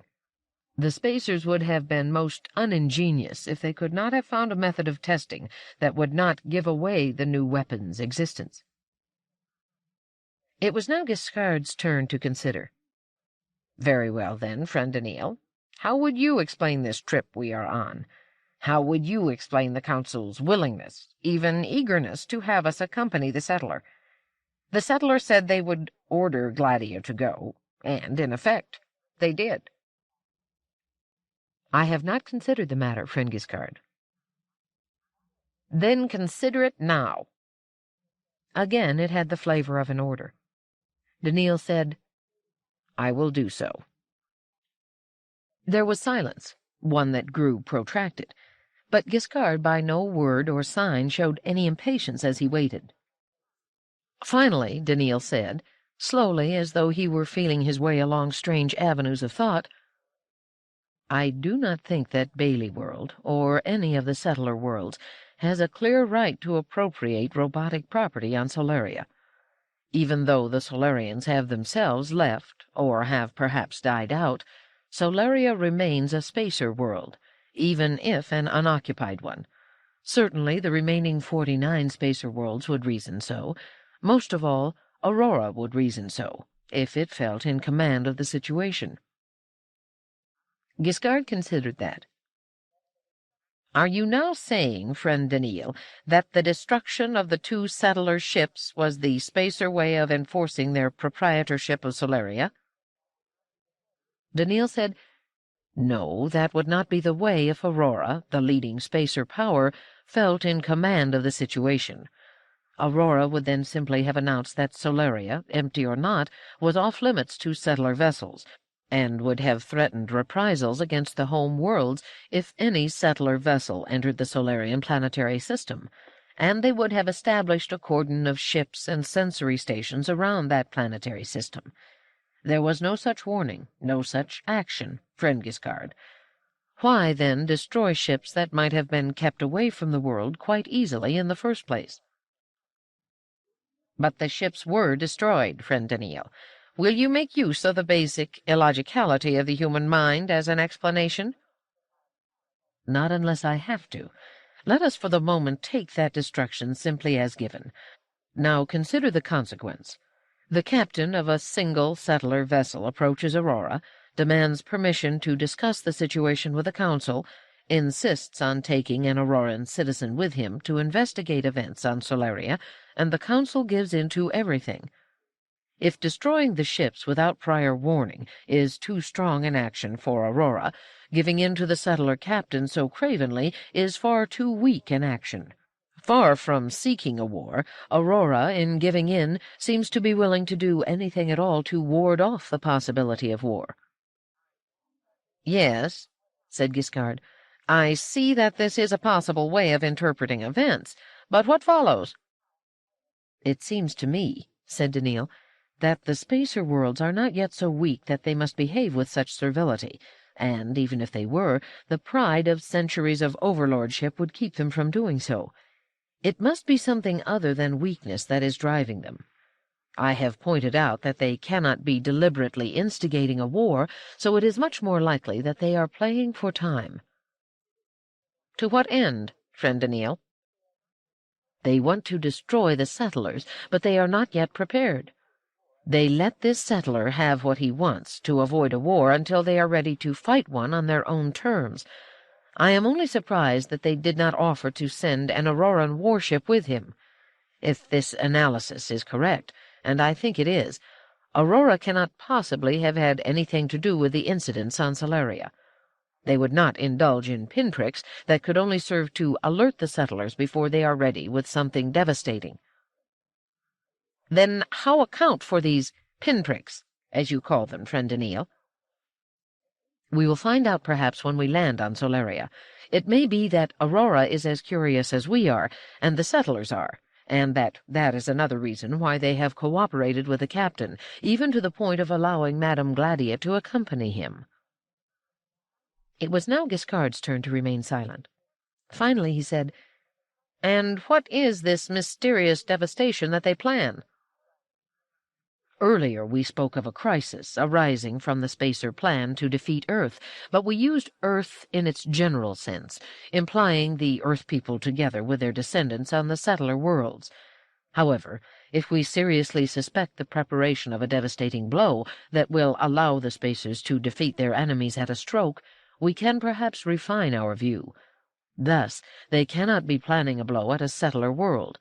Individually, the settler worlds are dispensable, and the remaining settler worlds will promptly strike back. Nor can they be planning a blow at several or at all the settler worlds. There are too many of them. They are too diffusely spread. It is not likely that all the strikes will succeed, and those settler worlds that survive will, in fury and despair, bring devastation upon the Spacer worlds." "You reason, then, friend Daneel, that it will be a blow at Earth itself?" "Yes, friend Giskard. Earth contains the vast majority of the short-lived human beings. It is the perennial source of emigrants to the settler worlds, and is the chief raw material for the founding of new ones. It is the revered homeland of all the settlers. If Earth were somehow destroyed, the settler movement might never recover." "But would not the settler worlds then retaliate as strongly and as forcefully as they would if one of themselves were destroyed? That would seem to me to be inevitable." "And to me, friend Giskard. Therefore it seems to me that unless the Spacer worlds have gone insane, the blow would have to be a subtle one for which the Spacer worlds would seem to bear no responsibility." "Why not such a subtle blow against the settler worlds, which hold most of the actual war potential of the Earth people?" "Either because the Spacers feel the blow against Earth would be more psychologically devastating, or because the nature of the blow is such that it would work only against Earth and not against the settler worlds. I suspect the latter, since Earth is a unique world, and has a society that is not like that of any other world, settler or, for that matter, Spacer." "To summarize, then, friend Daneel, you come to the conclusion that the Spacers are planning a subtle blow against Earth that will destroy it without evidence of themselves as the cause, and one that would not work against any other world, and that they are not yet ready to launch that blow." "Yes, friend Giskard, but they may soon be ready, and once they are ready, they will have to strike immediately. Any delay will increase the chance of some leak that will give them away." "To deduce all this, friend Daneel, from the small indications we have is most praiseworthy. Now tell me the nature of the blow. What is it, precisely, that the Spacers plan?" "I have come this far, friend Giskard, across very shaky ground, without being certain that my reasoning is entirely sound. But even if we suppose it is, I can go no further. I fear I do not know, and cannot imagine what the nature of the blow might be." Giskard said, "But we cannot take appropriate measures to counteract the blow and resolve the crisis until we know what its nature will be. If we must wait until the blow reveals itself by its results, it will then be too late to do anything." Daneel said, "If any Spacer knows the nature of the forthcoming event, it would be Amadero. Could you not force Amadero to announce it publicly, and thus alert the settlers and make it unusable?" "I could not do that, friend Daneel, without virtually destroying his mind. I doubt that I could hold it together long enough to allow him to make the announcement. I could not do such a thing." "Perhaps, then," said Daneel, "we may console ourselves with the thought that my reasoning is wrong, and that no blow against Earth is being prepared." "No," said Giskard. "It is my feeling that you are right, and that we must simply wait." Helplessly. 17. Gladia waited, with an almost painful anticipation, for the conclusion of the final jump. They would then be close enough to Solaria to make out its sun as a disk. It would just be a disk, of course, a featureless circle of light. subdued to the point where it could be watched unblinkingly after that light had passed through the appropriate filter. Its appearance would not be unique. All the stars that carried among their planets a habitable world in the human sense had a long list of property requirements that ended by making them all resemble one another. They were all single stars, all not much larger or much smaller than the sun that shone on Earth, none too active or too old or too quiet or too young or too hot or too cool or too offbeat in chemical composition. All had sunspots and flares and prominences, and all looked just about the same to the eye. It took careful spectroheliography to work out the details that made each star unique. Nevertheless, when Gladia found herself staring at a circle of light that was absolutely nothing more than a circle of light to her, she found her eyes welling with tears. She had never given the sun a thought when she had lived on Solaria. It was just the eternal source of light and heat, rising and falling in a steady rhythm. When she had left Solaria, she had watched that sun disappear behind her with nothing but a feeling of thankfulness. She had no memory of it that she valued. Yet she was weeping silently. She was ashamed of herself for being so affected, for no reason that she could explain, but that didn't stop the weeping. She made a stronger effort when the signal light gleamed. It had to be DG at the door. No one else would approach her cabin. Daneel said, "Is he to enter, madam? You seem emotionally moved." "Yes, I'm emotionally moved, Daneel, but let him in. I imagine it won't come as a surprise to him." Yet it did. At least he entered with a smile on his bearded face, and that smile disappeared almost at once. He stepped back and said in a low voice, "I will return later." "Stay," said Gladia harshly. "This is nothing. A silly reaction of the moment." She sniffed and dabbed angrily at her eyes. "Why are you here?" "I wanted to discuss Solaria with you. If we succeed with a micro-adjustment, we'll land tomorrow. If you're not quite up to a discussion now—" "I am quite up to it. In fact, I have a question of you. Why is it we took 3 jumps to get here?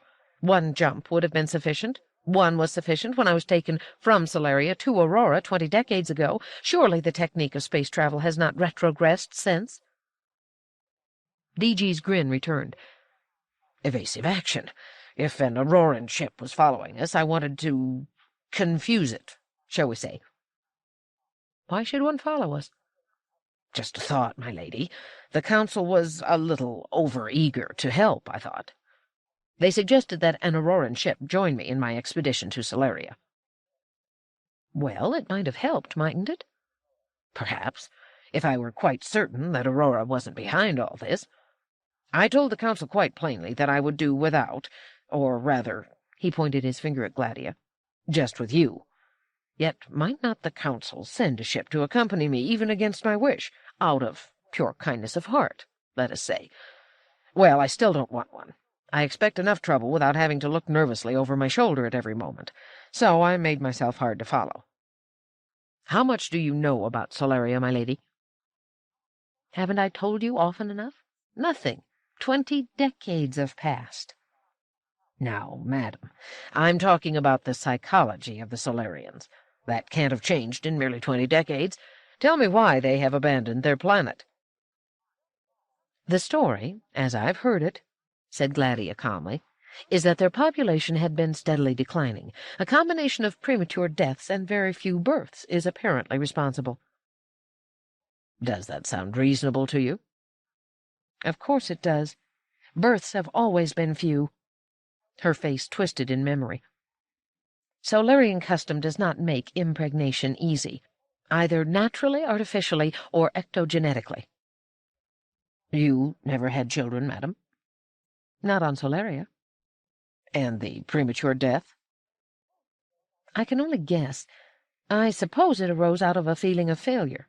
Solaria was clearly not working out, even though the Solarians had placed a great deal of emotional fervor into their world's having the ideal society. Not only one that was better than Earth had ever had, but more nearly perfect than that of any other spacer world." "Are you saying that Solaria was dying of the collective broken heart of its people?" "If you want to put it in that ridiculous way," said Gladia, displeased. DG shrugged. It seems to be what you're saying. But would they really leave? Where would they go? How would they live? I don't know. But, Madam Gladia, it is well known that Solarians are accustomed to enormous tracts of land, serviced by many thousands of robots, so that each Solarian is left in almost complete isolation. If they abandon Solaria, where can they go to find a society that would humor them in this fashion? Have they, in fact, gone to any of the other spacer worlds? Not as far as I know, but then I'm not in their confidence. Can they have found a new world for themselves? If so, it would be a raw one and require much in the way of terraforming. Would they be ready for that? Gladia shook her head. I don't know. Perhaps they haven't really left. Solaria, I understand, gives every evidence of being empty. What evidence is that? All interplanetary communication has ceased. All radiation from the planet, except that consistent with robot work, or clearly due to natural causes, has ceased. How do you know that? That is the report on the Aurora news. Ah, the report. Could it be that someone is lying? What would be the purpose of such a lie? Gladia stiffened at the suggestion. So that our ships would be lured to the world and destroyed. That's ridiculous, DG. Her voice grew sharper. What would the spacers gain by destroying 2 trading vessels through so elaborate a subterfuge? Something has destroyed 2 settler vessels on a supposedly empty planet. How do you explain that? I can't. I presume we are going to Solaria in order to find an explanation. DG regarded her gravely. Would you be able to guide me to the section of the world that was yours when you lived on Solaria? My estate? She returned his stare, astonished. Wouldn't you like to see it again? Gladia's heart skipped a beat. Yes, I would, but why my place? The 2 ships that were destroyed landed in widely different spots on the planet, and yet each was destroyed fairly quickly. Though every spot may be deadly, it seems to me that yours might be less so than others. Why? Because there we might receive help from the robots. You would know them, wouldn't you? They do last more than 20 decades, I suppose. Daneel and Giskard have, and those that were there when you lived on your estate would still remember you, wouldn't they? They would treat you as their mistress and recognize the duty they owed you, even beyond that which they would owe to ordinary human beings. Gladia said, There were 10,000 robots on my estate. I knew perhaps 3 dozen by sight.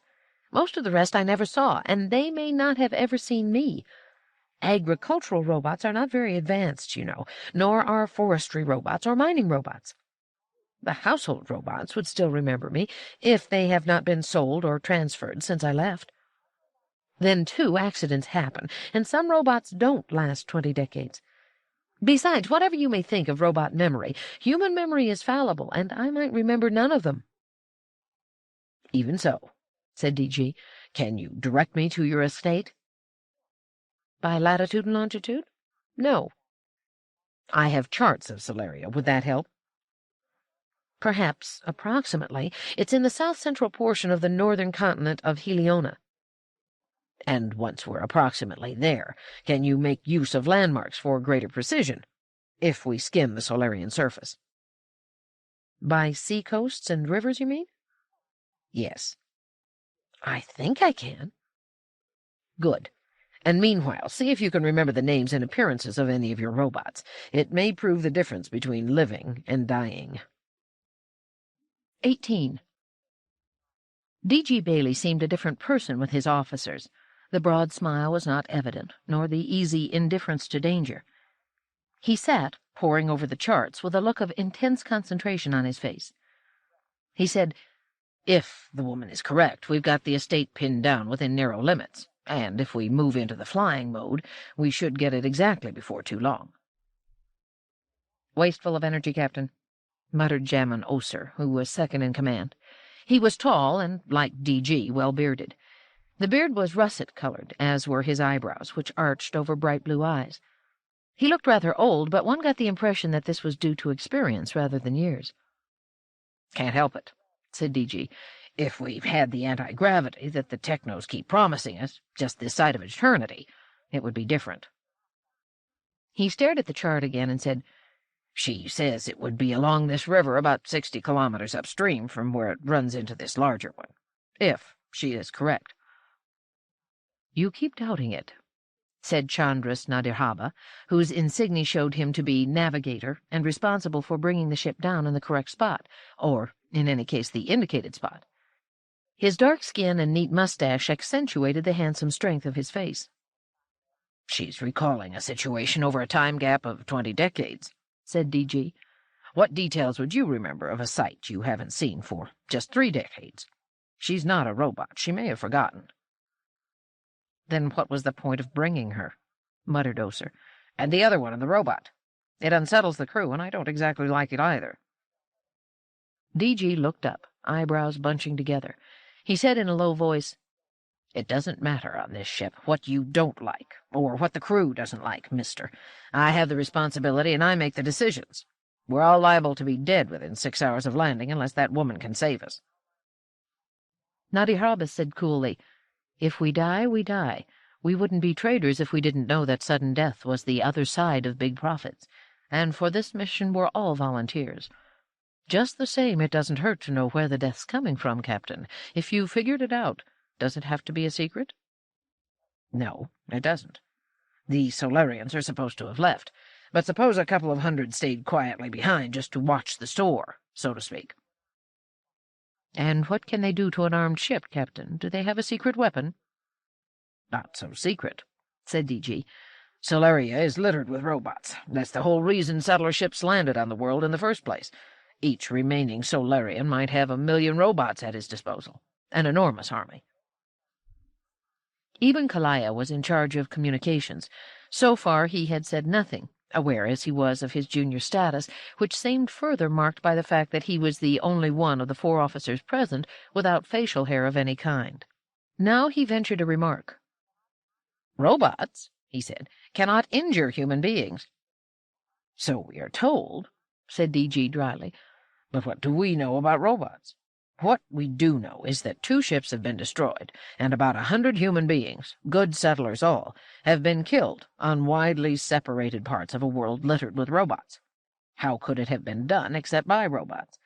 We don't know what kind of orders a Solarian might give robots, or by what tricks the so-called first law of robotics might be circumvented. So we," he went on, "have to do a little circumventing of our own. As best as we can tell from the reports reaching us from the other ships before they were destroyed, all the men on board ship debarked on landing. It was an empty world, after all, and they wanted to stretch their legs, breathe fresh air, and look over the robots they had come to get. Their ships were unprotected, and they themselves unready when the attack came. That won't happen this time. I'm getting off, but the rest of you are going to stay on board the ship, or in its near vicinity." Nadirhaba's dark eyes glared disapproval. "Why you, Captain? If you need someone to act as bait, anyone else can be spared more easily than you can be." "I appreciate the thought, Navigator," said DG, "but I will not be alone. Coming with me will be the spacer woman and her companions. She is the one who is essential. She may know some of the robots. At any rate, some may know her. I am hoping that, though the robots may have been ordered to attack us, they won't attack her." "You mean they'll remember old Missy and fall to their knees," said Nadirhaba dryly. "If you want to put it that way. That's why I brought her, and that's why we've landed on her estate. And I've got to be with her because I'm the one who knows her somewhat, and I've got to see that she behaves. Once we have survived by using her as a shield, and in that way have learned exactly what we're facing, we can proceed on our own. We won't need her any more." Oser said, "And then what do we do with her? Jettison her into space?" DG roared, "We take her back to Aurora." Oser said, "I'm bound to tell you, Captain, that the crew would consider that a wasteful and unnecessary trip. They will feel that we can simply leave her on this blasted world. It's where she comes from, after all."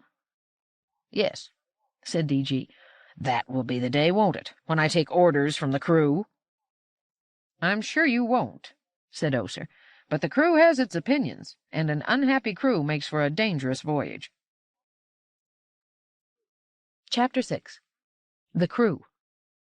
19. Gladia stood on the soil of Solaria.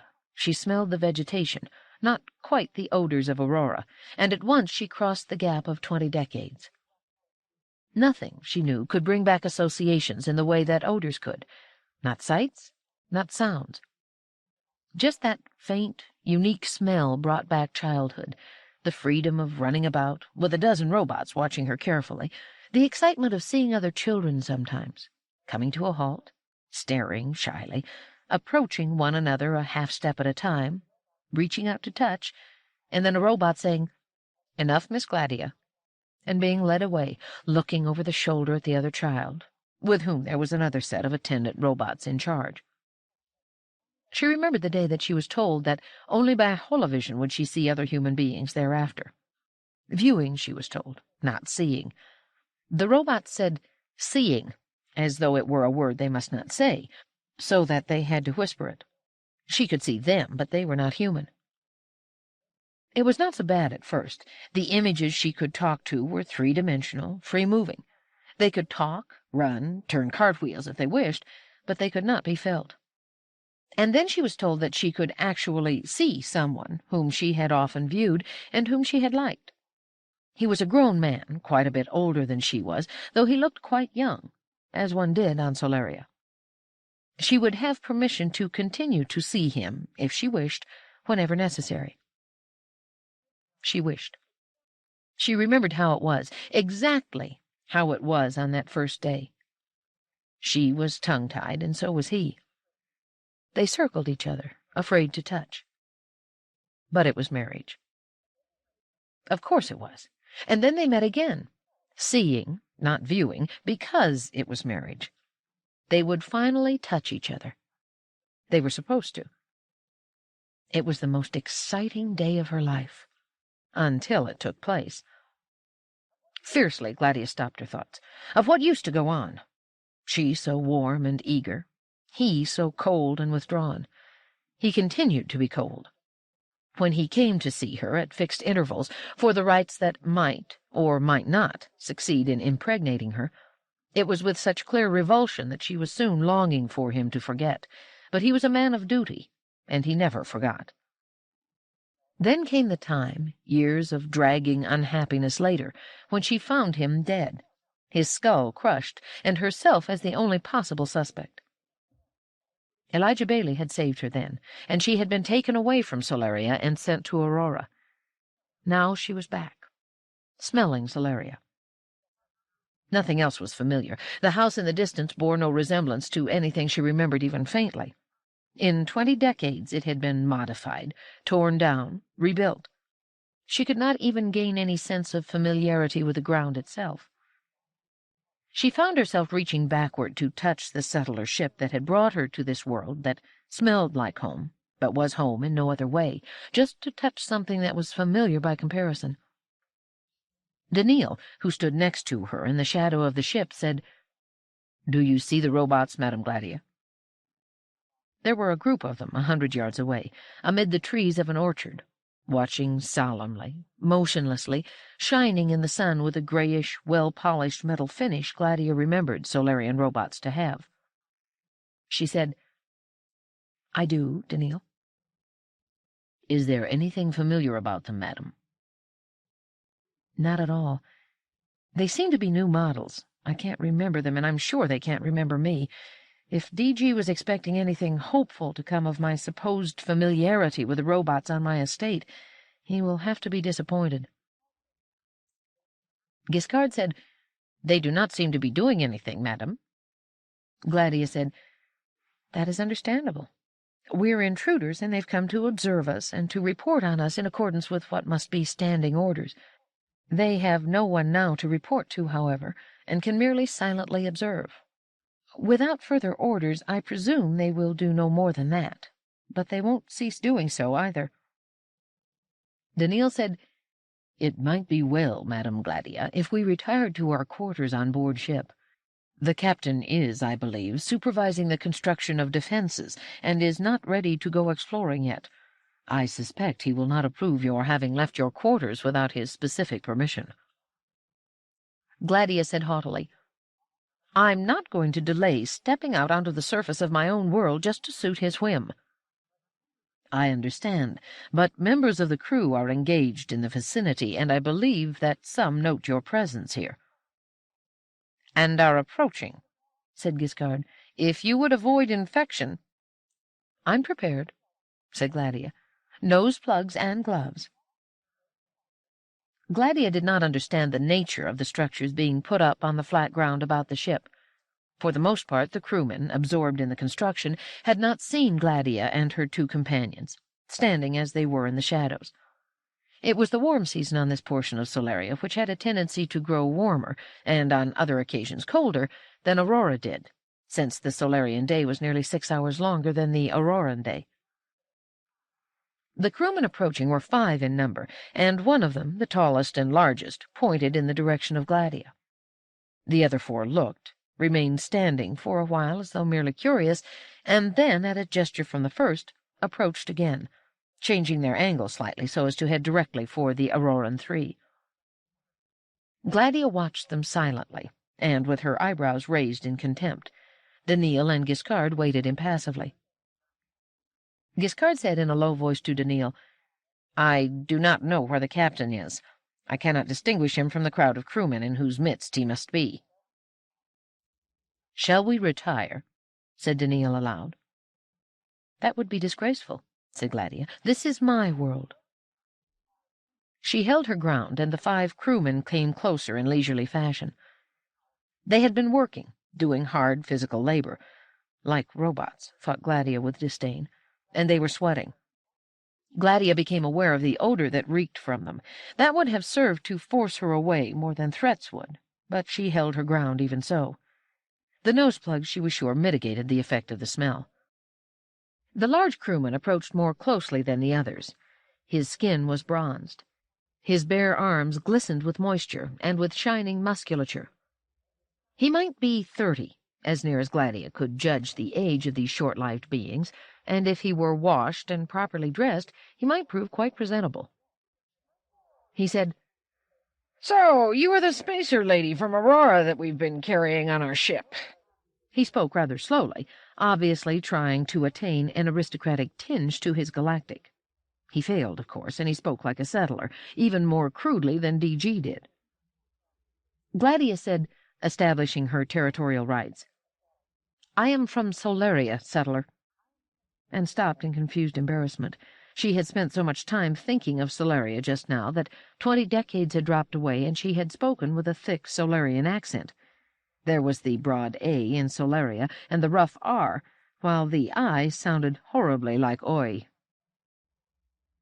She said again in a much lower, less commanding voice, but one in which the accent of Aurora University, the standard for galactic speech through all the spacer worlds, rang clear.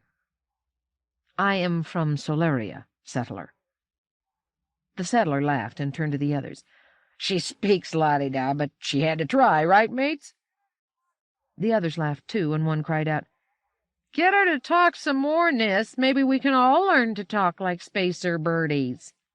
And he placed one hand on his hip in as dainty a manner as he could manage, while holding the other hand out limply. Nis said, still smiling, "Shut up, all of you." There was instant silence. He turned to Gladia again. "I'm Berto Nis, first-class shipper. And your name, little woman?" Gladia did not venture to speak again. Nis said, "I'm being polite, little woman. I'm speaking gentlemanly, spacer-like. I know you're old enough to be my great-grandmother. How old are you, little woman?" 400, shouted one of the crewmen from behind Nis. "But she doesn't look it." "She doesn't look 100, said another. "She looks suitable for a little ding-donging," said a third, "and hasn't had any for a long time, I guess. Ask her if she'd want some, Nis. Be polite and ask if we can take turns." Gladia flushed angrily, and Daneel said, "First-class shipper Nis, your companions are offending, Madam Gladia. Would you retire?" Nis turned to look at Daneel, whom till now he had totally ignored. The smile vanished from his face, and he said, "Look, you. This little lady is off limits. The captain said so. We won't bother her, just a little harmless talk. That thing there is a robot. We won't bother with him, and he can't hurt us. We know the 3 laws of robotics. We order him to stay away from us, see? But you are a spacer, and the captain has give us no orders about you. So you," he pointed a finger, "stay out of this and don't interfere, or you'll get your pretty skin all bruised up, and then you might cry." Daneel said nothing. Nis nodded his head. "Good. I like to see someone smart enough not to start anything he can't finish." He turned to Gladia. "Now, little spacer woman, we will leave you alone, because the captain doesn't want you bothered. If one of the men here made a crude remark, that's only natural. Just shake hands and let's be friends. Spacer, settler, what's the difference?" He thrust out his hand toward Gladia, who shrank away in horror. Daneel's hand moved outward in a flick that was almost too fast to see, and caught Nis's wrist. "First-class shipper Nis," he said quietly, "do not attempt to touch the lady." Nis looked down at his hand and at the fingers that enclosed his wrist firmly. He said in a low and menacing growl, "You have to the count of 3 to let go." Daneel's hand fell away. He said, "I must do as you say, for I do not wish to harm you, but I must protect the lady, and if she doesn't wish to be touched, as I believe she doesn't, I may be forced into a position where I must cause you pain. Please accept my assurance that I will do all I can to minimize that." One of the crewmen shouted joyously, "Give it to him, Nis! He's a talker!" Nis said, "Look, Spacer, twice I told you to keep out, and you touched me once. Now I tell you a 3rd time, and that's it. Make a move, say a word, and I take you apart. This little woman is going to shake hands, that's all, friendly-like. Then we all go, fair enough?" Gladia said in a low, choking voice, "I won't be touched by him.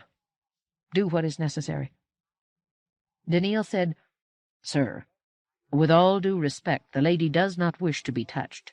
I must ask you, all of you, to leave." Nis smiled, and one large arm moved as though to brush Daneel to one side, and to do it hard. Daneel's left arm flickered, and once again Nis was held by the wrist. "Please go, sir," said Daneel. Nis's teeth continued to show, but he was no longer smiling. Violently he brought his arm up. Daneel's enclosing hand moved up for a short distance, slowed, and came to a halt. His face showed no strain. His hand moved down, dragging Nis's arm with it, and then, with a rapid twist, he bent Nis's arm behind the settler's broad back and held it there. Nis, who found himself unexpectedly with his back to Daneel, brought his other arm up and over his head, groping for Daneel's neck. His other wrist was seized and pulled down farther than it could easily go, and Nis grunted in clear misery. The other 4 crewmen, who had been watching in eager anticipation, remained in place now, motionless, silent, mouths open. Nis, staring at them, grunted, "Help me." Daneel said, "They will not help you, sir, for the captain's punishment will be all the worse if they try. I must ask you now to assure me that you will no longer trouble Madame Gladia, and that you will leave quietly, all of you. Otherwise, I very much regret, first-class shipper, that I must pull your arms out of their sockets." As he said that, he tightened his grip on either wrist, and Nis emitted a muffled grunt. "My apologies, sir," said Daneel, "but I am under the strictest orders. May I have your assurance?" Nis kicked backward with sudden viciousness, but well before his heavy boot could make contact, Daneel had faded to one side and pulled him off balance. He went face down heavily. "May I have your assurance, sir?" said Daneel, now pulling gently at the 2 wrists so that the crewman's arms lifted slightly up from the back. Nis howled and said, half incoherent, "I give in. Let go." Daneel let go at once and stepped back. Slowly and painfully, Nis rolled over, moving his arms slowly and rotating his wrists with a twisted grimace. Then, when his right arm moved near the holster he wore, he snatched clumsily at his sidearm. Daneel's foot came down on his hand and pinned it to the ground. "Don't do that, sir, or I may be forced to break one or more of the small bones in your hand." He bent down and extracted Niss's blaster from its holster. "Now stand up." "Well, Mr. Niss," came another voice, "do as you are told and stand up." D.G. Bailey was standing at their side, beard bristling, face slightly flushed, but his voice was dangerously calm.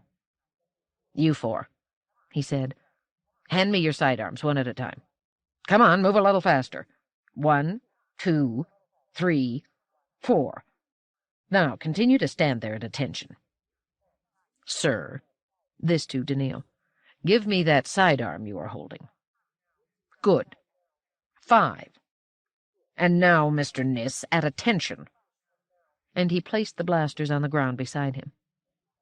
Niss stiffened to attention, eyes bloodshot, face contorted in obvious pain. "Would someone," said D.G., "please say what has been going on?" "Captain," said Daneel quickly, "Mr. Niss and I have had a playful altercation. No harm has been done." "Mr. Niss, however, looks somewhat harmed," said D.G. "No permanent harm, Captain," said Daneel. "I see. Well, we'll get back to this later. Madam," he turned on his heel to address Gladia, "I don't recall that I gave you permission to emerge from the ship. You will go back to your cabin with your 2 companions at once. I am captain here, and this is not Aurora. Do as I say." Daneel placed an apologetic hand on Gladia's elbow. Her chin lifted, but she turned and went up the gangplank and into the ship, Daneel at her side, Giskard following. D.G. then turned to the crewmen. "You 5, he said, his voice never lifting from its flat calm, "come with me. We'll get to the bottom of this or of you." And he gestured to a petty officer to pick up the sidearms and take them away. 20. D.G. stared at the 5 grimly. He was in his own quarters, the only portion of the ship that had a semblance of size to it and the beginnings of an appearance of luxury. He said, pointing to each in turn, "Now, this is the way we'll work it. You tell me exactly what happened, word for word, motion for motion.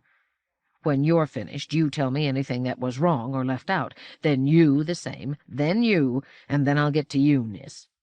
I expect that you were all out of order, that you all did something unusually stupid that earned you all, but especially Niss, considerable humiliation.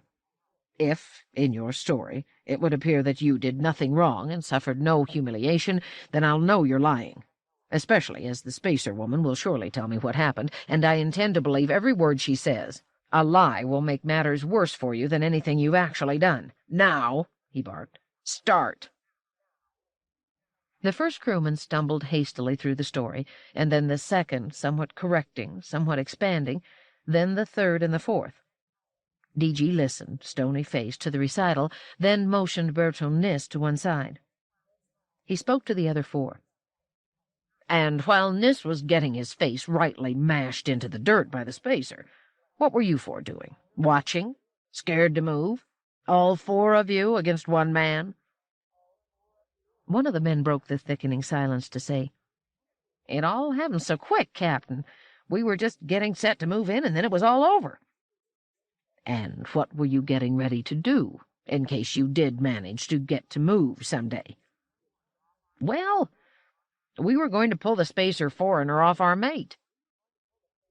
"Do you think you could have?" This time no one offered to make a sound.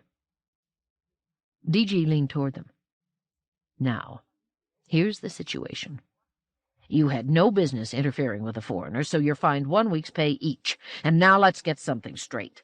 If you tell what has happened to anyone else, in the crew or out, now or ever, whether drunk or sober, you'll be broken, every one of you, to apprentice shipper. It doesn't matter which one of you talks, you'll all 4 be broken, so keep an eye on each other. Now get to your assigned tasks, and if you cross me at any time during this voyage, if you so much as hiccup against regulations, you'll be in the brig." The four left, mournful, hangdog, tight-lipped. Nis remained, a bruise developing on his face, his arms clearly in discomfort. DG regarded him with a threatening quiet, while Nis stared to the left, to the right, at his feet, everywhere but at the face of the captain. It was only when Nis's eyes, running out of evasion, caught the glare of the captain that DG said, "Well, you look very handsome, now that you have tangled with a sissy spacer half your size. Next time you better hide when one of them shows up." "Yes, Captain," said Nis, miserably. "Did you or did you not, Nis, hear me in my briefing, before we left Aurora, say that the spacer woman and her companions were on no account to be disturbed or spoken to?" "Captain, I only wanted a polite howdy-do. We was curious for a closer look. No harm meant." "You meant no harm? You asked how old she was. Was that your business?" "Just curious. Wanted to know. One of you made a sexual suggestion. Not me, Captain." "Someone else? Did you apologize for it?" "To a spacer?"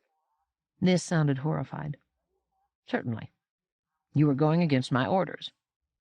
"I meant no harm," said Nis doggedly. "You meant no harm to the man?" "He put his hand on me, Captain." "I know he did. Why?" "Because he was ordering me around." "And you wouldn't stand for it?" "Would you, Captain?" "All right, then, you didn't stand for it. You fell down for it, right on your face. How did that happen?" "I don't rightly know, Captain. He was fast, like the camera was sped up, and he had a grip like iron." DG said, "So he did. What did you expect, you idiot? He is iron." "Captain?" "Nis, is it possible you don't know the story of Elijah Bailey?" Nis rubbed his ear in embarrassment. "I know he's your great-something grandfather, Captain." "Yes, everyone knows that from my name. Have you ever viewed his life story?" "I'm not a viewing man, Captain. Not on history." He shrugged, and as he did so, winced, and made as though to rub his shoulder, then decided he didn't quite dare do so. "Did you ever hear of R. Daneel Olival?" Nis squeezed his brows together. "He was Elijah Bailey's friend." "Yes, he was. You do know something, then. Do you know what the R stands for in R. Daneel Olival?" "It stands for robot, right? He was a robot friend. There was robots on Earth in them days." "There were, Nis, and still are. But Daneel wasn't just a robot. He was a spacer robot who looked like a spacer man." "Think about it, Nis. Guess who the spacer man you picked a fight with really was?" Nis's eyes widened, his face reddened dully. "You mean that spacer was a That was R. Daneel Olival." "But, Captain, that was 200 years ago." "Yes, and the spacer woman was a particular friend of my ancestor Elijah. She's been alive for 233 years, in case you still want to know. And do you think a robot can't do as well as that? You were trying to fight a robot, you great fool." "Why didn't it say so?" Nis said with great indignation. "Why should it? Did you ask? See here, Nis, you heard what I told the others about telling this to anyone. It goes for you, too, but much more so. They are only crewmen, but I had my eye on you for crew leader. Had my eye on you. If you're going to be in charge of the crew, you've got to have brains and not just muscle. So now it's going to be harder for you, because you're going to have to prove you have brains, against my firm opinion that you don't." "Captain, I don't talk. Listen. If this story gets out, the other four will be apprentice shippers, but you will be nothing. You will never go on shipboard again. No ship will take you. I promise you that. Not as crew, not as passenger. Ask yourself what kind of money you can make on Bailey World, and doing what. That's if you talk about this, or if you cross the spacer woman in any way, or even just look at her for more than half a second at a time, or at her two robots. And you are going to have to see to it that no one else among the crew is in the least offensive. You're responsible. and you're fined 2 weeks' pay." "But, Captain," said Nis weakly, "the others—" "I expected less from the others, Nis, so I fined them less. Get out of here." 21. D.G. played idly with the photocube that always stood on his desk. Each time he turned it, it blackened, then cleared when stood upon one of its sides as its base. When it cleared, the smiling, three-dimensional image of a woman's head could be seen. Crew rumor was that each of the 6 sides led to the appearance of a different woman. The rumor was quite correct. Jam and Oser watched the flashing appearance and disappearance of images totally without interest.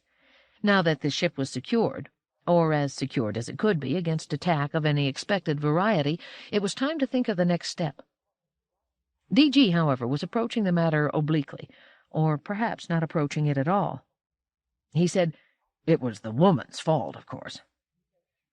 Oser shrugged and passed his hand over his beard, as though he were reassuring himself that he, at least, was not a woman. Unlike D.G., Oser had his upper lip luxuriantly covered as well. D.G. said, "Apparently, being on the planet of her birth removed any thought of discretion. She left the ship, even though I had asked her not to." "You might have ordered her not to." "I don't know that would have helped. She's a spoiled aristocrat, used to having her own way and to ordering her robots about. Besides, I plan to use her, and I want her cooperation, not her pouting. And, again, she was the Ancestor's friend." "And still alive," said Oser, shaking his head. "It makes the skin crawl. An old, old woman." "I know, but she looks quite young, still attractive, and nose in the air. Wouldn't retire when the crewmen approached, wouldn't shake hands with one of them. Well, it's over." "Still, Captain, was it the right thing to tell Nis he had tackled a robot?" Had to, Oser, if he thought he'd been beaten and humiliated before 4 of his mates by an effeminate spacer half his size. He'd be useless to us forever. It would have broken him completely. And we don't want anything to happen that will start the rumor that human spacers, are supermen. That's why I had to order them so strenuously not to talk about it. Nis will ride herd on all of them, and if it does get out, it will also get out that the spacer was a robot. But I suppose there was a good side to the whole thing." "Where, Captain?" asked Oser. "It got me to thinking about robots. How much do we know about them? How much do you know?" Oser shrugged. "Captain, it's not something I think about much, or something anyone else thinks about either, at least any settler. We know that the spacers have robots, depend on them, go nowhere without them, can't do a thing without them, are parasites on them, and we're sure they're fading away because of them.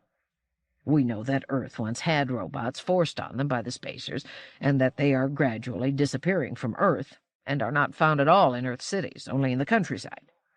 We know that the settler worlds don't and won't have them anywhere, town or country. So settlers never meet them on their own worlds, and hardly ever on Earth." His voice had a curious inflection each time he said Earth, as though one could hear the capital, as though one could hear the words home and mother whispered behind it. "What else do we know?" Oser said, "There's the 3 laws of robotics." "Right." D.G. pushed the photocube to one side and leaned forward. "Especially the first law. A robot may not injure a human being, or, through inaction, allow a human being to come to harm. Yes? Well, don't rely on it. It doesn't mean a thing.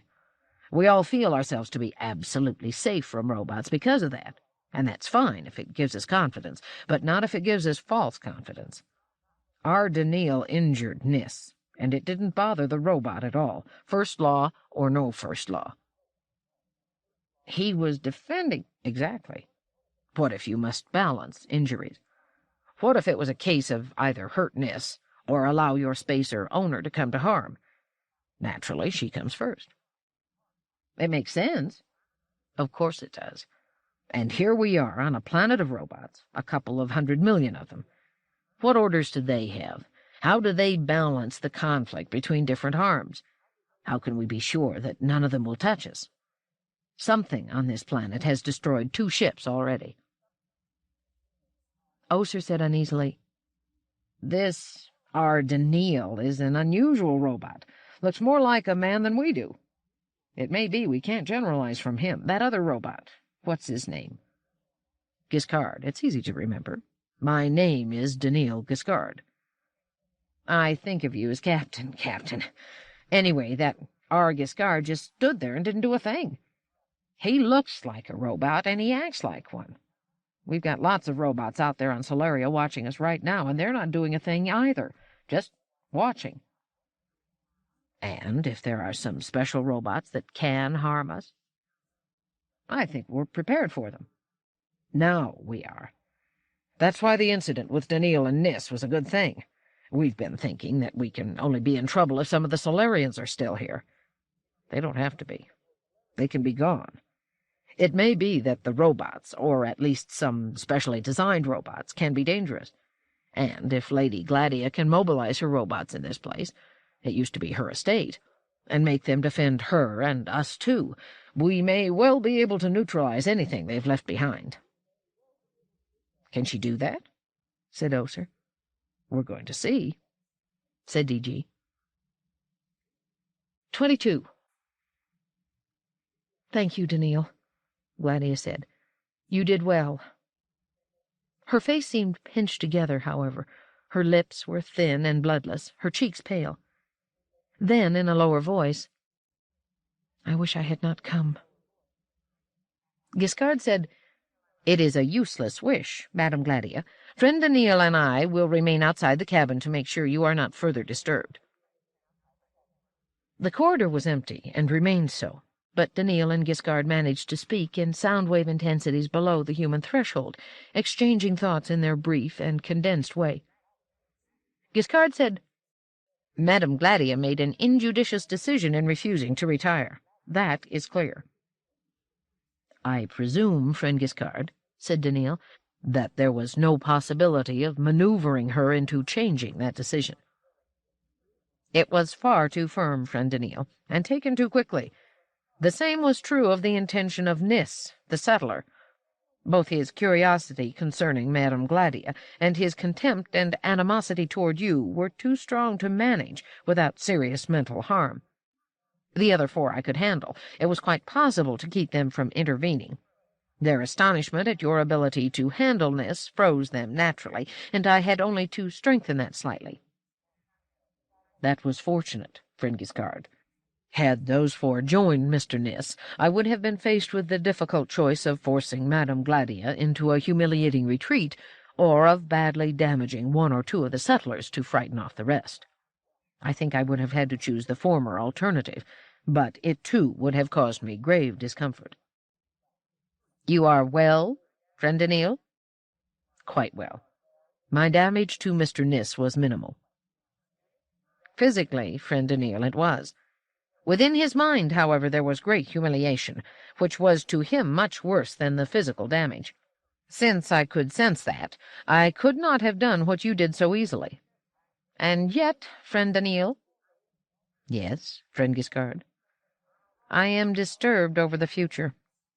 On Aurora, through all the decades of my existence, I have been able to work slowly, to wait for opportunities of touching minds gently without doing harm, of strengthening what is already there, of weakening what is already attenuated, of pushing gently in the direction of existing impulse. Now, however, we are coming to a time of crisis in which emotions will run high, decisions will be taken quickly, and events will race past us. If I am to do any good at all, I will have to act quickly too, and the 3 laws of robotics prevent me from doing so. It takes time to weigh the subtleties of comparative physical and mental harm. Had I been alone with Madame Gladia at the time of the settlers' approach, I do not see what course I could have taken that I would not have recognized as entailing serious damage to Madame Gladia, to 1 or more of the settlers, to myself, or possibly to all who were involved." Daneel said, "What is there to do, friend Giskard?" "Since it is impossible to modify the 3 laws, friend Daneel, once again we must come to the conclusion that there is nothing we can do but await failure." Chapter 7. The Overseer. 23. It was morning on Solaria, morning on the estate, her estate. Off in the distance was the establishment that might have been her establishment. Somehow 20 decades dropped away, and Aurora seemed to her to be a far-off dream that had never happened. She turned to DG, who was tightening the belt about his thin outer garment, a belt from which 2 sidearms hung. On his left hip was the neuronic whip, on his right something shorter and bulkier that she guessed was a blaster. "Are we going to the house?" she asked. "Eventually," said DG with a certain absence of mind. He was inspecting each sidearm in turn, holding one of them to his ear as though he were listening for a faint buzz that would tell him it was alive. "Just the 4 of us?" She automatically turned her eyes to each of the others. DG, Daneel. She said to Daneel, "Where is Giskard, Daneel?" Daneel said, "It seemed to him, Madame Gladia, that it would be wise to act as an advance guard. As a robot, he might not be noticeable among other robots, and if there should be anything wrong, he could warn us. In any case, he is more expendable than either yourself or the captain." "Good robotic thinking," said DG grimly. "It's just as well. Come, we're moving forward now." "Just the 3 of us?" said Gladia, a touch plaintively. "To be honest, I lack Giskard's robotic ability to accept expendability." DG said, "We're all expendable, Lady Gladia. 2 ships have been destroyed, every member of each crew indiscriminately brought to an end. There's no safety in numbers here." "You're not making me feel any better, DG." "Then I'll try. The earlier ships were not prepared. Our ship is. And I'm prepared, too." He slapped his 2 hands to his hips. "And you've got a robot with you who has showed himself to be an efficient protector. What's more, you yourself are our best weapon. You know how to order robots to do what you want them to do, and that may well be crucial. You are the only one with us who can do that, and the earlier ships had no one at all of your caliber. Come, then." They moved forward. Gladia said after a while, "We're not walking toward the house." "No, not yet. First, we're walking toward a group of robots. You see them, I hope." "Yes, I do, but they're not doing anything." "No, they're not. There were many more robots present when we first landed. Most of them have gone, but these remain. Why?" "If we ask them, they'll tell us." "You will ask them, Lady Gladia." "They'll answer you, DG, as readily as they'll answer me. We're equally human." DG stopped short, and the other 2 stopped with him. He turned to Gladia and said, smiling, "My dear Lady Gladia, equally human, a spacer and a settler. Whatever has come over you?" "We are equally human to a robot," she said waspishly, "and please don't play games. I did not play the game of spacer and earthman with your ancestor." DG's smile vanished. "That's true. My apologies, my lady.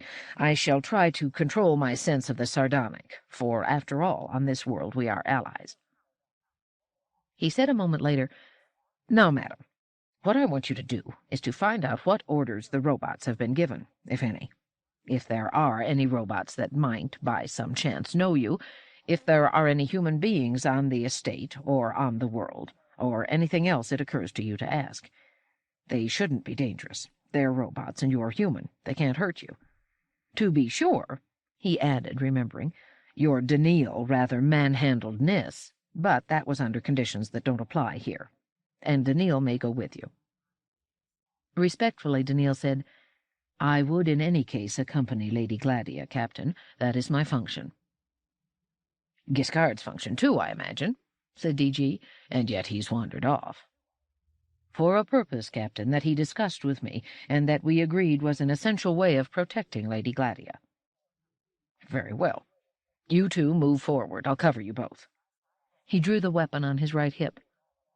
"If I call out, 'Drop,' the 2 of you fall down instantly. This thing doesn't play favorites."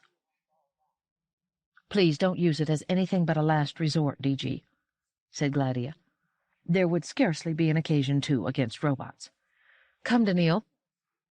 Off she went, stepping forward rapidly and firmly toward the group of about a dozen robots that were standing just in front of a line of low bushes, with the morning sun reflecting in glints here and there from their burnished exteriors. 24. The robots did not retreat, nor did they advance. They remained calmly in place.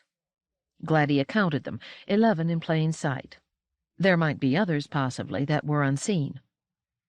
They were designed Solaria fashion, very polished, very smooth, no illusion of clothing, and not much realism. They were almost like mathematical abstractions of the human body, with no two of them quite alike. She had the feeling that they were by no means as flexible or complex as Auroran robots, but were more single-mindedly adapted to specific tasks. She stopped at least 4 meters from the line of robots, and Daneel, she sensed, stopped as soon as she did and remained less than a meter behind. He was close enough to interfere at once in case of need, but was far enough back to make it clear that she was the dominant spokesperson of the pair. The robots before her, she was certain, viewed Daneel as a human being, but she also knew that Daneel was too conscious of himself as a robot to presume upon the misconception of other robots. Gladia said, "Which one of you will speak with me?"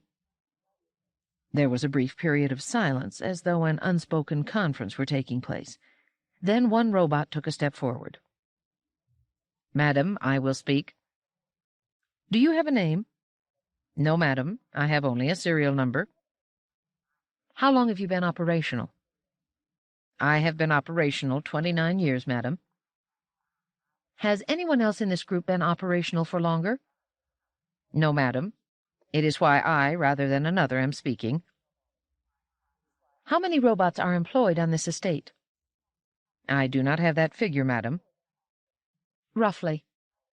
"Perhaps 10,000, madam." "Have any been operational for longer than 20 decades?" "The agricultural robots include some who may, madam." "And the household robots?" "They have not been operational long, madam. The masters prefer new model robots." Gladia nodded, turned to Daneel, and said, "That makes sense. It was so in my day, too." She turned back to the robot. "To whom does this estate belong?" "It is the Zoberlon estate, madam." "How long has it belonged to the Zoberlon family?" "Longer, madam, than I have been operational. I do not know how much longer, but the information can be obtained." "To whom did it belong before the Zoberlons took possession?" "I do not know, madam, but the information can be obtained." "Have you ever heard of the Delmar family?" "No, madam." Gladia turned to Daneel and said rather ruefully, "I'm trying to lead the robot, little by little, as Elijah might once have done, but I don't think I know how to do it properly." "On the contrary, Lady Gladia," said Daneel gravely, "it seems to me you have established much. It is not likely that any robot on this estate, except perhaps for a few of the agriculturals, would have any memory of you. Would you have encountered any of the agriculturals in your time?" Gladia shook her head. "Never. I don't recall seeing any of them even in the distance." "It is clear, then, that you are not known on this estate." "Exactly. And poor D.G. has brought us along for nothing. If he expected any good of me, he has failed." "To know the truth is always useful, madam. Not to be known is, in this case, less useful than to be known. But not to know whether one is known or not would be less useful still.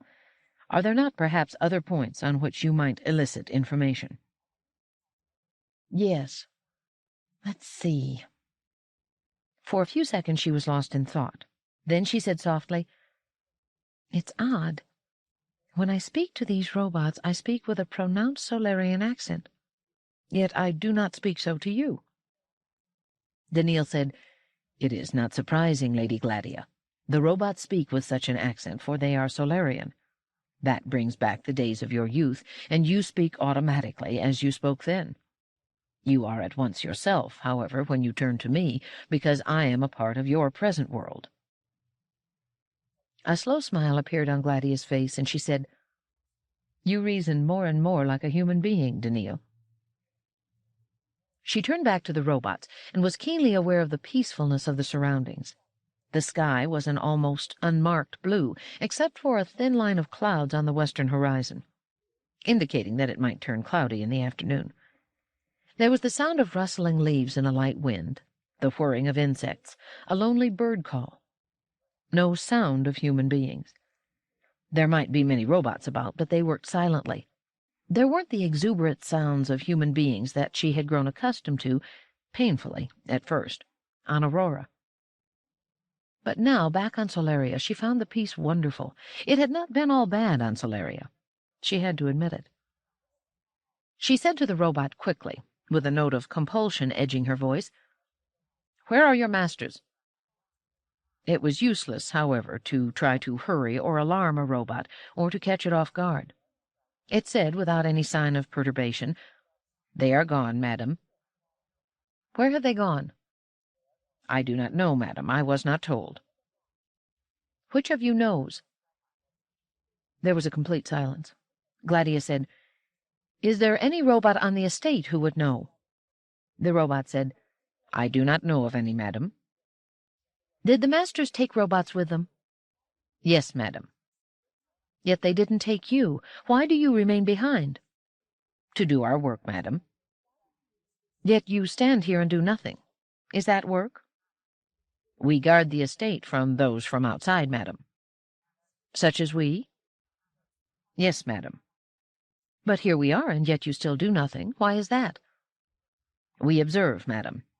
We have no further orders." "Have you reported your observations?" "Yes, madam." "To whom?" "To the overseer, madam." "Where is the overseer?" "In the mansion, madam." "Ah." Gladia turned and walked briskly back to DG. Daneel followed. "Well?"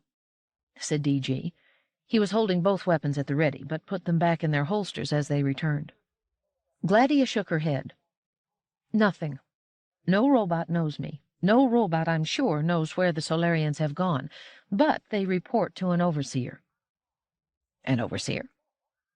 "On Aurora and the other spacer worlds, the overseer on large estates with numerous robots is some human whose profession it is to organize and direct groups of working robots in the fields, mines, and industrial establishments." "Then there are Solarians left behind." Gladia shook her head. "Solaria is an exception. The ratio of robots to human beings has always been so high that it has not been the custom to assign a man or woman to oversee the robots. That job has been done by another robot, one that is specially programmed." "Then there is a robot in that mansion." DG nodded with his head. "Who is more advanced than these, and who might profitably be questioned." "Perhaps, but I am not certain it is safe to attempt to go into the mansion." DG said sardonically, "It is only another robot." "The mansion may be booby-trapped." "This field may be booby-trapped." Gladia said, "It would be better to send one of the robots to the mansion to tell the overseer that human beings wish to speak to him." DG said, "That will not be necessary. That job has apparently been done already. The overseer is emerging, and is neither a robot nor a him. What I see is a human female." Gladia looked up in astonishment. Advancing rapidly toward them was a tall, well-formed, and exceedingly attractive woman. Even at a distance there was no doubt whatever as to her sex. 25. DG smiled broadly. He seemed to be straightening himself a bit, squaring his shoulders, throwing them back. One hand went lightly to his beard, as though to make sure it was sleek and smooth.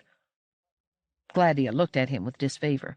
She said, "That is not a Solarian woman." "How can you tell?" said DG. "No Solarian woman would allow herself to be seen so freely by other human beings.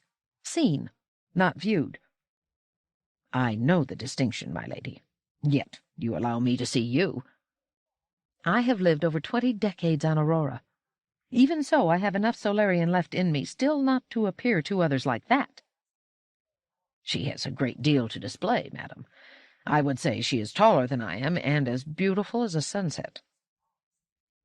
The overseer had stopped 20 meters short of their position, and the robots had moved aside so that none of them remained between the woman on one side and the three from the ship on the other. DG said, "Customs can change in 20 decades. "Not something as basic as the Solarian dislike of human contact," said Gladia sharply. "Not in 200 decades.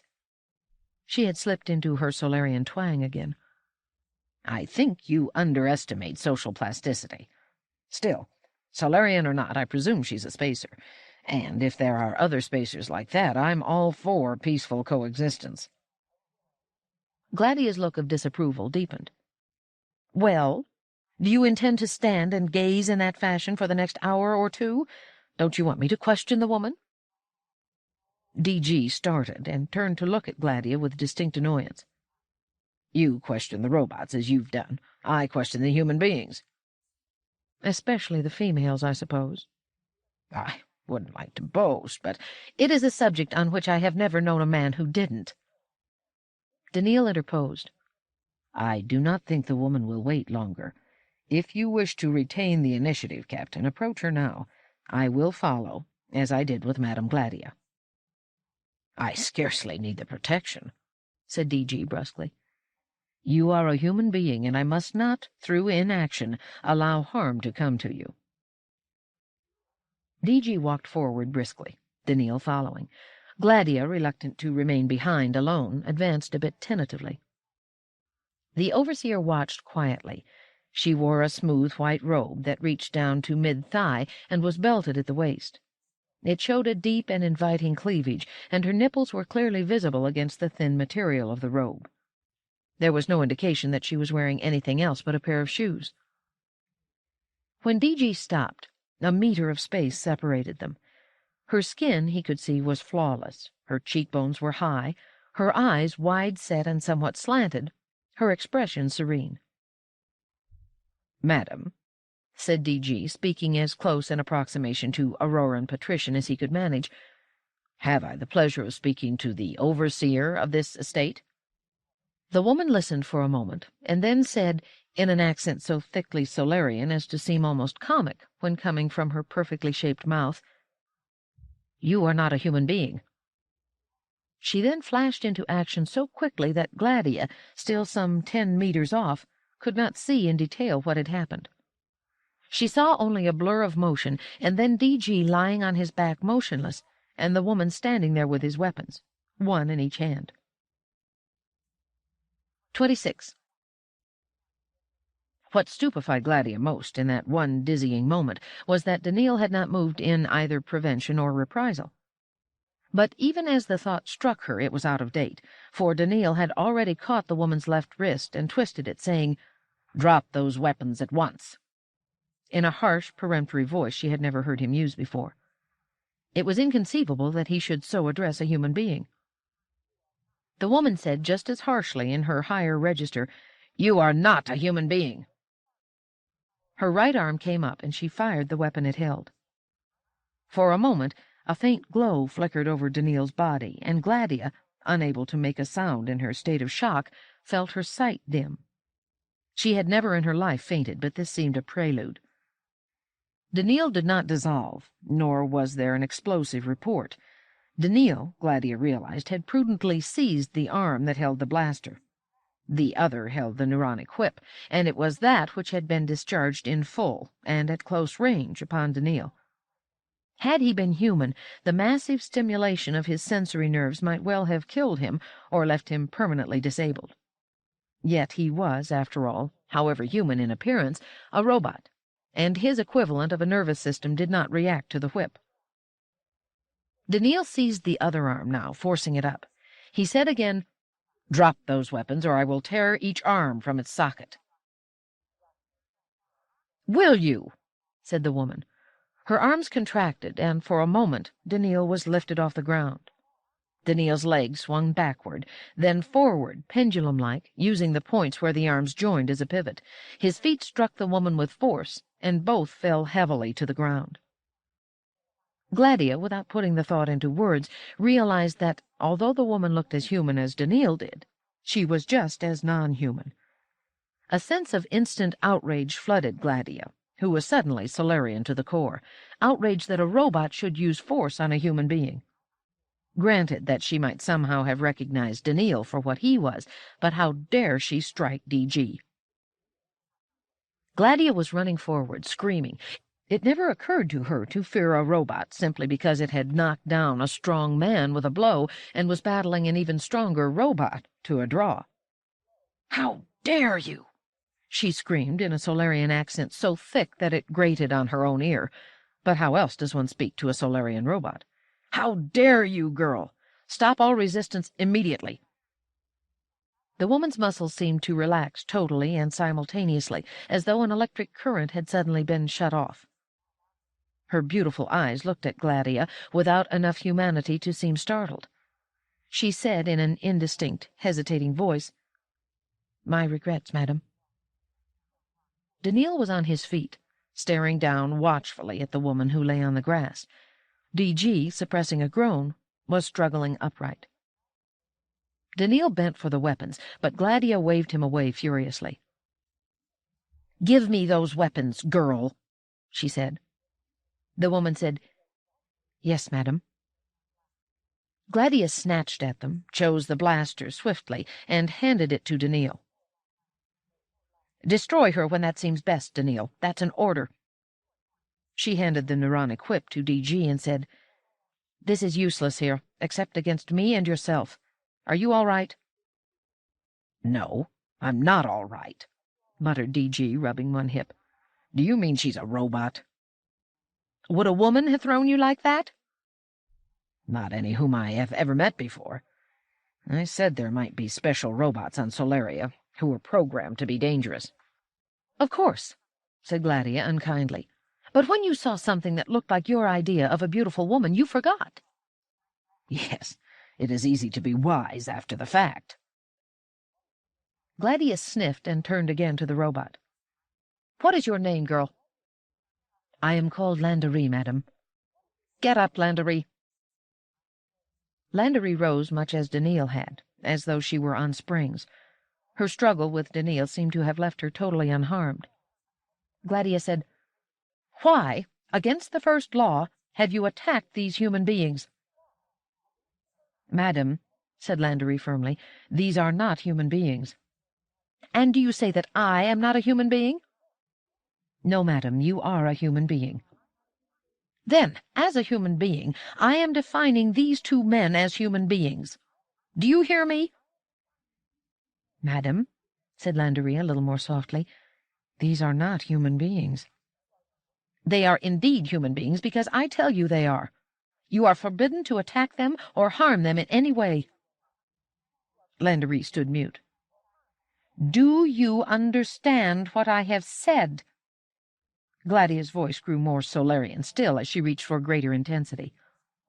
"Madam," said Landery, "these are not human beings." Daneel said to Gladia softly, "Madam, she has been given orders of such firmness that you cannot easily countervail them." "We'll see about that," said Gladia, breathing quickly. Landery looked about. The group of robots, during the few minutes of conflict, had come closer to Gladia and her two companions. In the background were two robots who, Gladia decided, were not members of the original group, and they were carrying between them, with some difficulty, a large and very massive device of some sort. Landery gestured to them, and they moved forward a bit more quickly. Gladia cried out, "Robots, stop!" They stopped. Landery said, "Madam, I am fulfilling my duties. I am following my instructions." Gladia said, "Your duty, girl, is to obey my orders." Landery said, "I cannot be ordered to disobey my instructions." Gladia said, "Daneel, blast her." Afterward, Gladia was able to reason out what had happened. Daneel's reaction time was much faster than a human being's would have been, and he knew that he was facing a robot against which the three laws did not inhibit violence. However, she looked so human that even the precise knowledge that she was a robot did not totally overcome his inhibition. He followed the order more slowly than he should have. Landery, whose definition of human being was clearly not the one Daneel used, was not inhibited by his appearance, and she struck the more quickly. She had her grip on the blaster, and again the two struggled. DG turned his neuronic whip butt first and came in at a half-run to strike. He hit her head squarely, but it had no effect on the robot, and her legs sent him flailing backward. Gladia said, "Robot! Stop!" Her clenched hands were raised. Landery shouted in a stentorian contralto, "All of you, join me! The two apparent males are not human beings. Destroy them without harming the female in any way." If Daneel could be inhibited by a human appearance, the same was true in considerably greater intensity for the simple Solarian robots, who inched forward slowly and intermittently. "Stop!" shrieked Gladia. The robot stopped, but the order had no effect on Landery. Daneel held fast to the blaster, but was bending backward under the force of Landery's apparently greater strength. Gladia, in distraction, looked about as though hoping to find some weapon somewhere. DG was attempting to manipulate his radio transmitter. He said, grunting, "It's been damaged. I think I fell on it." "What do we do?" "We have to make it back to the ship, quickly." Gladia said, "Then run. I can't abandon Daneel." She faced the battling robots, crying out wildly, "Landery, stop! Landery, stop!" "I must not stop, madam," said Landery. "My instructions are precise." Daneel's fingers were forced open, and Landery had the blaster again. Gladia threw herself before Daneel. "You must not harm this human being." "Madam," said Landery, her blaster pointed at Gladia, unwavering, "you are standing in front of something that looks like a human being, but is not a human being. My instructions are to destroy such on sight." Then, in a louder voice, "You two porters, to the ship." The two robots, carrying the massive device between them, renewed their forward movement. "Robots, stop!" screamed Gladia, and the forward motion stopped. The robots trembled in place, as though attempting to move forward, and yet not quite able to do so. Gladia said, "You cannot destroy my human friend Daneel without destroying me, and you yourself admit that I am a human being and therefore must not be harmed." Daneel said in a low voice, "My lady, you must not draw harm upon yourself in an effort to protect me." Landery said, "This is useless, madam. I can remove you easily from your present position and then destroy the non-human being behind you. Since that may harm you, I ask you with all respect to move from your present position voluntarily." "You must, my lady," said Daneel. "No, Daneel. I'll stay here. In the time it will take her to move me, you run."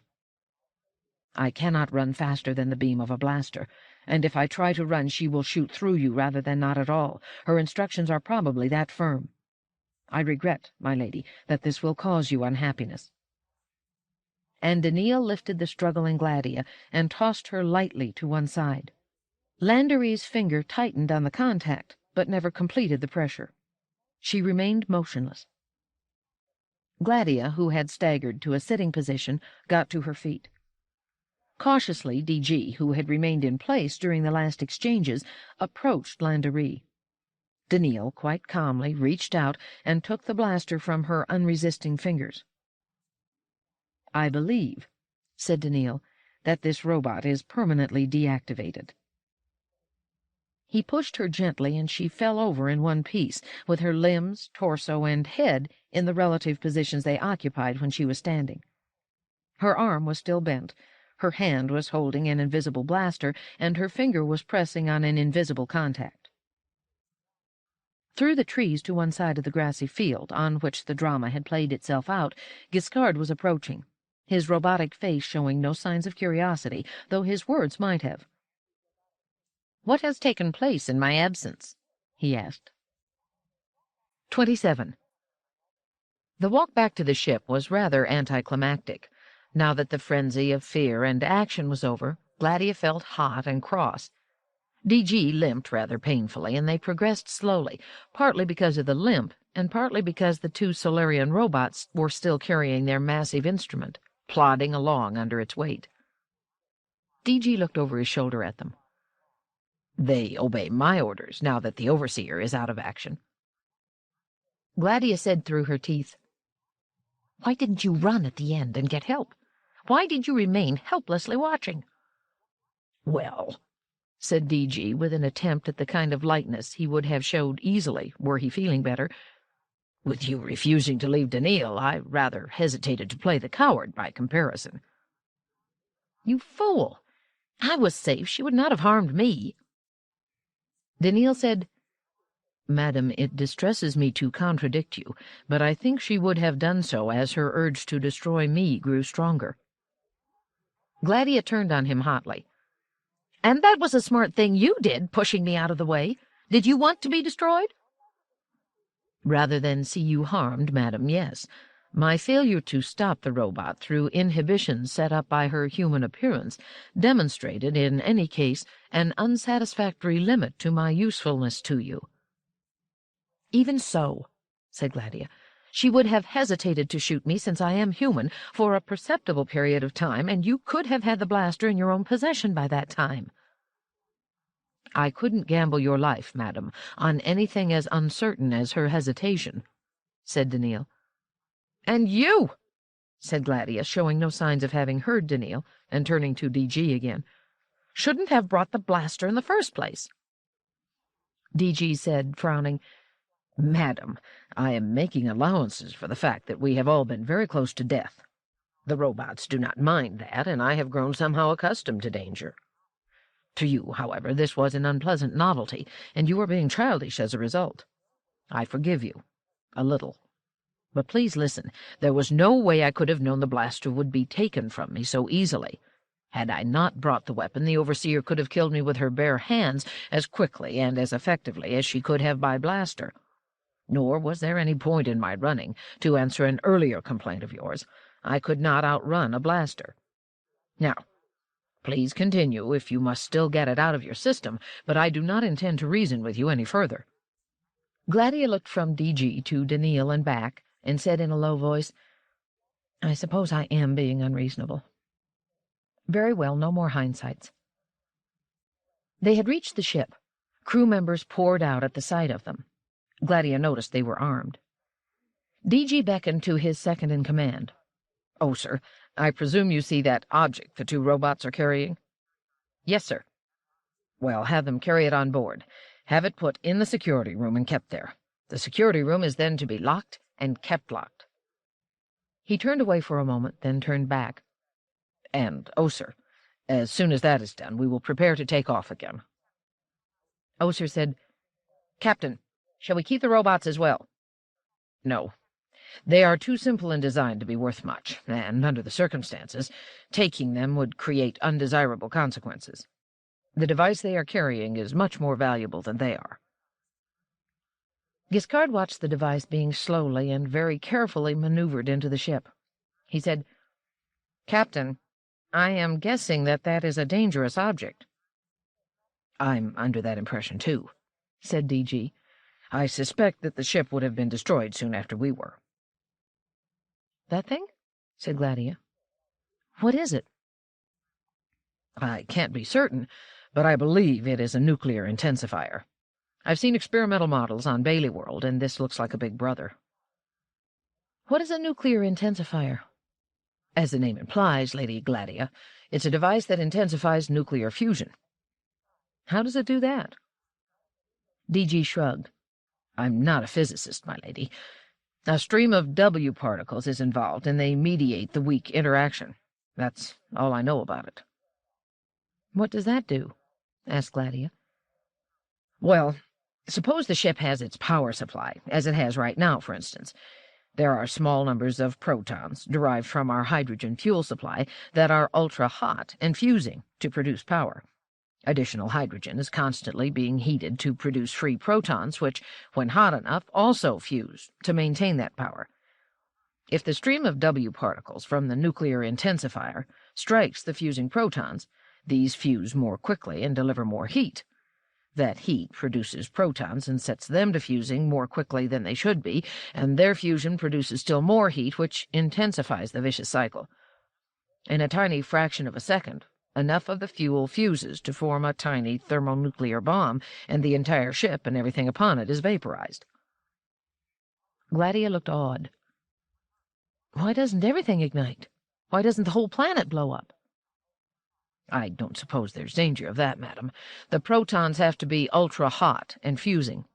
Cold protons are so unapt to fuse that even when the tendency is intensified to the full extent of such a device, that still is not enough to allow fusion. At least that's what I gathered from a lecture I once attended, and nothing but hydrogen is affected as far as I know. Even in the case of ultra-hot protons, the heat produced does not increase without measure. The temperature cools with distance from the intensifier beam, so that only a limited amount of fusion can be forced. Enough to destroy the ship, of course, but there's no question of blowing up the hydrogen-rich oceans, for instance, even if part of the ocean were ultra-heated, and certainly not if it were cold. But if the machine gets turned on accidentally in the storage room, I don't think it can get turned on. DG opened his hand, and in it rested a 2-centimeter cube of polished metal. From what little I know of such things, this is an activator, and the nuclear intensifier can do nothing without it. Are you sure? Not entirely. But we'll just have to chance it, since I must get that thing back to Bailey World. Now let's get on board. Gladia and her 2 robots moved up the gangplank and into the ship. DG followed and spoke briefly to some of his officers. He then said to Gladia, his weariness beginning to show, "It will take us a couple of hours to place all our gear on board and be ready for takeoff, and every moment increases the danger." Danger? You don't suppose that fearful woman robot is the only one of its kind that may exist on Solaria, do you? Or that the nuclear intensifier we have captured is the only one of its kind?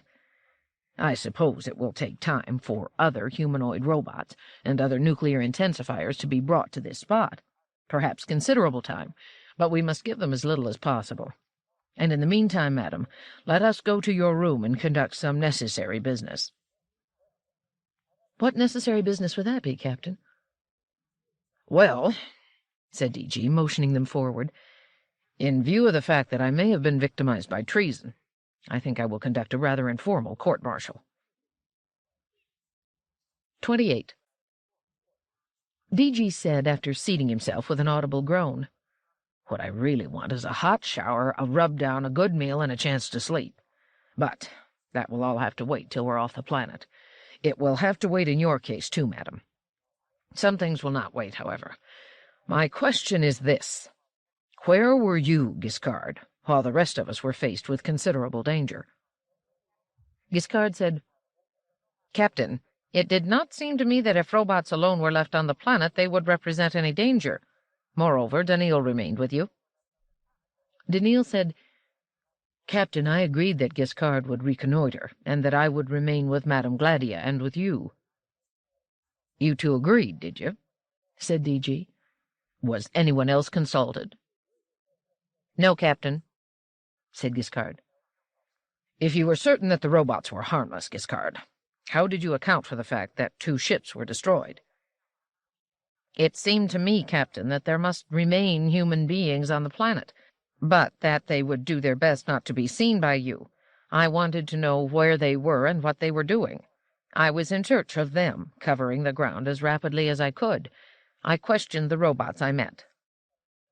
"Did you find any human beings?" "No, Captain." "Did you examine the house out of which the overseer emerged?" "No, Captain, but I was certain there were no human beings within it. I still am." "It contained the overseer?" "Yes, Captain, but the overseer was a robot." "A dangerous robot." "To my regret, Captain, I did not realize that." "You feel regret, do you?" "It is an expression I choose to describe the effect on my positronic circuits. It is a rough analogy to the term as human beings seem to use it, Captain." "How is it you didn't realize a robot might be dangerous?" "By the 3 laws of robotics—" Gladia interrupted. Stop this, Captain. Giskard only knows what he is programmed to know. No robot is dangerous to human beings unless there is a deadly quarrel between human beings and the robot must attempt to stop it. In such a quarrel, Daneel and Giskard would undoubtedly have defended us with as little harm to others as possible. Is that so?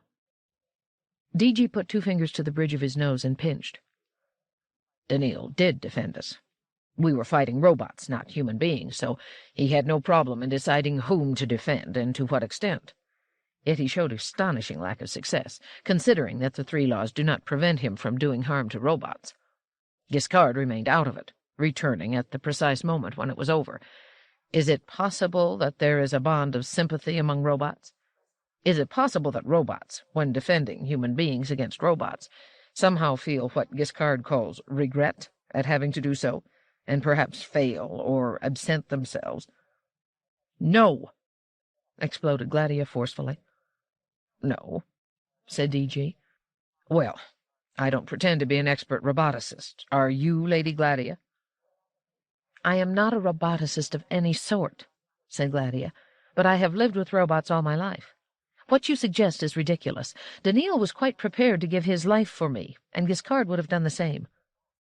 Would any robot have done so? Of course. And yet this overseer, this Landerie, was quite ready to attack me and destroy me. Let us grant that, in some mysterious way, she detected that Daneel, despite appearances, was as much a robot as she herself was, despite appearances, and that she had no inhibitions when it came to harming him. How is it, though, that she attacked me when I am unquestionably a human being? She hesitated at you, admitting you were human, but not me. How could a robot discriminate between the 2 of us? Was she, perhaps, not really a robot? She was a robot, said Gladia. Of course she was. But the truth is, I don't know why she acted as she did. I have never before heard of such a thing. I can only suppose that the Solarians, having learned how to construct humanoid robots, designed them without the protection of the 3 laws, though I would have sworn that the Solarians, of all spacers, would have been the last to do so. Solarians are so outnumbered by their own robots as to be utterly dependent on them, to a far greater extent than any other spacers are, and for that reason they fear them more. Subservience and even a bit of stupidity were built into all Solarian robots.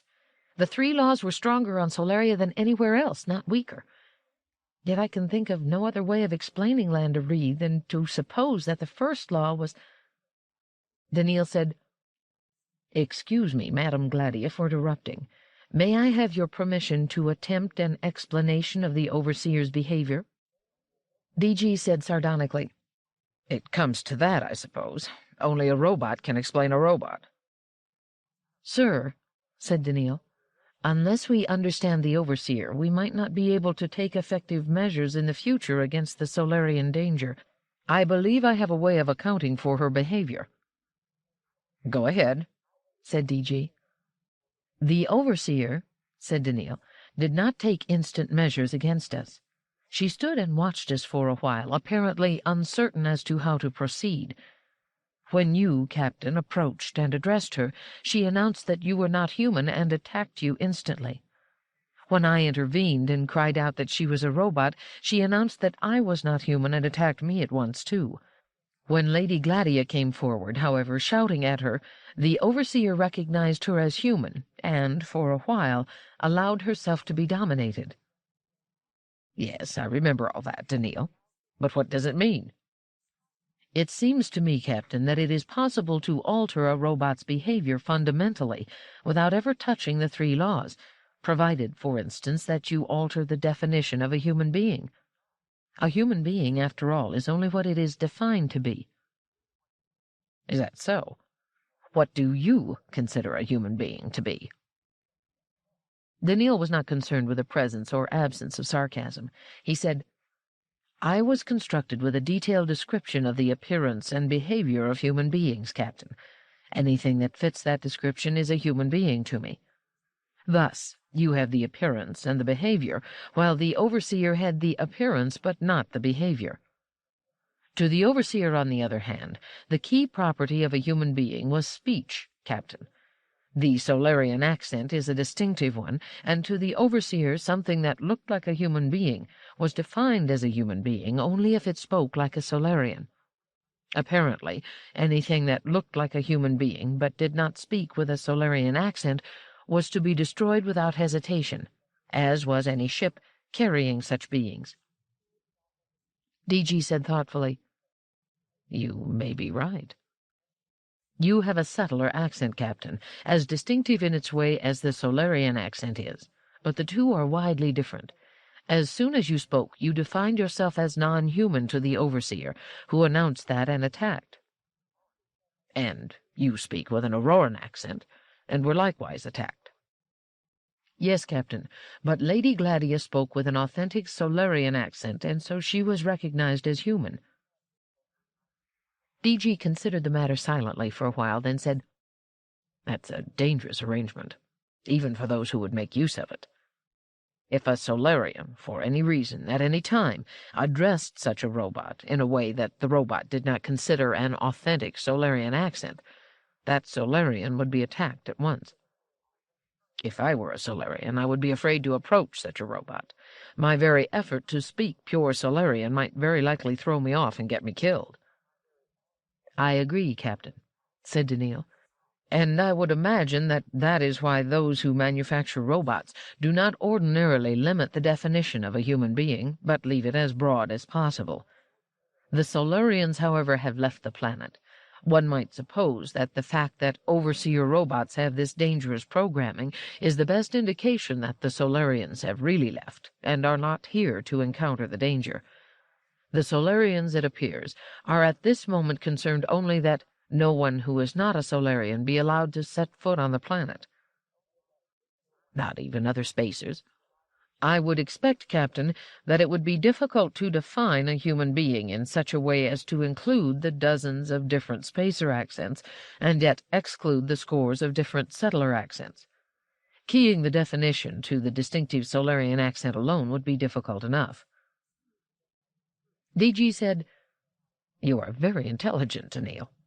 I disapprove of robots, of course, not in themselves, but as an unsettling influence on society. And yet, with a robot such as yourself at my side, as you were once at the Ancestors—" Gladia interrupted.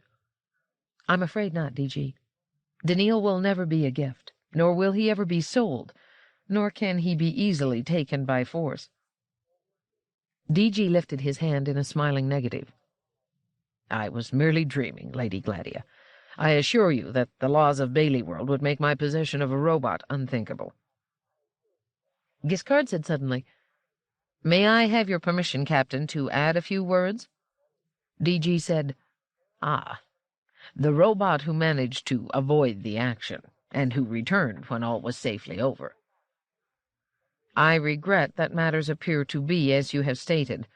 May I have your permission, Captain, to add a few words notwithstanding?" "Well, go on." "It would seem, Captain, that your decision to bring the Lady Gladia with you on this expedition has worked out very well. Had she been absent, and had you ventured on your exploratory mission with only members of the ship's crew as companions, you would all have been quickly killed and the ship destroyed. It was only Lady Gladia's ability to speak like a Solarian and her courage in facing the overseer that changed the outcome." "Not so," said DG, "for we would all have been destroyed, possibly even Lady Gladia, but for the fortuitous event that the overseer spontaneously inactivated." "It was not fortuitous, Captain," said Giskard, "and it is extremely unlikely that any robot will inactivate spontaneously. There has to be a reason for inactivation, and I can suggest one possibility. Lady Gladia ordered the robot to stop on several occasions, as friend Daneel has told me, but the instructions under which the overseer worked were more forceful. Nevertheless, Lady Gladia's actions served to blunt the overseer's resolution, Captain.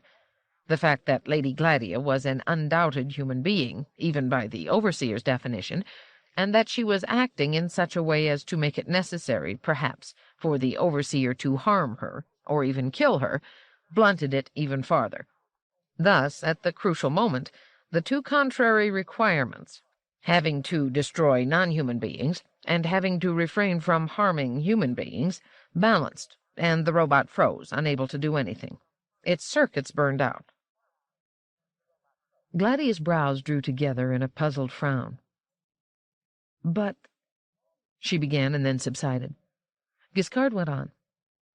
"It strikes me that it might be well for you to inform the crew of this.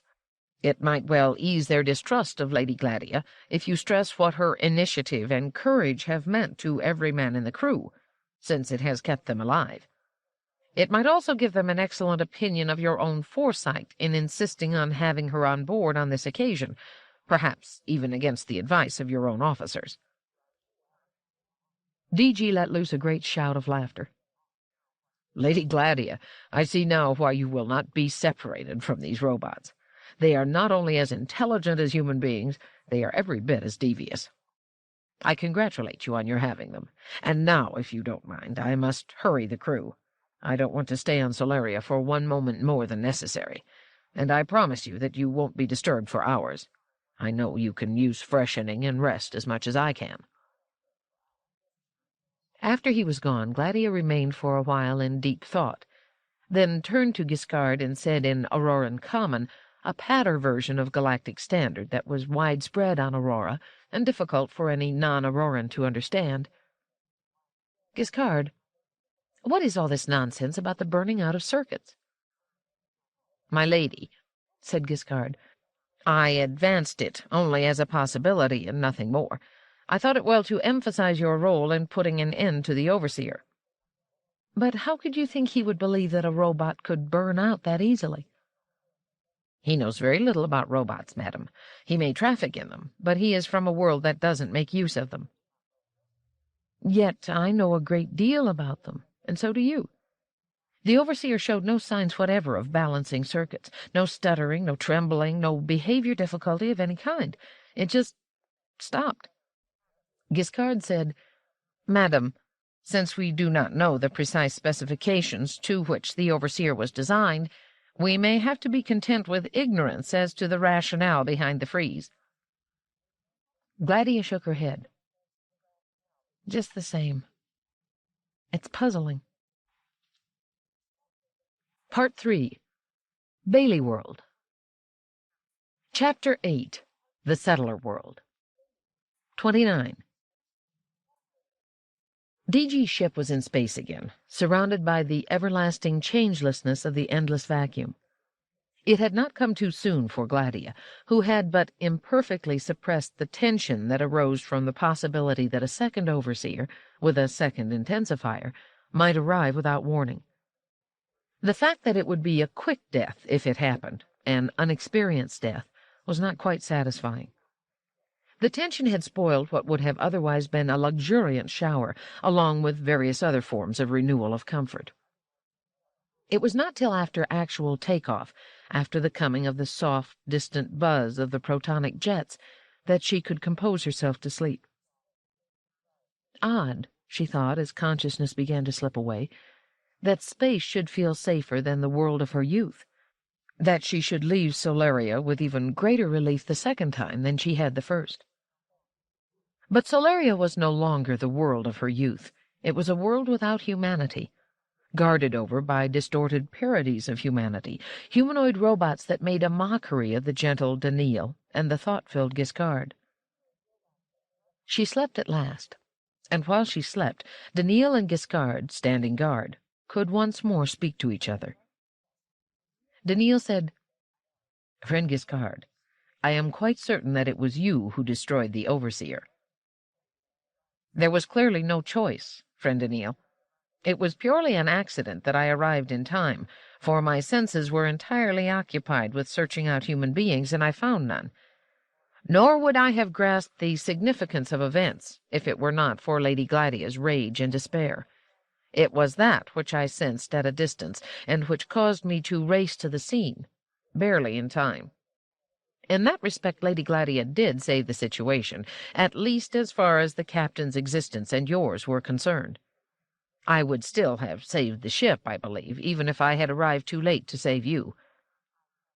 He paused a moment and added, I would have found it most unsatisfactory, friend Daneel, to arrive too late to save you." Daneel said with a grave and formal tone of voice, "I thank you, friend Giskard. I am pleased that you were not inhibited by the human appearance of the overseer. That had slowed my reactions, as my appearance had slowed hers. Friend Daneel, her physical appearance meant nothing to me, because I was aware of the pattern of her thoughts. That pattern was so limited and so entirely different from the full range of human patterns that there was no need for me to make any effort to identify her in a positive manner. The negative identification as non-human was so clear I acted at once. I was not aware of my action, in fact, until after it had taken place." "I had thought this, friend Giskard, but I wished confirmation lest I misunderstand. May I assume, then, that you feel no discomfort over having killed what was, in appearance, a human being?" "None, since it was a robot." "It seems to me that, had I succeeded in destroying her, I would have suffered some obstruction to the free positronic flow, no matter how thoroughly I understood her to be a robot." "The humanoid appearance, friend Daneel, cannot be fought off when that is all one can directly judge by. Seeing is so much more immediate than deducing. It was only because I could observe her mental structure and concentrate on that I could ignore her physical structure." "How do you suppose the overseer would have felt if she had destroyed us, judging from her mental structure?" "She was given exceedingly firm instructions, and there was no doubt in her circuits that you and the captain were non-human by her definition."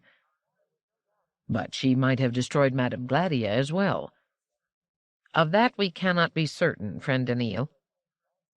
"Had she done so, friend Giskard, would she have survived? Have you any way of telling?" Giskard was silent for a considerable period. "I had insufficient time to study the mental pattern. I cannot say what her reaction might have been had she killed Madame Gladia." "If I imagine myself in the place of the overseer," Daneel's voice trembled and grew slightly lower in pitch, "it seems to me that I might kill a human being in order to save the life of another human being, whom there might be some reason to think it was more necessary to save. The action would, however, be difficult and damaging. To kill a human being merely in order to destroy something I considered non-human would be inconceivable." "She merely threatened. She did not carry through the threat." "Might she have, friend Giskard?" "How can we say, since we don't know the nature of her instructions?" "Could the instructions have so completely negated the first law?" Giskard said, "Your whole purpose in this discussion, I see, has been to raise this question. I advise you to go no further." Daneel said stubbornly, "I will put it in the conditional, friend Giskard. Surely what may not be expressed as fact can be advanced as fantasy. If instructions could be hedged about with definitions and conditions, if the instructions could be made sufficiently detailed in a sufficiently forceful manner, might it be possible to kill a human being for a purpose less overwhelming than the saving of the life of another human being?" Giskard said tonelessly, "I do not know, but I suspect that this might be possible." "But then, if your suspicion should be correct, that would imply that it was possible to neutralize the first law under specialized conditions. The first law in that case, and therefore certainly the other laws, might be modified into almost non-existence. The laws, even the first law, might not be an absolute, then, but might be whatever those who design robots defined it to be." Giskard said, "It is enough, friend Daneel. Go no further." Daneel said, "There is one more step, friend Giskard. Partner Elijah would have taken that additional step." "He was a human being. He could." "I must try. If the laws of robotics, even the first law, are not absolutes, and if human beings can modify them, might it not be that perhaps, under proper conditions, we ourselves might—" He stopped. Giskard said faintly, "Go no further." Daneel said, a slight hum obscuring his voice, "I go no further." There was a silence for a long time. It was with difficulty that the positronic circuitry in each ceased undergoing discords. Finally, Daneel said, "Another thought arises. The overseer was dangerous not only because of the set of her instructions, but because of her appearance. It inhibited me, and probably the captain, and could mislead and deceive human beings generally, as I deceived, without meaning to, first-class shipper Nis. He clearly was not aware at first that I was a robot." "And what follows from that, friend Daneel?" "On Aurora, a number of humanoid robots were constructed at the Robotics Institute under the leadership of Dr. Amadiro, after the designs of Dr. Fastoff had been obtained." "This is well known. What happened to those humanoid robots?" "The project failed." In his turn, Daneel said, "This is well known, but it does not answer the question. What happened to those humanoid robots?" "One can assume they were destroyed." "Such an assumption need not necessarily be correct. Were they, in actual fact, destroyed?" "That would have been the sensible thing to do. What else with a failure?" "How do we know the humanoid robots were a failure, except in that they were removed from sight?" "Isn't that sufficient, if they were removed from sight and destroyed?" "I did not say 'and destroyed,' friend Giskard. That is more than we know. We know only that they were removed from sight." "Why should that be so, unless they were failures?" "And if they were not failures, might there be no reason for their being removed from sight?" "I can think of none, friend Daneel." "Think again, friend Giskard. Remember, we are talking now of humanoid robots, who, we now think, might, from the mere fact of their humanoid nature, be dangerous. It has seemed to us in our previous discussion that there was a plan on foot on Aurora to defeat the settlers, drastically, surely, and at a blow. We decided that these plans must be centered on the planet Earth. Am I correct so far?" "Yes, friend Daneel." "Then might it not be that Dr. Amadiro is at the focus and center of this plan? His antipathy to Earth has been made plain these 20 decades, and if Dr. Amadiro has constructed a number of humanoid robots, where might these have been sent if they have disappeared from view? Remember that if Solarian roboticists can distort the 3 laws, Auroran roboticists can do the same." "Are you suggesting, friend Daneel, that the humanoid robots have been sent to Earth?" "Exactly. They're to deceive the Earth people through their human appearance, and to make possible whatever it is that Dr. Amadiro intends as his blow against Earth." "You have no evidence for this." "Yet it is possible. Consider for yourself the steps of the argument." "If that were so, we would have to go to Earth.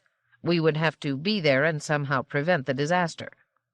"Yes, that is so. But we cannot go unless Lady Gladia goes, and that is not likely." "If you can influence the captain to take this ship to Earth, Madame Gladia would have no choice but to go as well." Giskard said, "I cannot without harming him. He is firmly set on going to his own planet of Bailey World. We must maneuver his trip to Earth, if we can, after he has done whatever he plans in Bailey World." "Afterward may be too late." "I cannot help that. I must not harm a human being." "If it is too late, friend Giskard, consider what that would mean." "I cannot consider what that would mean. I know only that I cannot harm a human being." "Then the first law is not enough, and we must—" He could go no farther, and both robots lapsed into helpless silence. 30. Bailey World came slowly into sharper view as the ship approached it. Gladia watched it intently in her cabin's viewer. It was the first time she had ever seen a settler world. She had protested this leg of the journey when she had first been made aware of it by D.G., but he shrugged it off with a small laugh. "What would you have, my lady? I must lug this weapon of your people," he emphasized "your" slightly, "to my people, and I must report to them, too." Gladia said coldly, "Your permission to take me along to Solaria was granted you by the Auroran Council on the condition that you bring me back." "Actually, that is not so," my lady. There may have been some informal understanding to that effect, but there is nothing in writing. No formal agreement. An informal understanding would bind me, or any civilized individual, DG. I'm sure of that, Madam Gladia, but we traders live by money, and by written signatures on legal documents. I would never, under any circumstances, violate a written contract, or refuse to do that for which I have accepted payment. Gladia's chin turned upward. Is that a hint that I must pay you in order to be taken home? Madam. Come, DG, don't waste mock indignation on me. If I am to be kept prisoner on your planet, say so and tell me why. Let me know exactly where I stand. You are not my prisoner, and will not be. In fact, I will honor this unwritten understanding. I will take you home. Eventually. First, however, I must go to Bailey World, and you must come with me. Why must I come with you? The people of my world will want to see you. You are the heroine of Solaria. You saved us. You can't deprive them of a chance of shouting themselves hoarse for you. Besides, you were the good friend of the Ancestor. What do they know, or think they know, of that? Gladia said sharply. DG grinned. Nothing to your discredit, I assure you. You are a legend, and legends are larger than life, though I admit it would be easy for a legend to be larger than you, my lady, and a good deal nobler. Ordinarily, I wouldn't want you on the world, because you couldn't live up to the legend. You're not tall enough, beautiful enough, majestic enough. But when the story of Solaria comes out, you will suddenly meet all requirements. In fact, they may not want to let you go. We must remember we are talking of Bailey World, the planet on which the story of the Ancestor is taken more seriously than on any other, and you are part of the story. You are not to use that as an excuse to keep me in prison. I promise you I won't, and I promise I will get you home when I can. When I can. Gladia did not remain as indignant, somehow, as she felt she had every right to be. She did want to see what a settler world was like, and, after all, this was Elijah Bailey's peculiar world. His son had founded it. He himself had spent his last decades here. On Bailey World there would be remnants of him, the name of the planet, his descendants, his legend. So she watched the planet and thought of Elijah. 31. The watching brought her little, and she felt disappointed. There was not much to be seen through the cloud layer that covered the planet. From her relatively small experience as a space traveler, it seemed to her that the cloud layer was denser than usual for inhabited planets. They would be landing within hours now, and... The signal light flashed, and Gladia scrambled to push the hold button in answer. A few moments more, and she pushed the enter button. DG came in, smiling. Inconvenient moment, my lady? Not really, said Gladia. Simply a matter of putting on my gloves and inserting my nose plugs. I suppose I should wear them all the time, but both grow tiresome, and for some reason I grow less concerned about infection. Familiarity breeds contempt, my lady. Let's not call it contempt, said Gladia, who found herself smiling. Thank you, said DG. We'll be landing soon, madam, and I have brought you a coverall, carefully sterilized and placed inside this plastic bag, so that it has since been untouched by settler hands. It's simple to put on. You'll have no trouble, and you'll find it covers everything but the nose and eyes. Just for me, DG? No, my lady. We all wear such things when outdoors at this season of the year. It is winter in our capital city at the present time, and it is cold. We live on a rather cold world, heavy cloud cover, much precipitation, often snow. Even in the tropical regions? No, there it tends to be hot and dry. The population clusters in the cooler regions, however. We rather like it. It's bracing and stimulating. The seas, which were seeded with earth species of life, are fertile, so that fish and other creatures have multiplied abundantly. There's no food shortage, consequently, even though land agriculture is limited and will never be the breadbasket of the galaxy. The summers are short but quite hot, and the beaches are then well populated, although you might find them uninteresting since we have a strong nudity taboo. It seems like peculiar weather. A matter of land-sea distribution, a planetary orbit that is a bit more eccentric than most, and a few other things. Frankly, I don't bother with it." He shrugged. "It's not my field of interest." "You're a trader. I imagine you're not on the planet often." "True, but I'm not a trader in order to escape. I like it here. And yet perhaps I would like it less if I were here more. If we look at it that way, Bailey World's harsh conditions serve an important purpose. They encourage trading. Bailey World produces men who scour the seas for food, and there's a certain similarity between sailing the seas and sailing through space. I would say fully a third of all the traders plying the space lanes are Bailey people." "You seem in a semi-manic state, DG," said Gladia. "Do I? I think of myself right now as being in a good humor. I have reason to be. So have you." "Oh?" "It's obvious, isn't it? We got off Solaria alive. We know exactly what the Solarian danger is. We've gained control of an unusual weapon that should interest our military, and you will be the heroine of Bailey World. The world officials already know the outline of events and are eager to greet you. For that matter, you're the heroine of this ship. Almost every man on board volunteered to bring you this coverall. They are all anxious to get close and bathe in your aura, so to speak." "Quite a change," said Gladia dryly. "Absolutely.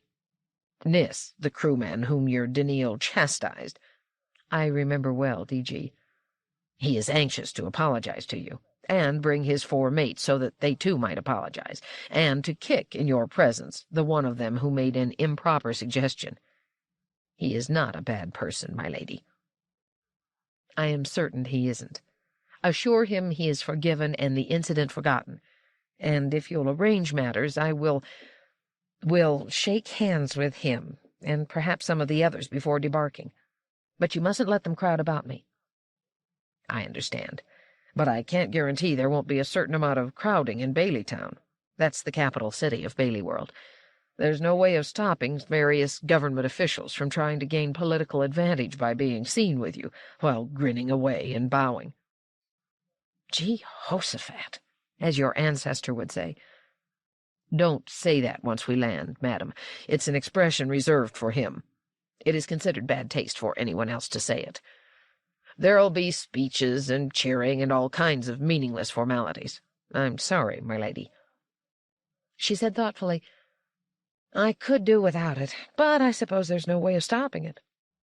"No way, my lady." "How long will it continue?" "Till they get tired. Several days, perhaps, but there'll be a certain variety to it." "And how long do we stay on the planet?" "Till I get tired. I'm sorry, my lady, but I have much to do. Places to go, friends to see." "Women to make love to?"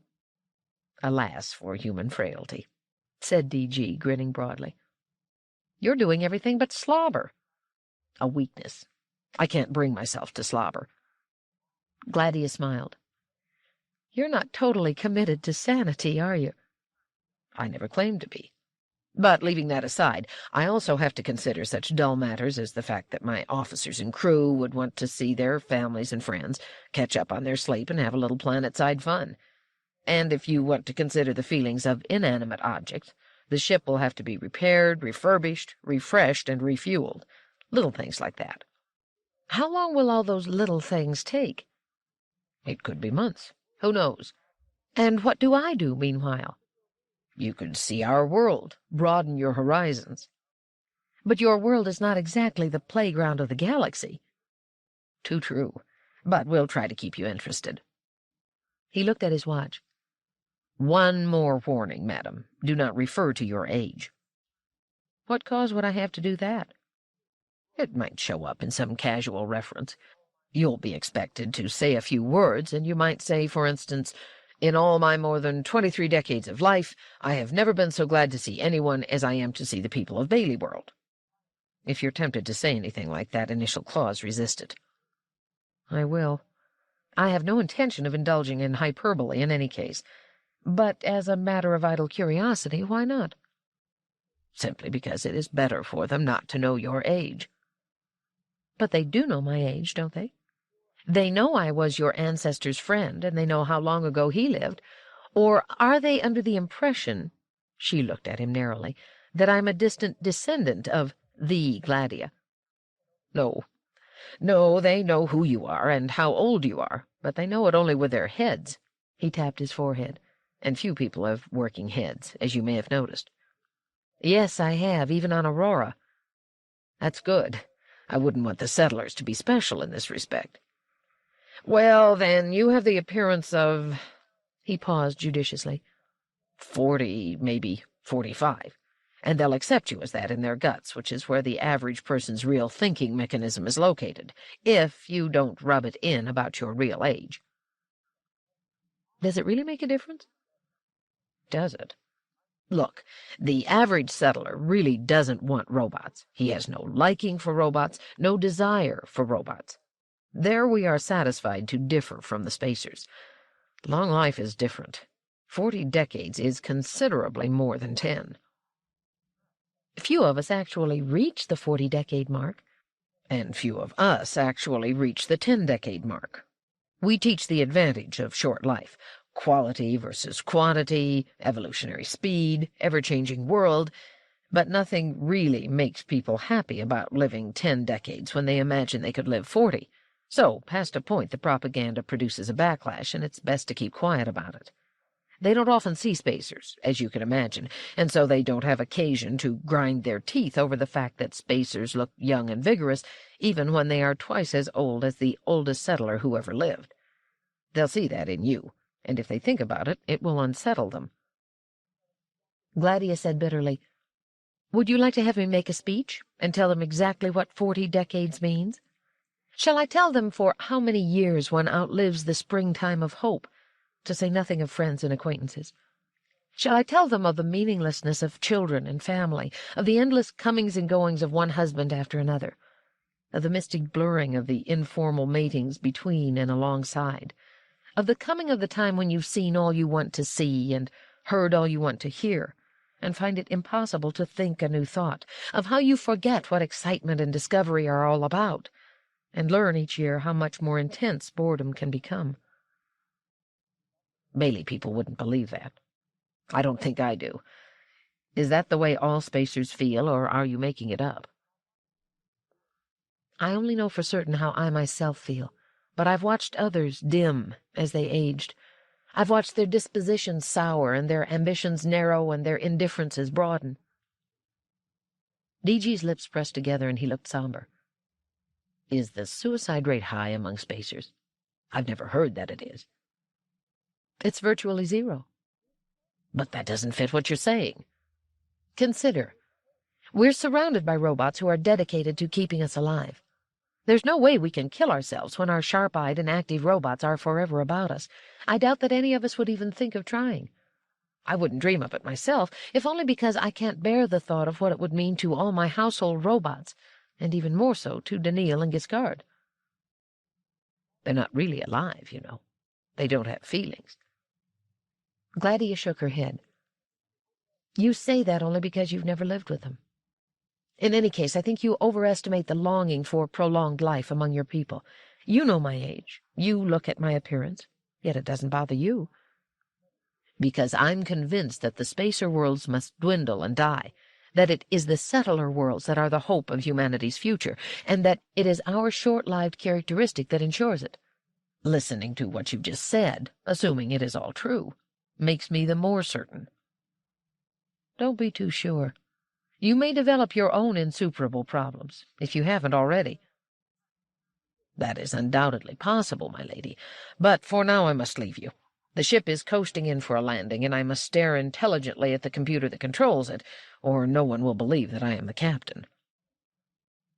He left, and she remained in gloomy abstraction for a while, her fingers plucking at the plastic that enclosed the coverall. She had come to a sense of equilibrium on Aurora, a way of allowing life to pass quietly.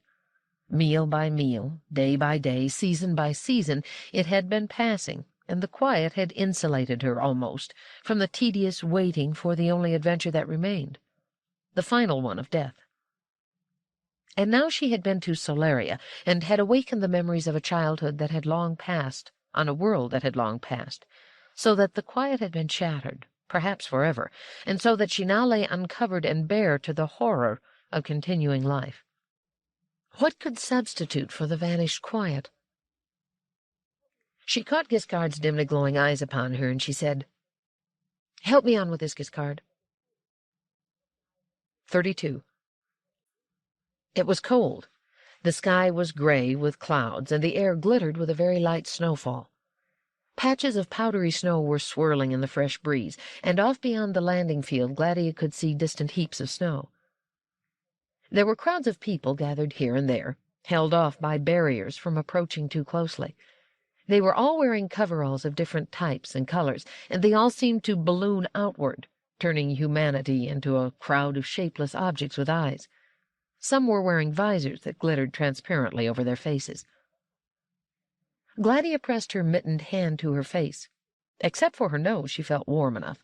The coverall did more than insulate. It seemed to exude warmth of its own. She looked behind her. Daneel and Giskard were within reach, each in a coverall. She had protested that at first. "They don't need coveralls. They're not sensitive to cold." "I'm sure they're not," DG had said. "But you say you won't go anywhere without them, and we can't very well have Daneel sitting there exposed to the cold. It would seem against nature. Nor do we wish to arouse hostility by making it too clear you have robots." "They must know I've got robots with me, and Giskard's face will give him away even in a coverall." "They might know," said DG, "but the chances are they won't think about it if they're not forced to. So let's not force it." Now DG was motioning her into a ground car that had a transparent roof and sides. "They'll want to see you as we travel, my lady," he said, smiling. Gladia seated herself at one side, and DG followed on the other. "I'm co-hero," he said. "Do you value that?" "Oh, yes. It means a bonus for my crew, and a possible promotion for me. I don't scorn that." Daneel and Giskard entered too, and sat down in seats that faced the two human beings. Daneel faced Gladia, Giskard faced DG. There was a ground car before them, without transparency, and a line of about a dozen behind them. There was the sound of cheering and a forest of arm-waving from the assembled crowd. DG smiled and lifted an arm in response, and motioned to Gladia to do the same. She waved in a perfunctory manner. It was warm inside the car, and her nose had lost its numbness. She said, "There's a rather unpleasant glitter to these windows. Can that be removed?" "Undoubtedly, but it won't be," said DG. "That's as unobtrusive a force field as we can set up. Those are enthusiastic people out there, and they've been searched, but someone may have managed to conceal a weapon, and we don't want you hurt." "You mean someone might try to kill me?" Daneel's eyes were calmly scanning the crowd to one side of the car. Giskard scanned the other. "Very unlikely, my lady.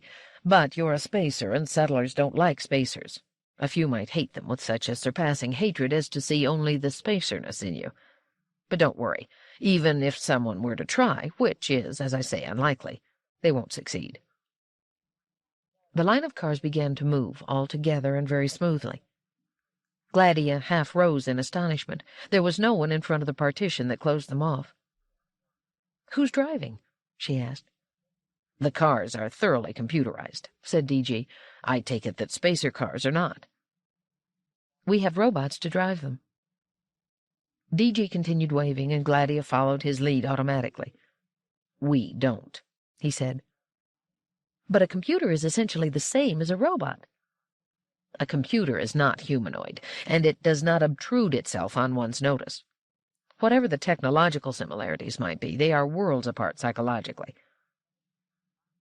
Gladia watched the countryside and found it oppressively barren.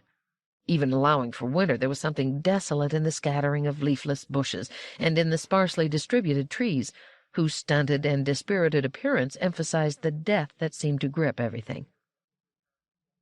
DG, noting her depression and correlating it with her darting glances here and there, said, "It doesn't look like much now, my lady. In the summer, though, it's not bad.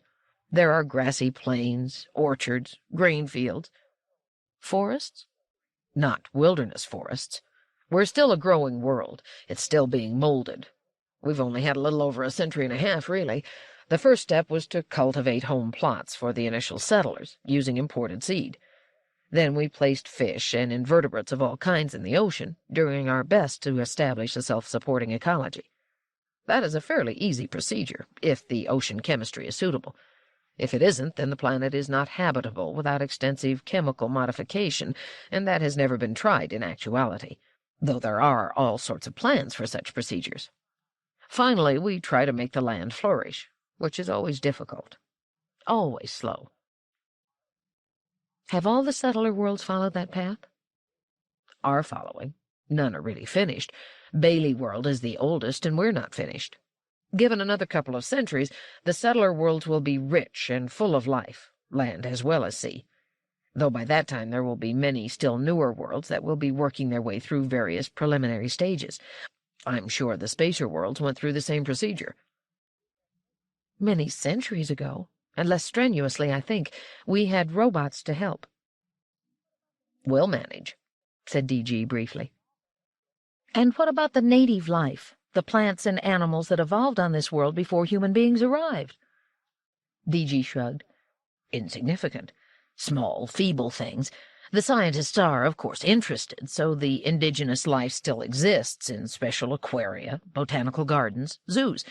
There are out-of-the-way bodies of water and considerable stretches of land area that have not yet been converted. Some indigenous life still lives out there in the wild. But these stretches of wilderness will eventually all be converted. We hope so. Don't you feel that the planet really belongs to these insignificant, small, feeble things? No, I'm not that sentimental. The planet and the whole universe belongs to intelligence. The spacers agree with that. Where is the indigenous life of Solaria, or of Aurora? The line of cars, which had been progressing tortuously from the spaceport, now came to a flat paved area on which several low domed buildings were evident. Capitol Plaza, said DG in a low voice. This is the official heartbeat of the planet. Government offices are located here, the Planetary Congress meets here, the Executive Mansion is found here, and so on.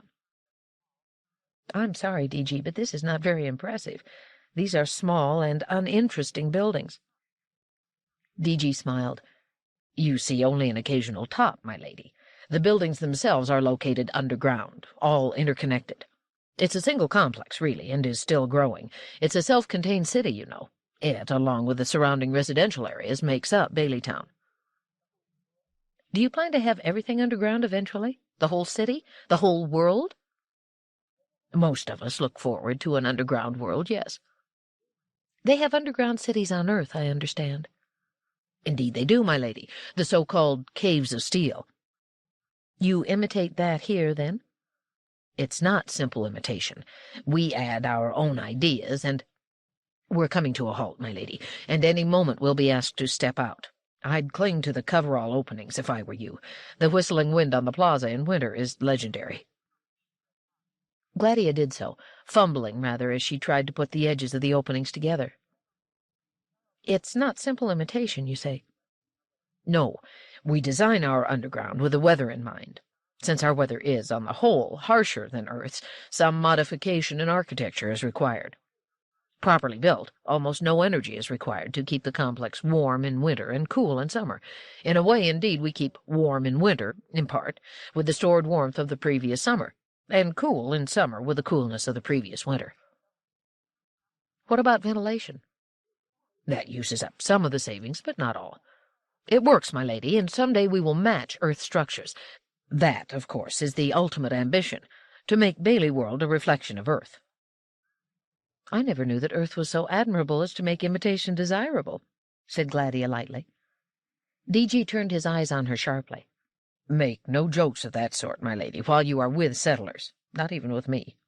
Earth is no joking matter. Gladia said, I'm sorry, DG, I meant no disrespect. You didn't know. But now you know. Come, let's get out. The side door of the car slid open noiselessly, and DG turned in his seat and stepped out. He then held out one hand to help Gladia and said, You'll be addressing the Planetary Congress, you know, and every government official who can squeeze in will do so. Gladia, who had stretched out her hand to seize DG's, and who already felt, painfully, the cold wind on her face, shrank back suddenly. I must make an address? I hadn't been told that. DG looked surprised. I rather thought you would take something of the sort for granted. Well, I didn't, and I can't make an address. I've never done such a thing. You must. It's nothing terrible. It's just a matter of saying a few words after some long and boring speeches of welcome. But what can I possibly say? Nothing fancy, I assure you. Just peace and love and blah. Give them half a minute's worth. I'll scrawl out something for you if you wish. And Gladia stepped out of the car, and her robots followed her. Her mind was in a whirl. Chapter 9. The Speech. 33.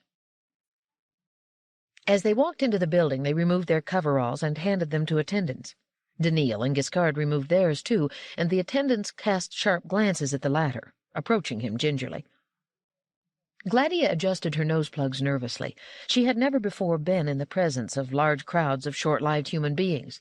Short-lived in part, she knew, or had always been told, because they carried in their bodies chronic infections and hordes of parasites. She whispered, "Will I get back my own coverall?" "You will wear no one else's," said DG. "They will be kept safe and radiation sterilized." Gladia looked about cautiously.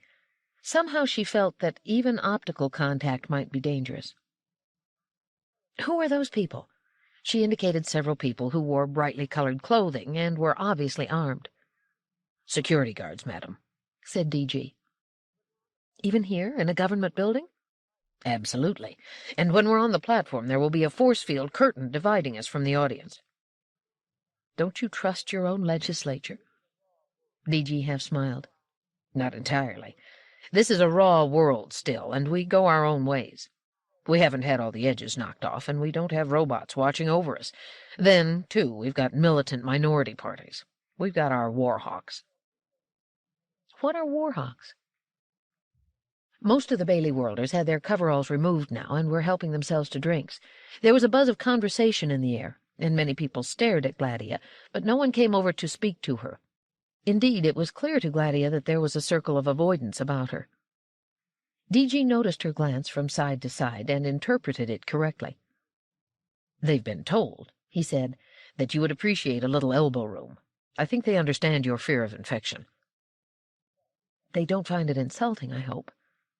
"They may, but you've got something that is clearly a robot with you, and most Bailey Worlders don't want that kind of infection, the warhawks particularly." "You haven't told me what they are." "I will if there's time. You and I and others on the platform will have to move in a little while.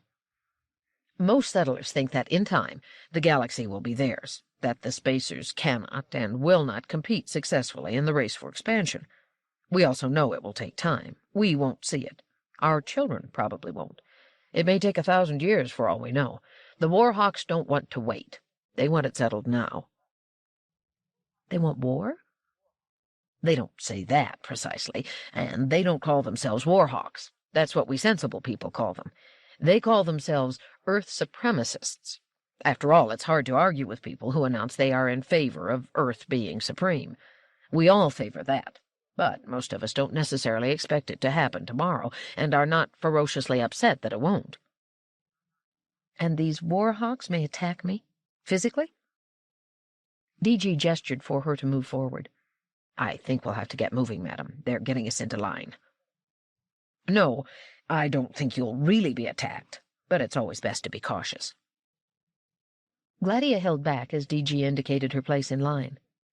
"Not without Daneel and Giskard, DG. I'm still not going anywhere without them, not even onto the platform, not after what you just told me about the warhawks." "You're asking a lot, my lady." "On the contrary, DG, I'm not asking for anything. Take me home right now, with my robots." Gladia watched tensely as DG approached a small group of officials. He made a half bow, arms in downward-pointing diagonals. It was what Gladia suspected to be a Bailey Worlder gesture of respect. She did not hear what DG was saying, but a painful and quite involuntary fantasy passed through her mind. If there was any attempt to separate her from her robots against her will, Daneel and Giskard would surely do what they could to prevent it. They would move too quickly and precisely to really hurt anyone, but the security guards would use their weapons at once. She would have to prevent that at all costs, pretend she was separating from Daneel and Giskard voluntarily, and ask them to wait behind for her. How could she do that? She had never been entirely without robots in her life. How could she feel safe without them? And yet what other way out of the dilemma offered itself? DG returned. "Your status as heroine, my lady, is a useful bargaining chip. And of course I am a persuasive fellow. Your robots may go with you. They will sit on the platform behind you, but there will be no spotlight upon them. And for the sake of the Ancestor, my lady, don't call attention to them. Don't even look at them." Gladia sighed with relief. "You're a good fellow, DG," she said shakily. "Thank you." She took her place near the head of the line, DG at her left, Daneel and Giskard behind her, and behind them a long tail of officials of both sexes. A woman settler, carrying a staff that seemed to be a symbol of office, having surveyed the line carefully, nodded, moved forward to the head of the line, then walked on. Everyone followed. Gladia became aware of music in simple and rather repetitive march rhythm up ahead, and wondered if she were supposed to march in some choreographed fashion. Customs vary infinitely and irrationally from world to world, she told herself. Looking out of the corner of her eye, she noticed DG ambling forward in an indifferent way. He was almost slouching. She pursed her lips disapprovingly and walked rhythmically, head erect, spine stiff. In the absence of direction, she was going to march the way she wanted to. They came out upon a stage, and as they did so, chairs rose smoothly from recesses in the floor. The line split up, but DG caught her sleeve lightly, and she accompanied him. The two robots followed her. She stood in front of the seat that DG quietly pointed to. The music grew loud, but the light was not quite as bright as it had been. And then, after what seemed an almost interminable wait, she felt DG's touch pressing lightly downward. She sat, and so did they all. She was aware of the faint shimmer of the force-field curtain, and beyond that an audience of several thousand. Every seat was filled in an amphitheater that sloped steeply upward. All were dressed in dull colors, browns and blacks, both sexes alike, as nearly as she could tell them apart. The security guards in the aisles stood out in their green and crimson uniforms. No doubt it lent them instant recognition, though Gladia thought it must make them instant targets as well. She turned to DG and said in a low voice, "You people have an enormous legislature." DG shrugged slightly. "I think everyone in the governmental apparatus is here, with mates and guests. A tribute to your popularity, my lady." She cast a glance over the audience from right to left and back, and tried at the extreme of the arc to catch sight out of the corner of her eye of either Daneel or Giskard, just to be sure they were there. And then she thought rebelliously that nothing would happen because of a quick glance, and deliberately turned her head.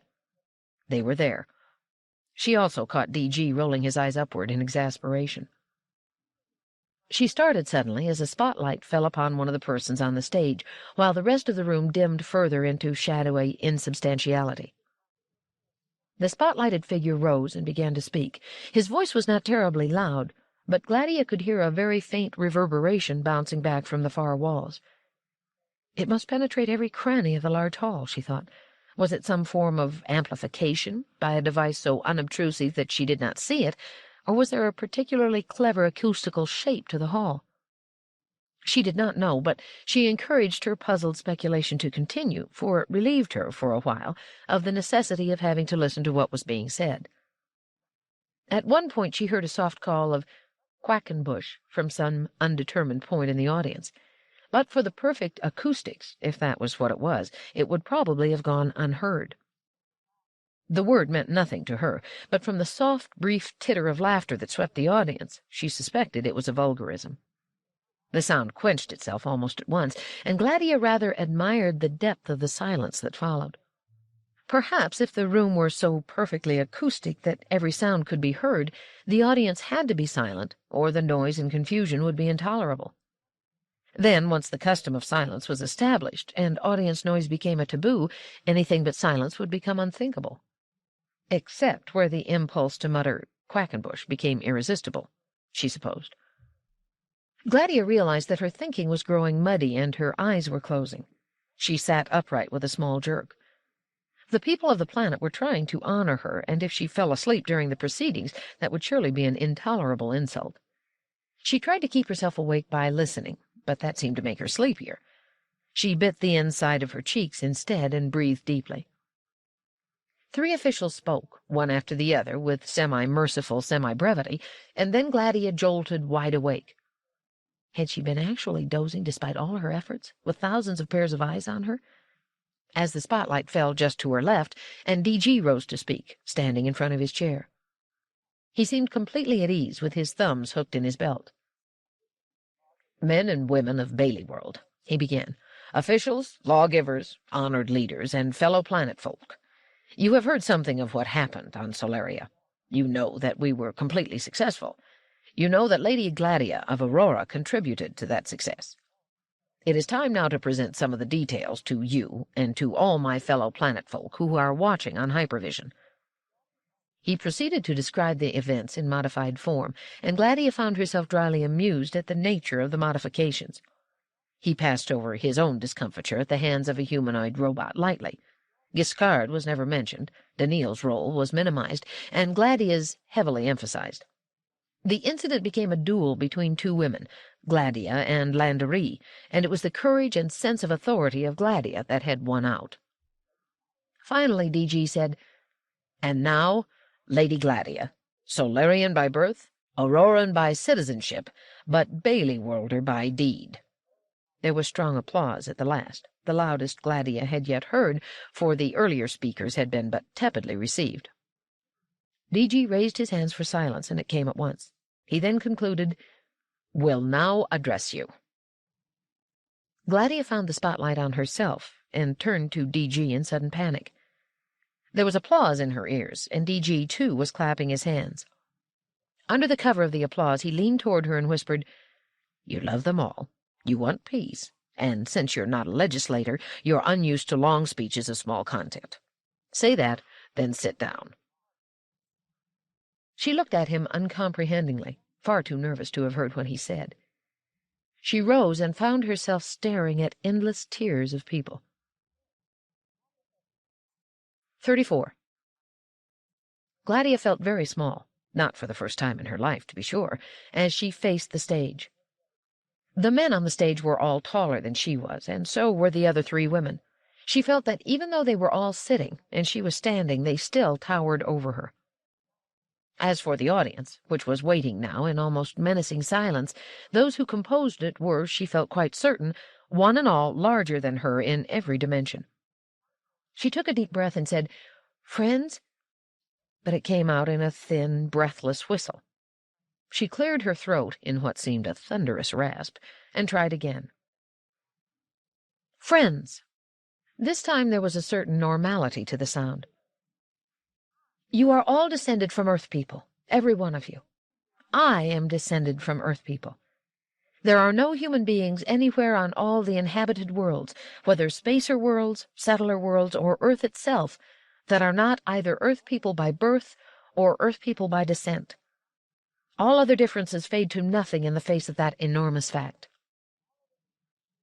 Her eyelids flickered leftward to look at D.G., and she found that he was smiling very slightly, and that one eyelid trembled as though it were about to wink. She went on, "That should be our guide in every thought and act. I thank you all for thinking of me as a fellow human being, and for welcoming me among you without regard to any other classification in which you might have been tempted to place me.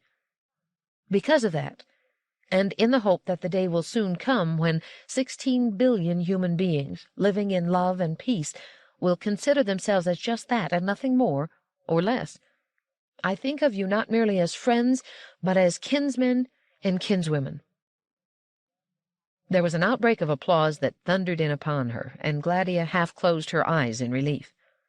She remained standing to let it continue and bathe her in its welcome indication that she had spoken well, and, what was more, enough.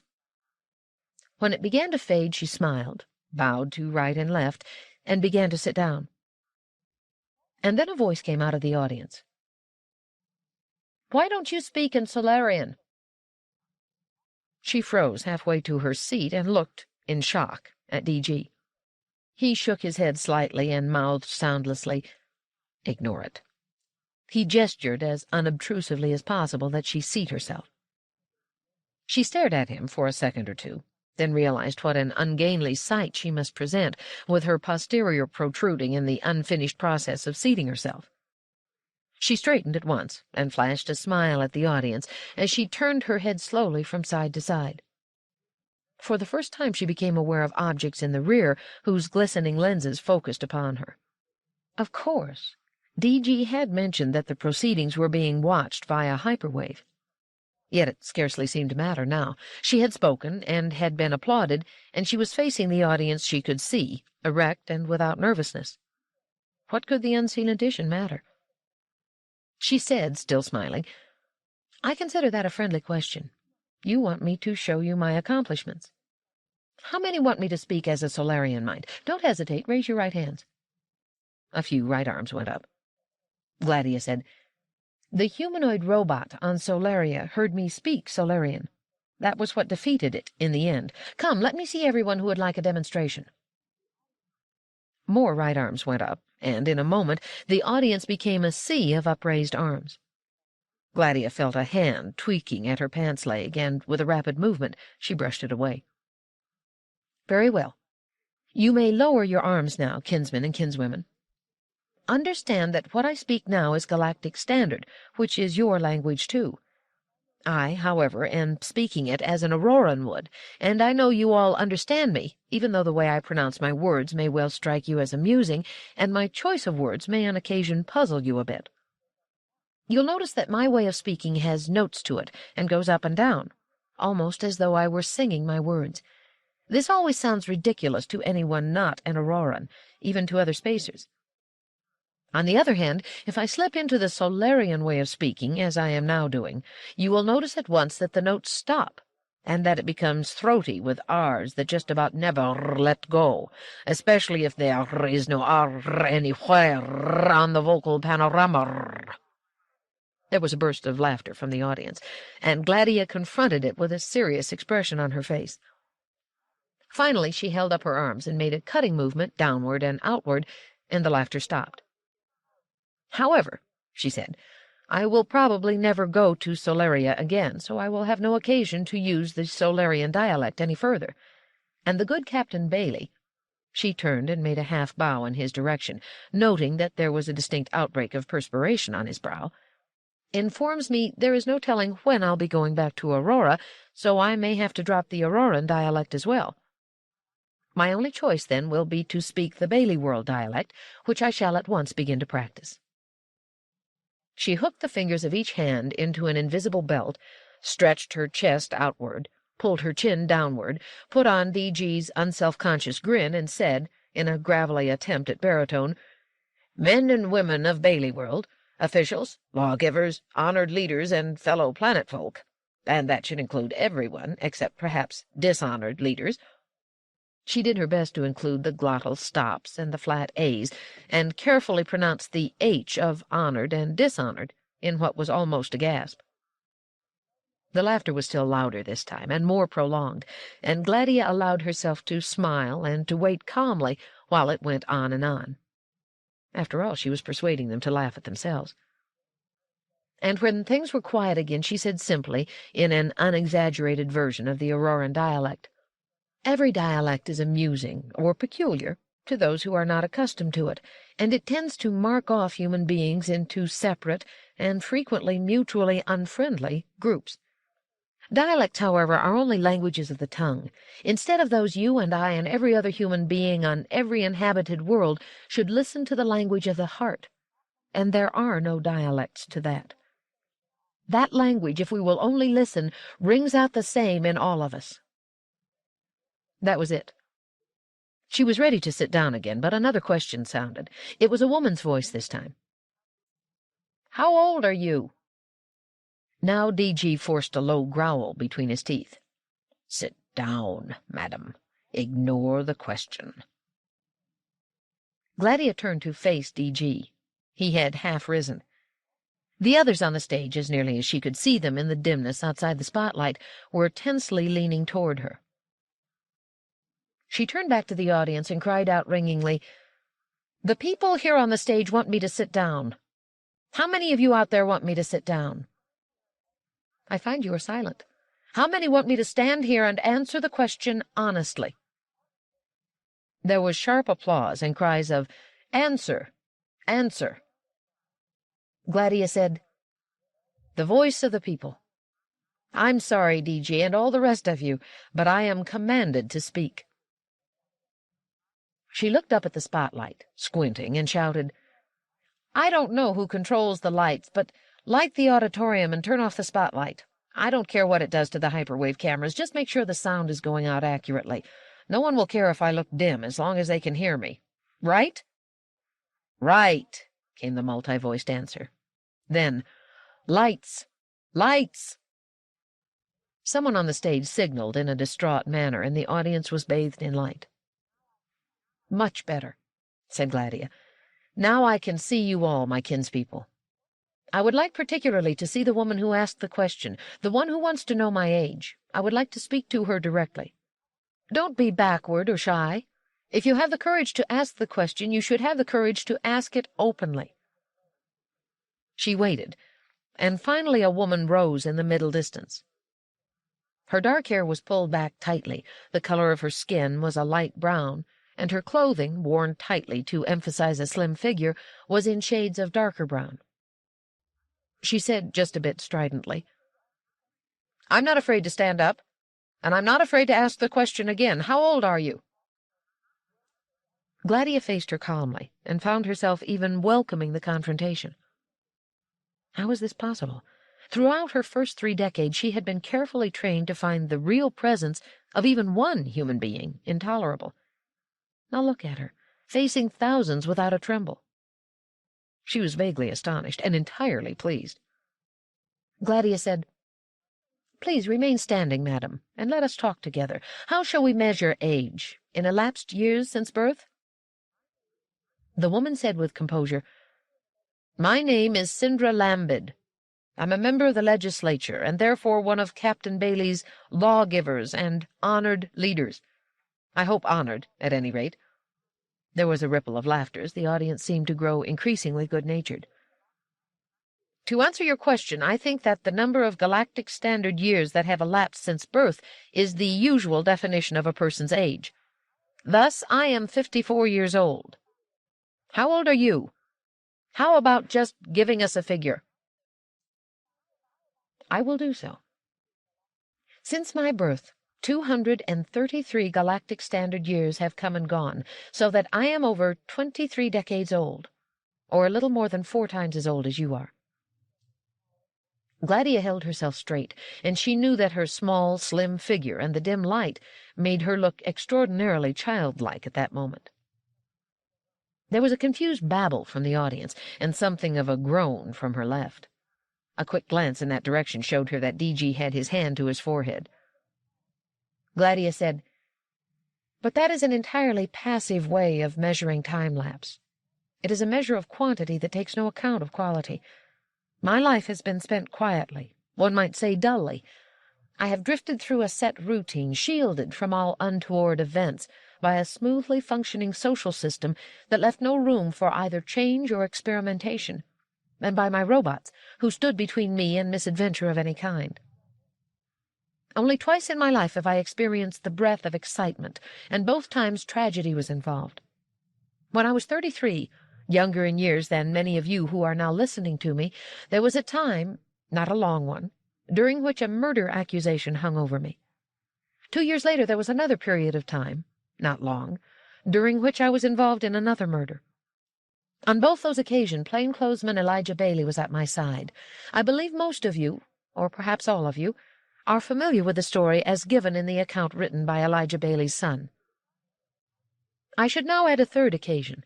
For this last month I have faced a great deal of excitement, reaching its climax with my being required to stand up before you all, something which is entirely different from anything I have ever done in all my long life. And I must admit, it is only your own good nature and kind acceptance of me that makes it possible. Consider, each of you, the contrast of all this with your own lives. You are pioneers, and you live on a pioneer world, This world has been growing all your lives and will continue to grow. This world is anything but settled down, and each day is, and must be, an adventure. The very climate is an adventure. You have first cold, then heat, then cold again. It is a climate rich in wind and storms and sudden change. At no time can you sit back and let time pass drowsily in a world that changes gently or not at all. Many Bailey Worlders are traders, or can choose to be traders, and can then spend half their time scouring the space lanes. And if ever this world grows tame, many of its inhabitants can choose to transfer their sphere of activities to another less developed world, or join an expedition that will find a suitable world that has not yet felt the step of human beings, and take their share in shaping it and seeding it and making it fit for human occupancy. Measure the length of life by events and deeds, accomplishments and excitements, and I am a child, younger than any of you. The large number of my years has served merely to bore and weary me, the smaller number of yours to enrich and excite you. So tell me again, Madame Lambid, how old are you? Lambid smiled. 54 good years, Madame Gladia.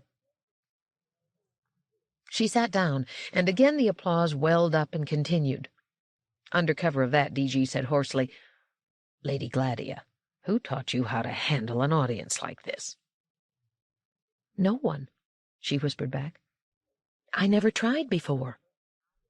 "But quit while you're ahead. The person now getting to his feet is our leading war hawk. There's no need to face him. Say you are tired and sit down. We will tackle old man Bistervan ourselves." "But I'm not tired," said Gladia. "I'm enjoying myself." The man now facing her from her extreme right, but rather near the stage, was a tall, vigorous man with shaggy white eyebrows hanging over his eyes. His thinning hair was also white, and his garments were a somber black, relieved by a white stripe running down each sleeve and trouser leg, as though setting sharp limits to his body. His voice was deep and musical. "My name," he said, "is Thomas Bistervan, and I'm known to many as the Old Man, largely, I think, because they wish I were, and that I would not delay too long in dying. I do not know how to address you, because you do not seem to have a family name, and because I do not know you well enough to use your given name. To be honest, I do not wish to know you that well. Apparently you helped save a Bailey World ship on your world against the booby traps and weapons set up by your people, and we are thanking you for that. In return you have delivered some pious nonsense about friendship and kinship, pure hypocrisy. When have your people felt kin to us? When have the Spacers felt any relationship to Earth and its people? Certainly you Spacers are descended from Earthmen. We don't forget that. Nor do we forget that you have forgotten it. For well over 20 decades the Spacers controlled the galaxy and treated Earth people as though they were hateful, short-lived, diseased animals. Now that we are growing strong, you hold out the hand of friendship, but that hand has a glove on it, as your hands do.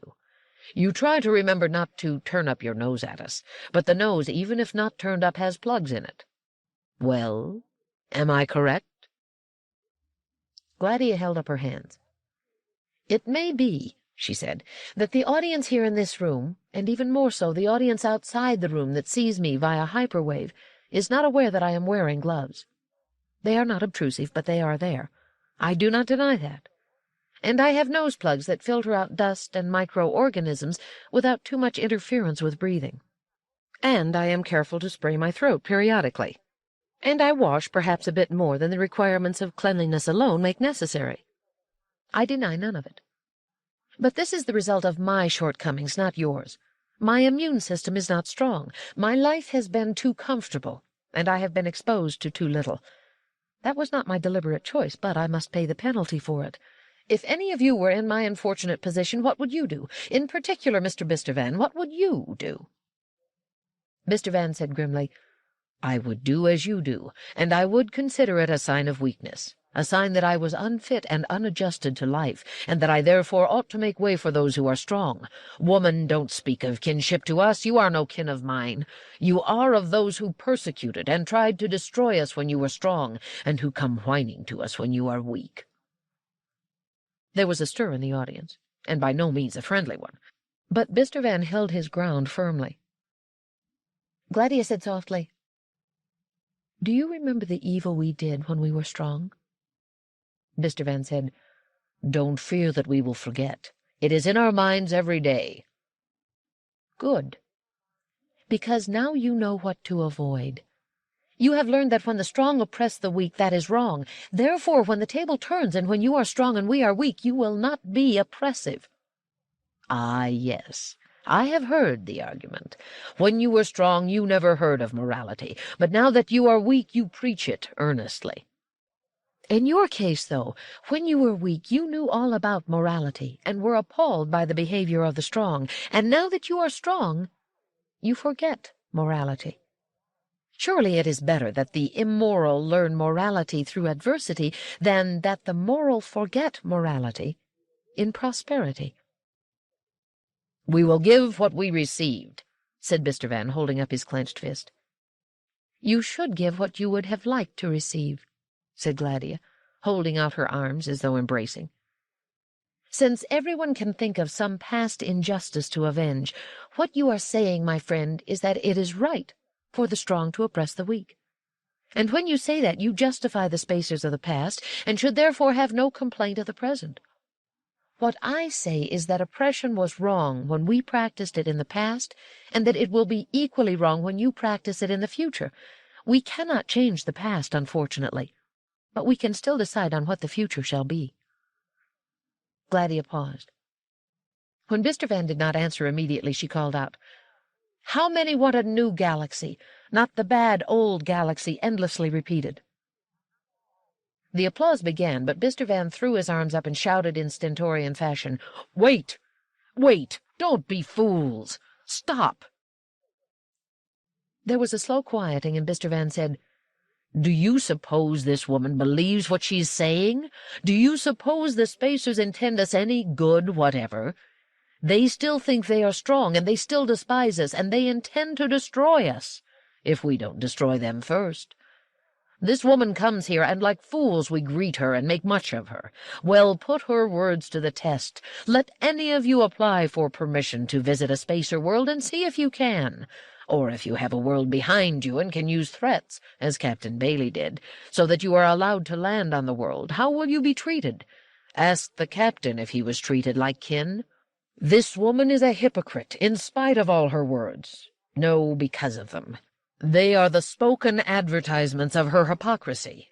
She moans and whines about her inadequate immune system, and says that she must protect herself against the danger of infection. Of course she doesn't do this because she thinks we are foul and diseased. That thought, I suppose, never occurs to her. She whines of her passive life, protected from mischance and misfortune by a too settled society and a too solicitous crowd of robots. How she must hate that! But what endangers her here? What mischance does she feel will befall her on our planet? Yet she has brought 2 robots with her. In this hall we meet in order to honor her and make much of her, yet she brought her 2 robots even here. They are there on the platform with her. Now that the room is generally lit, you can see them. One is an imitation human being, and its name is Daneel Oliver. Another is a shameless robot, openly metallic in structure, and its name is Giskard Reventloff. Greet them, my fellow Bailey worlders. They are this woman's kinfolk." "Checkmate," groaned D.G. in a whisper. "Not yet," said Gladia. There were craning necks in the audience, as if a sudden itch had affected them all, and the word robots ran across the length and breadth of the hall in thousands of intakes of breath. "You can see them without trouble," Gladia's voice rang out. "Daneel, Giskard, stand up." The 2 robots rose at once behind her. "Step to either side of me," she said, "so that my body does not block the view. Not that my body is large enough to do much blocking in any case. Now, let me make a few things clear to all of you. These 2 robots did not come with me in order to service me. Yes, They help run my establishment on Aurora, along with 51 other robots, and I do no work for myself that I wish a robot to do for me. That is the custom on the world on which I live.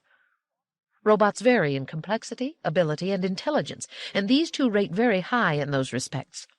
Daneel in particular is, in my opinion, the robot of all robots whose intelligence most nearly approximates the human in those areas where comparison is possible. I have brought only Daneel and Giskard with me, but they perform no great services for me. If you are interested, I dress myself, bathe myself, use my own utensils when I eat, and walk without being carried. Do I use them for personal protection? No. They protect me, yes, but they equally well protect anyone else who needs protection. On Solaria just recently, Daneel did what he could to protect Captain Bailey, and was ready to give up his existence to protect me. Without him, the ship could not have been saved. And I certainly need no protection on this platform. After all, there is a force field stretched across the stage that is ample protection. It is not there at my request, but it is there, and it supplies all the protection I need.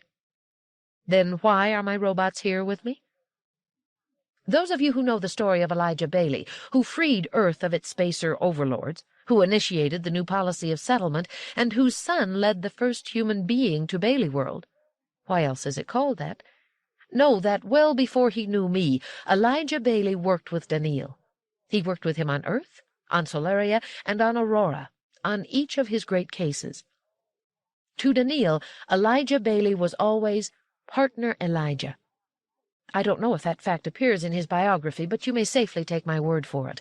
And although Elijah Bailey, as an Earthman, began with a strong distrust of Daneel, a friendship between them developed.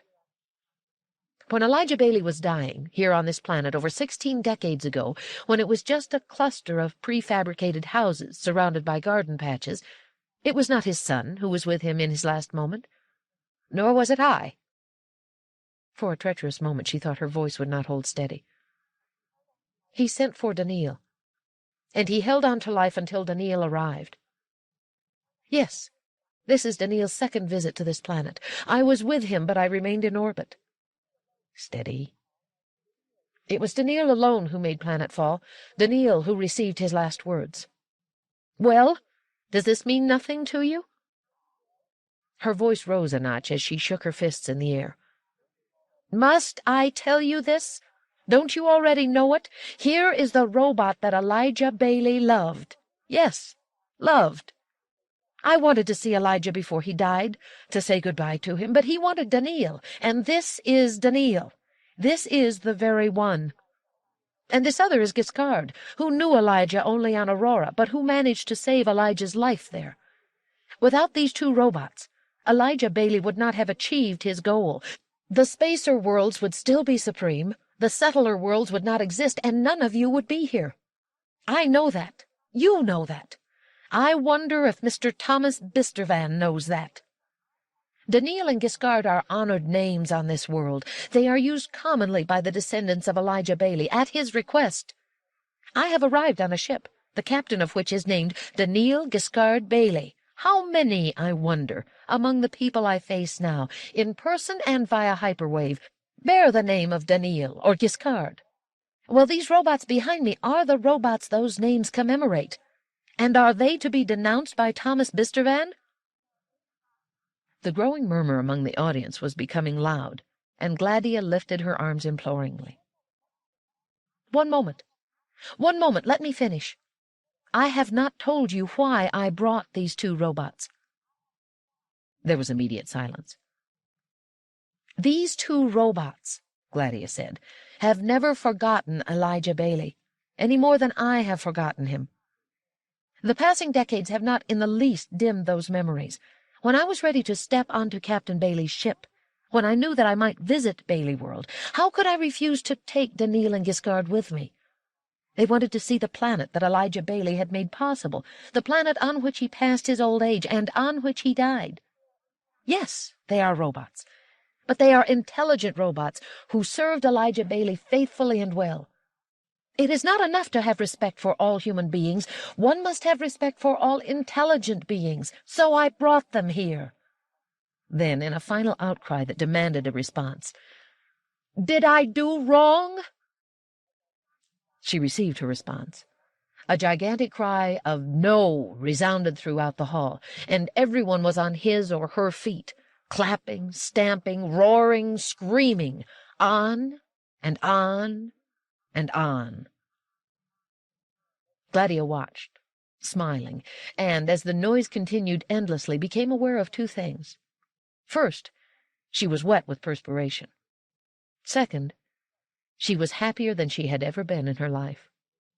It was as though all her life she had waited for this moment, the moment when she, having been brought up in isolation, could finally learn, after 23 decades, that she could face crowds, and move them, and bend them to her will. She listened to the unwearying, noisy response. On, and on, and on. 35. It was a considerable time later, how long she had no way of telling, that Gladia finally came to herself. There had first been unending noise, the solid wedge of security people herding her through the crowd, the plunge into endless tunnels that seemed to sink deeper and deeper into the ground. She lost contact with DG early, and was not sure that Daneel and Giskard were safely with her. She wanted to ask for them, but only faceless people surrounded her. She thought distantly that the robots had to be with her, for they would resist separation, and she would hear the tumult if an attempt were made. When she finally reached a room, the two robots were there with her. She didn't know precisely where she was, but the room was fairly large and clean. It was poor stuff compared to her home on Aurora, but compared to the shipboard cabin it was quite luxurious. "You will be safe here, madam," said the last of the guards as he left. "If you need anything, just let us know." He indicated a device on a small table next to the bed. She stared at it, but by the time she turned back to ask what it was and how it worked, he was gone. "Oh, well," she thought, "I'll get by." "Giskard," she said wearily, "find out which of those doors leads to the bathroom and find out how the shower works. What I must have now is a shower." She sat down gingerly, aware that she was damp, and unwilling to saturate the chair with her perspiration. She was beginning to ache with the unnatural rigidity of her position when Giskard emerged. "Madam, the shower is running," he said, "and the temperature is adjusted. There is a solid material, which I believe is soap, and a primitive sort of toweling material, along with various other articles that may be useful." "Thank you, Giskard," said Gladia, quite aware that despite her grandiloquence on the manner in which robots such as Giskard did not perform menial service, that is precisely what she had required him to do. But circumstances alter cases. If she had never needed a shower, it seemed to her, as badly as now, she had also never enjoyed one as much. She remained in it much longer than she had to, and when it was over, it didn't even occur to her to wonder if the towels had been in any way irradiated to sterility until after she had dried herself, and by that time it was too late.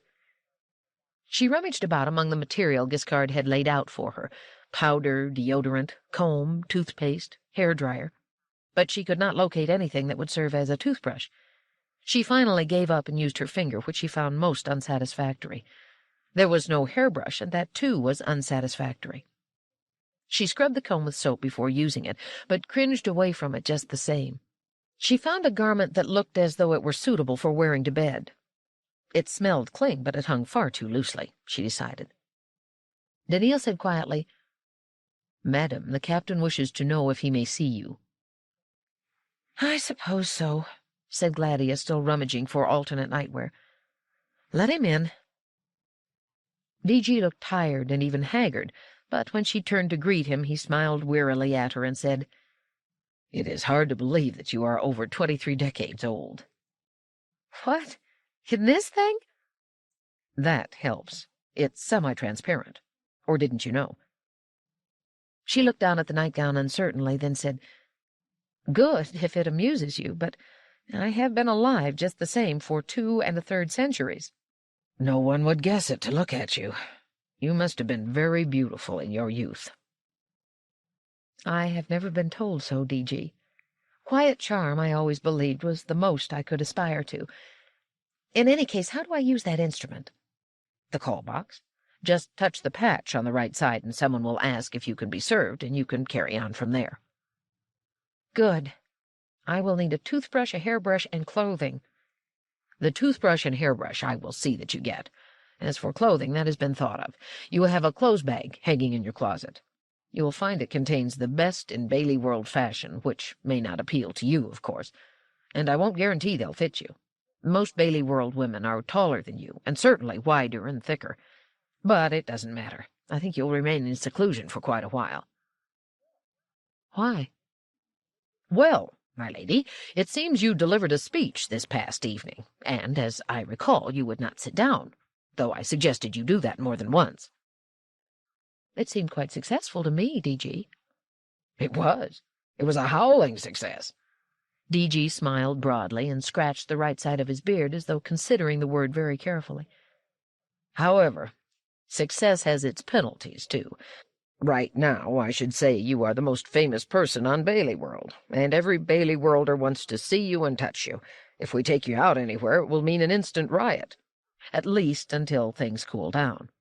We can't be sure how long that will take.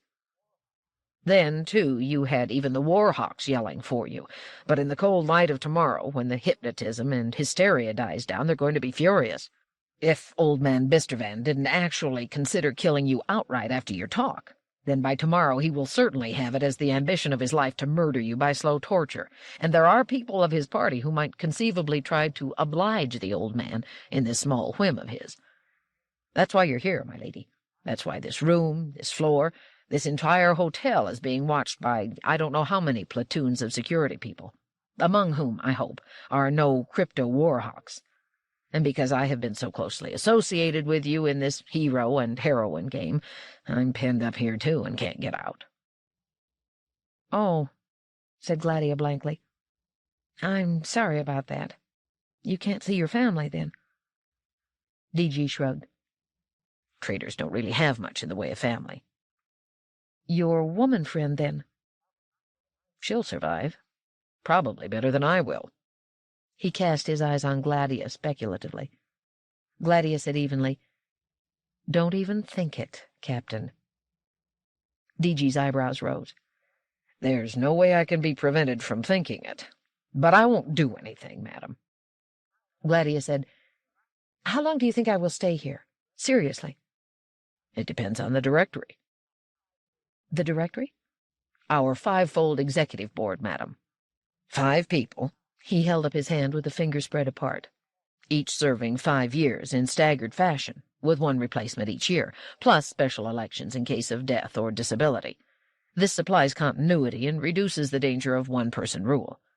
It also means that every decision must be argued out, and that takes time, sometimes more time than we can afford.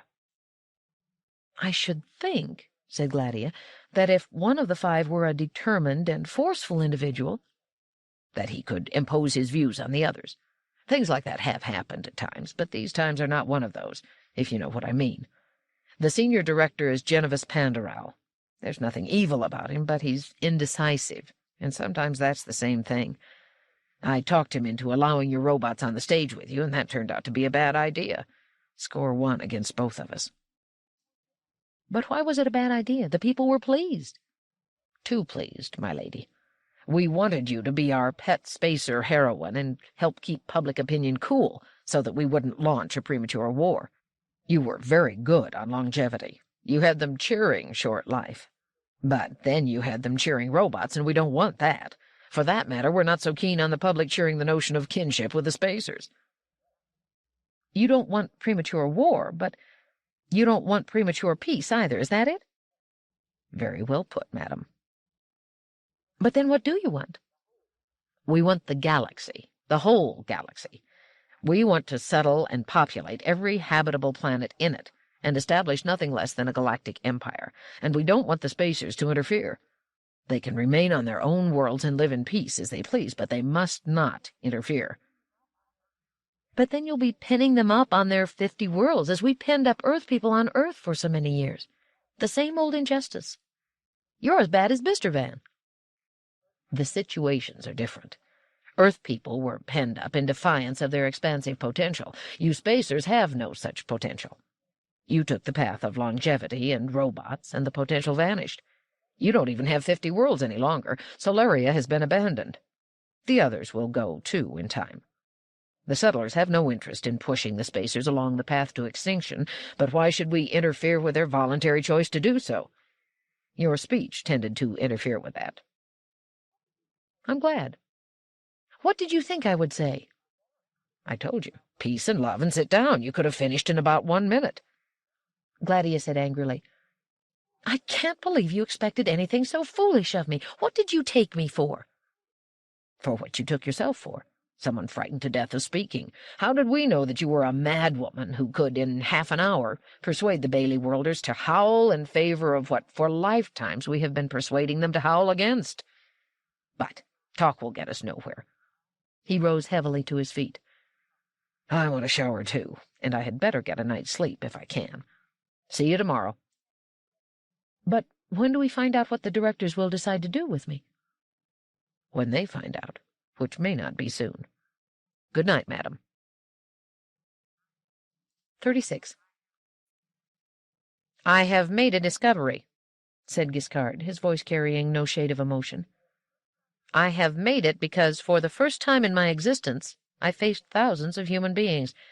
Had I done this 2 centuries ago, I would have made the discovery then. Had I never faced so many at once, then I would never have made the discovery at all. Consider, then, how many vital points I might easily grasp, but never have and never will, simply because the proper conditions for it will never come my way. I remain ignorant except where circumstance helps me, and I cannot count on circumstance. Daneel said, I do not think, friend Giskard, that Lady Gladia, with her long-sustained way of life, could face thousands with equanimity. I did not think she would be able to speak at all. When it turned out that she could, I assumed you had adjusted her, and that you had discovered that it could be done without harming her. Was that your discovery? Giskard said, Friend Daneel, actually all I dared do was loosen a very few strands of inhibition, only enough to allow her to speak a few words so that she might be heard. But she did far more than that. After this microscopic adjustment, I turned to the multiplicity of minds I faced in the audience. I had never experienced so many, any more than Lady Gladia had, and I was as taken aback as she was. I found at first that I could do nothing in the vast mental interlockingness that beat in upon me. I felt helpless. And then I noted small friendlinesses, curiosities, interests. I cannot describe them in words, with a color of sympathy for Lady Gladia about them. I played with what I could find that had this color of sympathy, tightening and thickening them just slightly. I wanted some small response in Lady Gladia's favor that might encourage her, that might make it unnecessary for me to be tempted to tamper further with Lady Gladia's mind. That was all I did. I do not know how many threads of the proper color I handled. Not many. Daneel said, And then what, friend Giskard? I found, friend Daneel, that I had begun something that was autocatalytic. Each thread I strengthened a nearby thread of the same kind, and the two together strengthened several others nearby.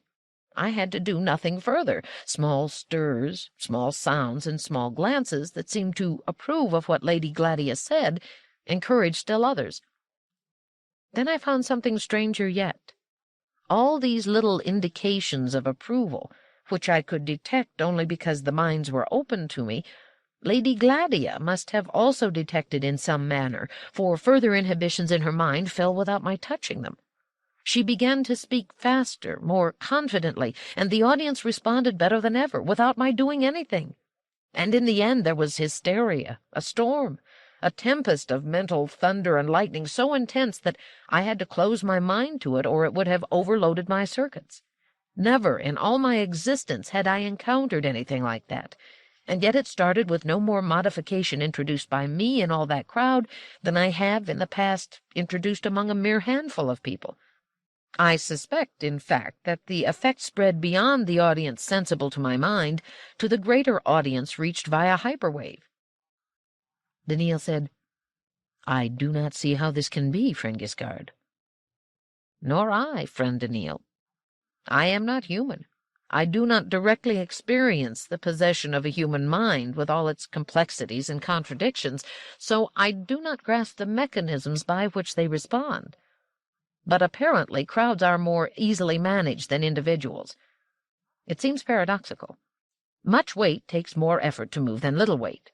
Much energy takes more effort to counter than little energy. Much distance takes longer to traverse than little distance. Why, then, should many people be easier to sway than few? You think like a human being, friend Daneel. Can you explain? Daneel said, You yourself, friend Giskard, said that it was an autocatalytic effect, a matter of contagion. A single spark of flame may end by burning down a forest. Giskard paused and seemed deep in thought. Then he said, It is not reason that is contagious, but emotion. Madame Gladia chose arguments she felt would move her audience's feelings. She did not attempt to reason with them. It may be, then, that the larger the crowd, the more easily they are swayed by emotion rather than by reason. Since emotions are few and reasons are many, the behavior of a crowd can be more easily predicted than the behavior of one person can, and that, in turn, means that if laws are to be developed that enable the current of history to be predicted, then one must deal with large populations, the larger the better.